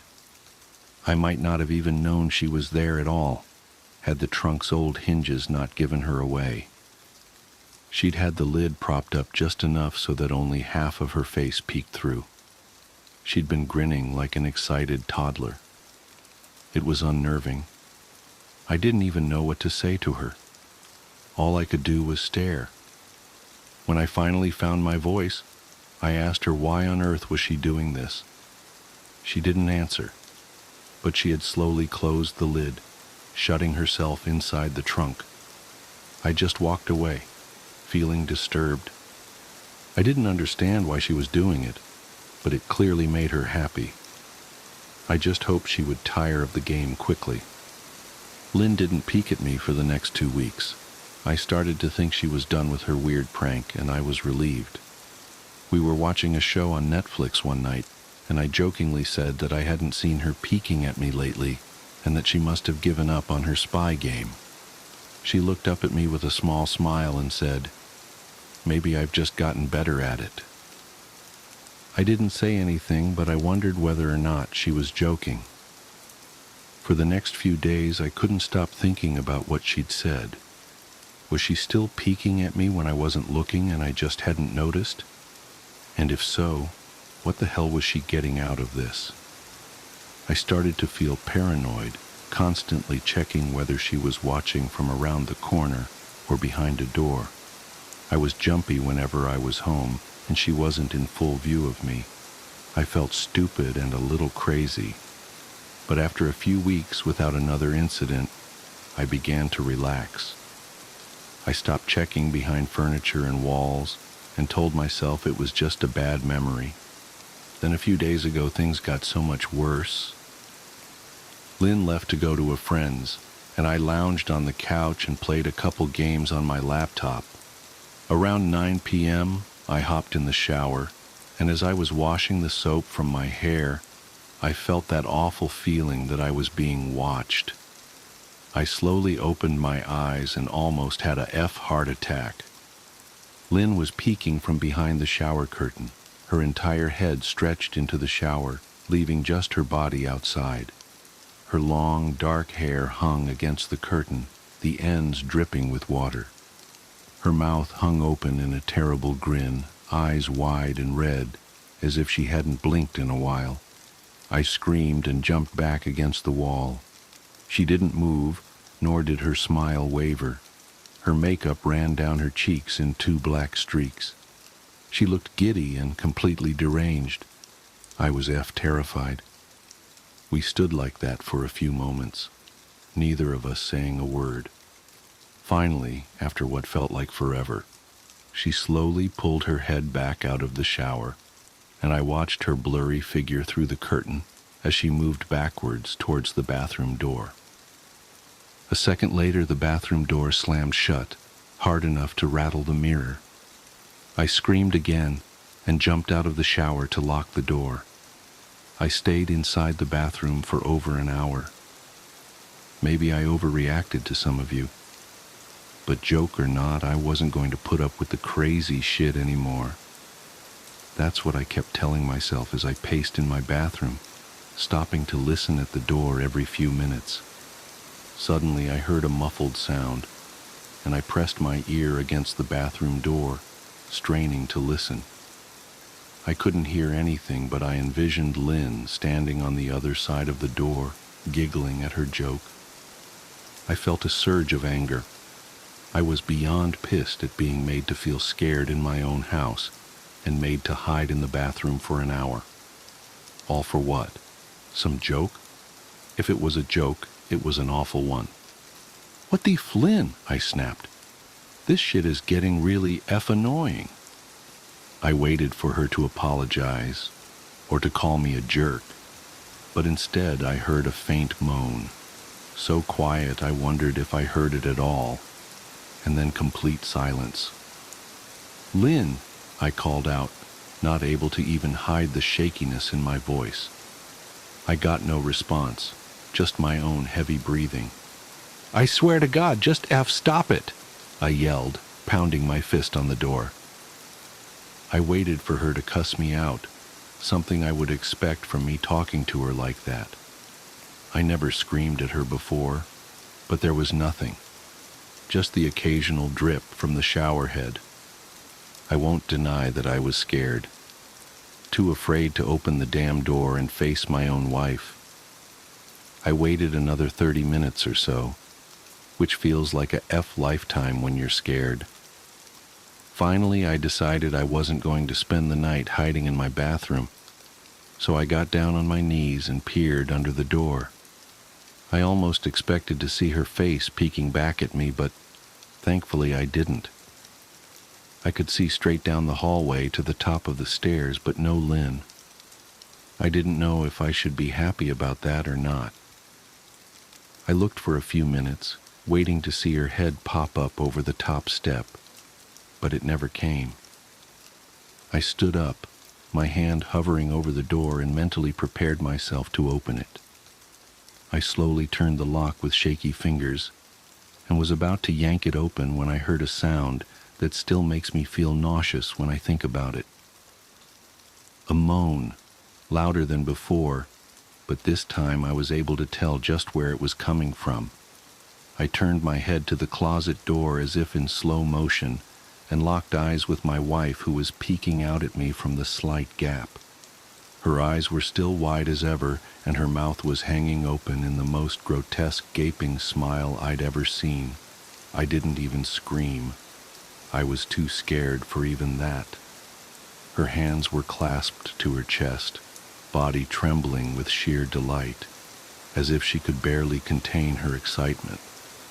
A short, raspy moan bubbled up from her throat, deep and raw, sending a shiver through my entire body. Somehow I found the ability to pull the bathroom door open and ran as fast as I could all the way down the steps, snagging my keys and phone from the table in the living room before running outside to my car. I could hear her shrill laughter behind me, but I didn't hear her getting closer. I didn't bother shutting the front door. I drove away from the house faster than I legally should have, shivering the entire time, either from fear or the cold, maybe a little of both. I hadn't grabbed a coat or even a pair of shoes.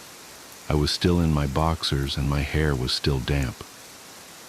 I drove straight to my brother Chris's house about 40 minutes away, ignoring any and every call and text I got.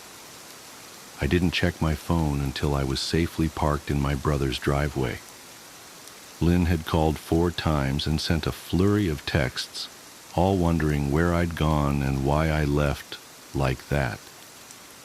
I threw my phone at the dash in a rage, furious at her nonchalant attitude.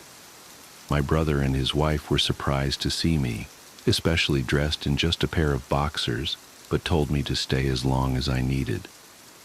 Chris lent me some clothes and asked me what happened. I told him Lynn and I had a fight, but didn't get into the details.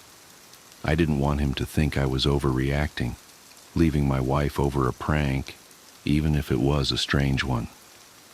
I mean, hadn't I encouraged her for years to lighten up instead of being so serious all the time? I had wanted her to relax and loosen up, but this was definitely not what I'd had in mind. I tried to sleep on their sofa, but my brain wouldn't let me sleep. Every time I closed my eyes, I saw Lynn's face staring at me from inside the closet. Knowing she'd been in there with me the entire time made my skin crawl. She'd never left the bathroom at all. Instead, she slipped inside the closet and slammed the bathroom door shut to fool me. The mere thought of going back home gave me anxiety. I tossed and turned, unable to sleep. Chris ended up giving me a sleeping pill, so I was able to get a little rest. My sleep was filled with terrible dreams. All of Lynn's smiling face.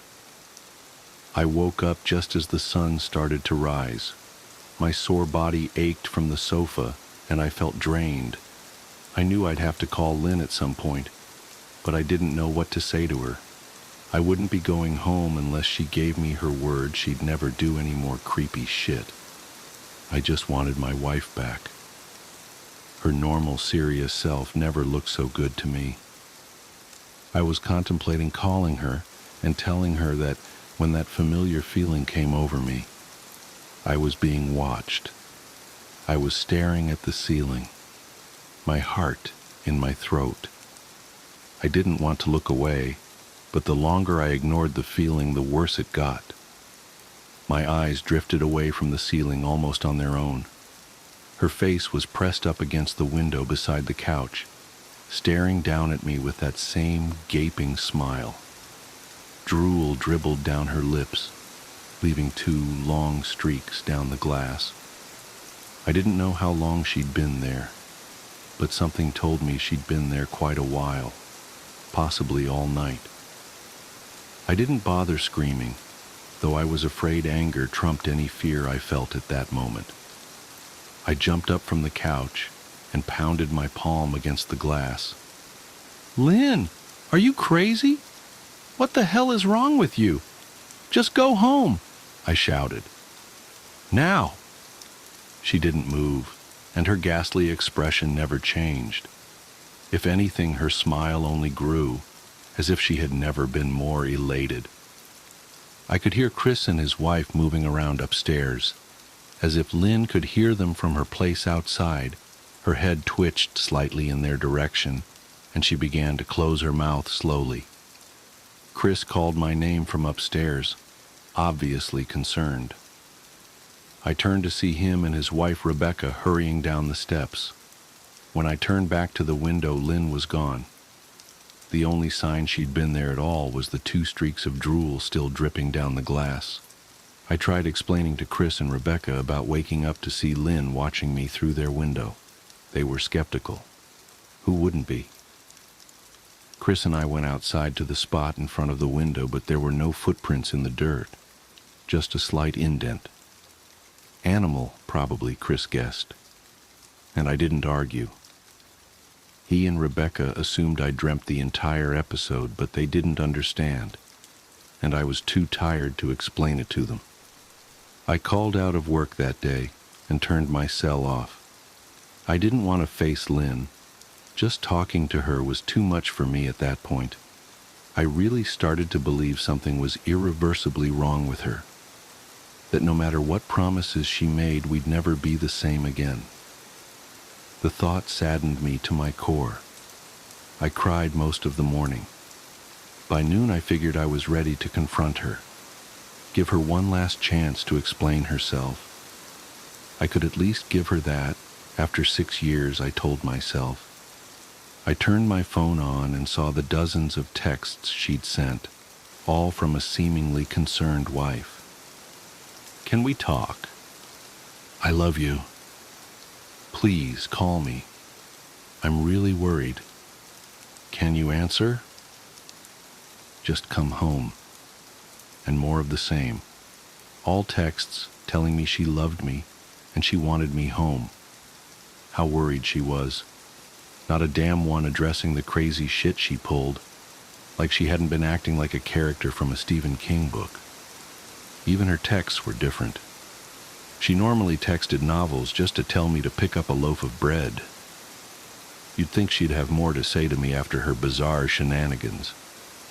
I know it probably seems childish to some of you who are miles away from this situation, but if you saw the way Lynn had looked at me, how she scampered away on all fours like some wild animal, grinning at me from inside the closet like a lunatic, then I think you'd find my reaction was warranted. I ended up staying with Chris and Rebecca for another night. I didn't wake up yesterday until afternoon, and thankfully I didn't see Lynn's face watching me through the window. I don't want to pry because it's not my place, but is this fight something that can be mended? Rebecca asked. She'd made us both a sandwich for lunch, and I knew she wanted to breach the subject without seeming to be nosy. I don't know, She's like a different person, I said, choosing my words carefully. I still wasn't ready for her or Chris to know the full extent of the batshit craziness I had been dealing with. People change, Ben, but she's still the same woman you married. Maybe you both just need to talk through your issues. Whatever's going on, I'm sure it can be fixed. She said, ever the peacemaker. I think it's beyond that now. I don't think talking would help. I just don't trust her, I said. The words stung in my heart. I missed and loved my wife. But how could I live with someone like that? Living in constant fear didn't sound too appealing. Lynn loves you. She has to be absolutely crushed, she said. I don't know about that, I said. Well, she certainly seemed like it to me. I've never seen her so upset. Very much unlike the Lynn I know, Rebecca said, shaking her head sadly. It took a full minute for her words to really sink in, and when they did, I felt dread worming its way through my skin. Wait, what do you mean? You saw her? You saw Lynn? I asked, my mouth suddenly dry. Rebecca nodded casually as if that fact wasn't nightmare fuel. Maybe for her, it wasn't. She stopped by this morning just after Chris left for work, she said, cleaning the plates from the table. I didn't see her car, though. Maybe she took an Uber or something. Beck. What did she say? Did she come inside? I asked, sweat starting to break out on my forehead. I began looking around, examining corners as though a predator lurked behind them. No. She just asked if you were awake yet, and I said that you weren't. I asked if she wanted me to wake you, but she said no. Just said to let you sleep. She said as she washed the dishes. That's all? She didn't say anything else? I asked. No. She looked awful, though. like she hadn't slept in days. I think you should call her. I got up from the table and thanked Rebecca for lunch. I felt a little bit better at the knowledge that at least she hadn't come inside. Still, I needed to double-check that the doors were locked. I sat for a while trying to figure out what to do next. I didn't want to go home, but I felt that I owed it to Lynn to help her if I could. Hadn't I swore an oath to love and honor her through sickness and in health? Clearly, she was very sick. If she was sick, which I truly believed she was, I had to try and get her the help she needed. But I didn't even know where to start. I didn't want to call the police, and besides, what the hell was I going to tell them? That my wife was peeking at me? That she was being creepy? As bizarre as she'd been, she still hadn't committed any crime. Not yet, anyway. The police would have probably said that I was overreacting. But this wasn't some prank. It felt wrong. Dangerous, even. Like something sinister lurked beneath her smile. I knew as her husband I was well within my rights to have her committed. But what if she simply acted normal in their presence? She'd obviously been able to fool Rebecca into thinking she was just a concerned wife. As long as the doctors didn't find her a danger to herself or others, they'd have no choice but to release her after 72 hours. I felt lost and overwhelmed, so I did what any husband in my position would do. I called her mother. I didn't want to, believe me. Her mother, Marianne, and I were never on the best of terms.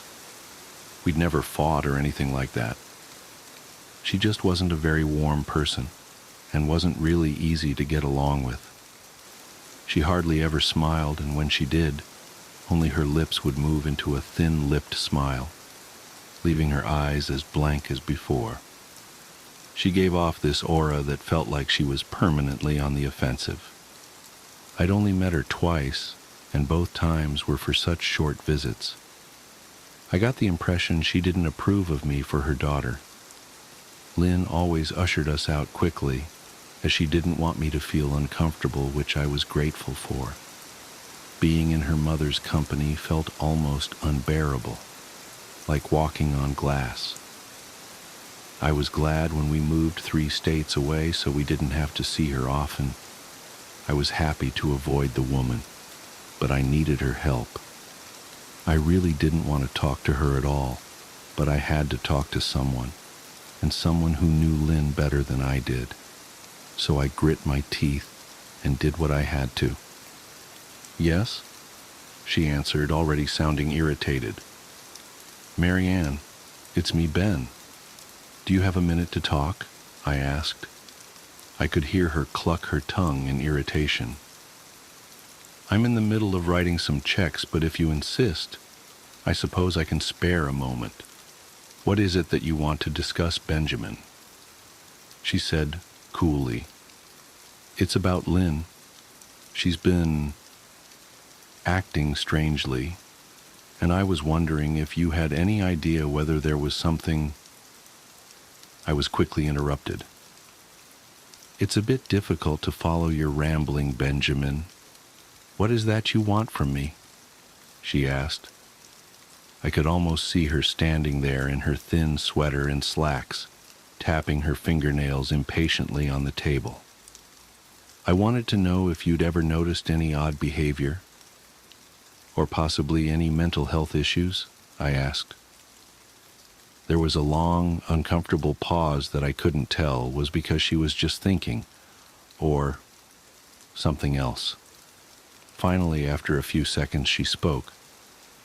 "I'm not sure if this is one of your jokes, Benjamin, but if so, I don't find the humor in it.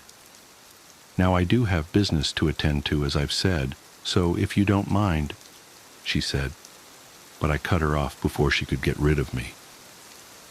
"Marianne, it's not a joke.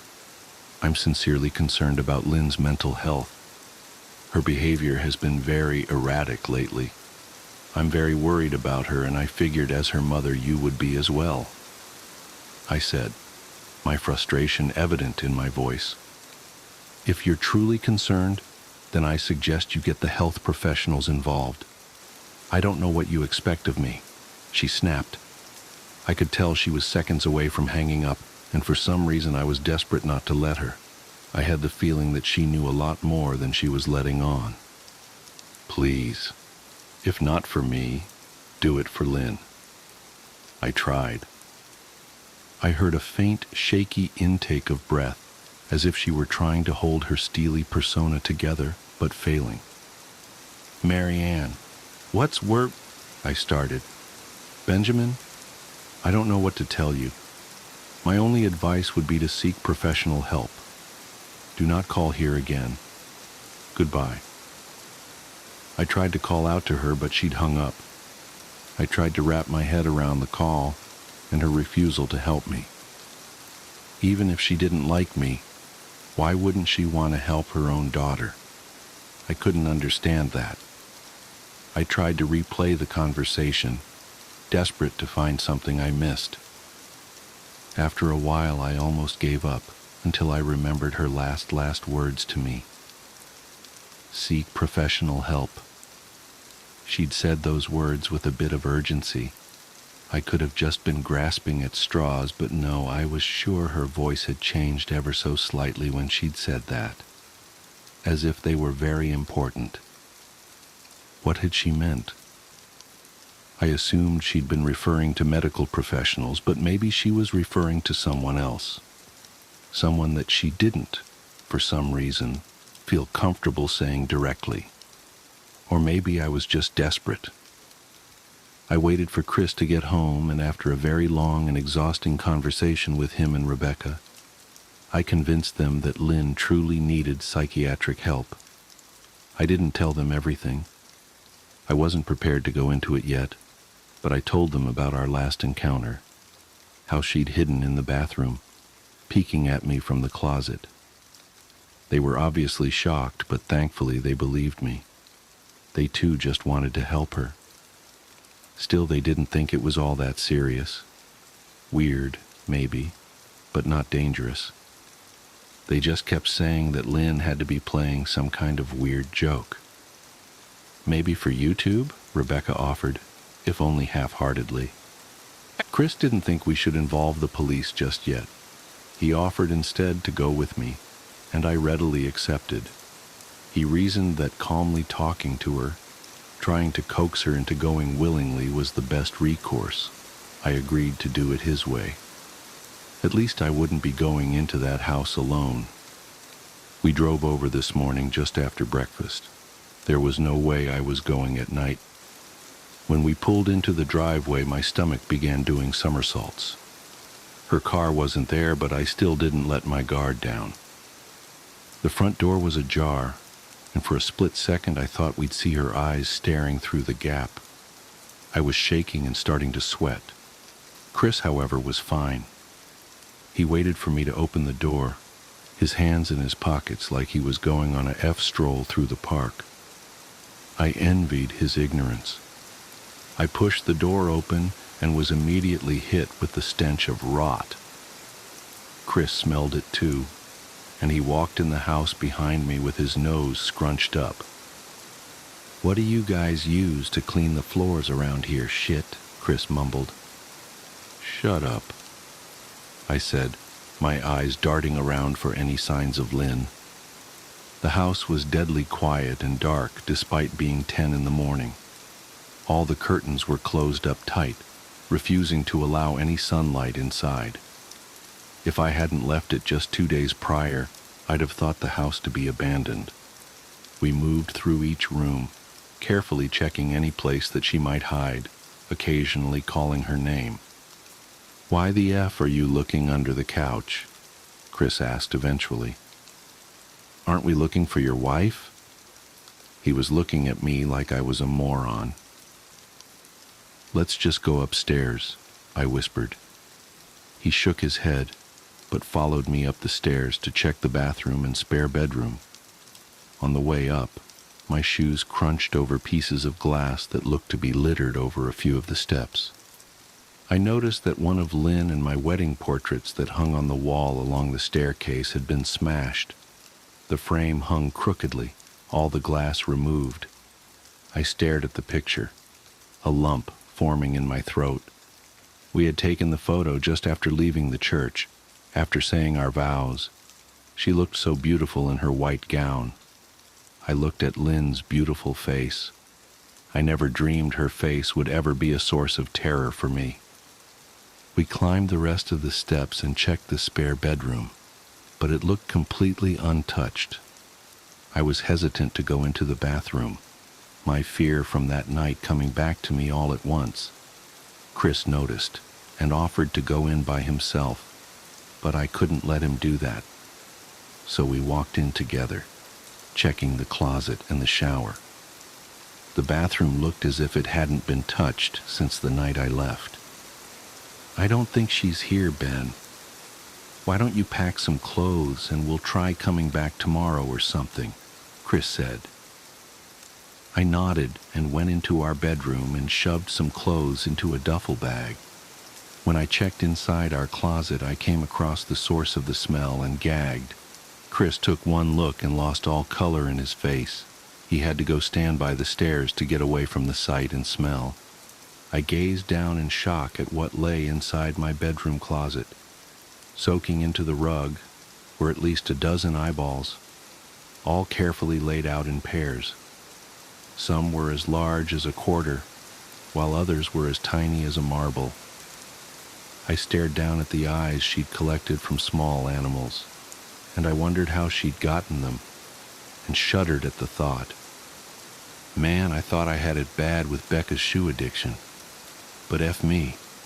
Your wife's in here collecting eyeballs, Chris said, gagging. Ben, I think we should go, he called from the hall. I'm getting nauseous. All right. I grabbed my duffel and shut the closet door on my new nightmare. I stepped out into the hall and took a deep breath of air. I could taste the rot on my tongue and I couldn't help but gag. Who the F lines up eyeballs in their closet like that? Chris mumbled. I tried to tell you she needed help, I said. She doesn't need help, Ben. She needs a F exorcist, he said. You coming or what? I can't stand the smell any... His words died in his throat, and his eyes grew wide with fear. I didn't ask him why. I could feel it. Someone was watching me, and I didn't think it was the eyes in the closet. I turned around, my eyes slowly scanning the bedroom. Christ, I whispered, as I finally saw what we'd missed. Under the bed, curled on her side, watching us with the excitement of a kid on Christmas morning, was my wife. She held her hands together just under her chin, and they were shaking eagerly. Now that she knew she'd been found, I could hear the quiet noises she was making, a sort of hiccuping sound in her throat, as if the excitement was just too much for her. It was unnerving to say the least. Wide eyes and that same huge smile. Everything in me told me to run, but I forced it away. This was my wife. No matter how twisted, she was still the woman I married. I had to help her. Lynn, I said softly. She didn't respond, but her head bobbed back and forth in two quick little movements, as if she were nodding. Baby, I just want to help, okay? Can you let me do that? I asked.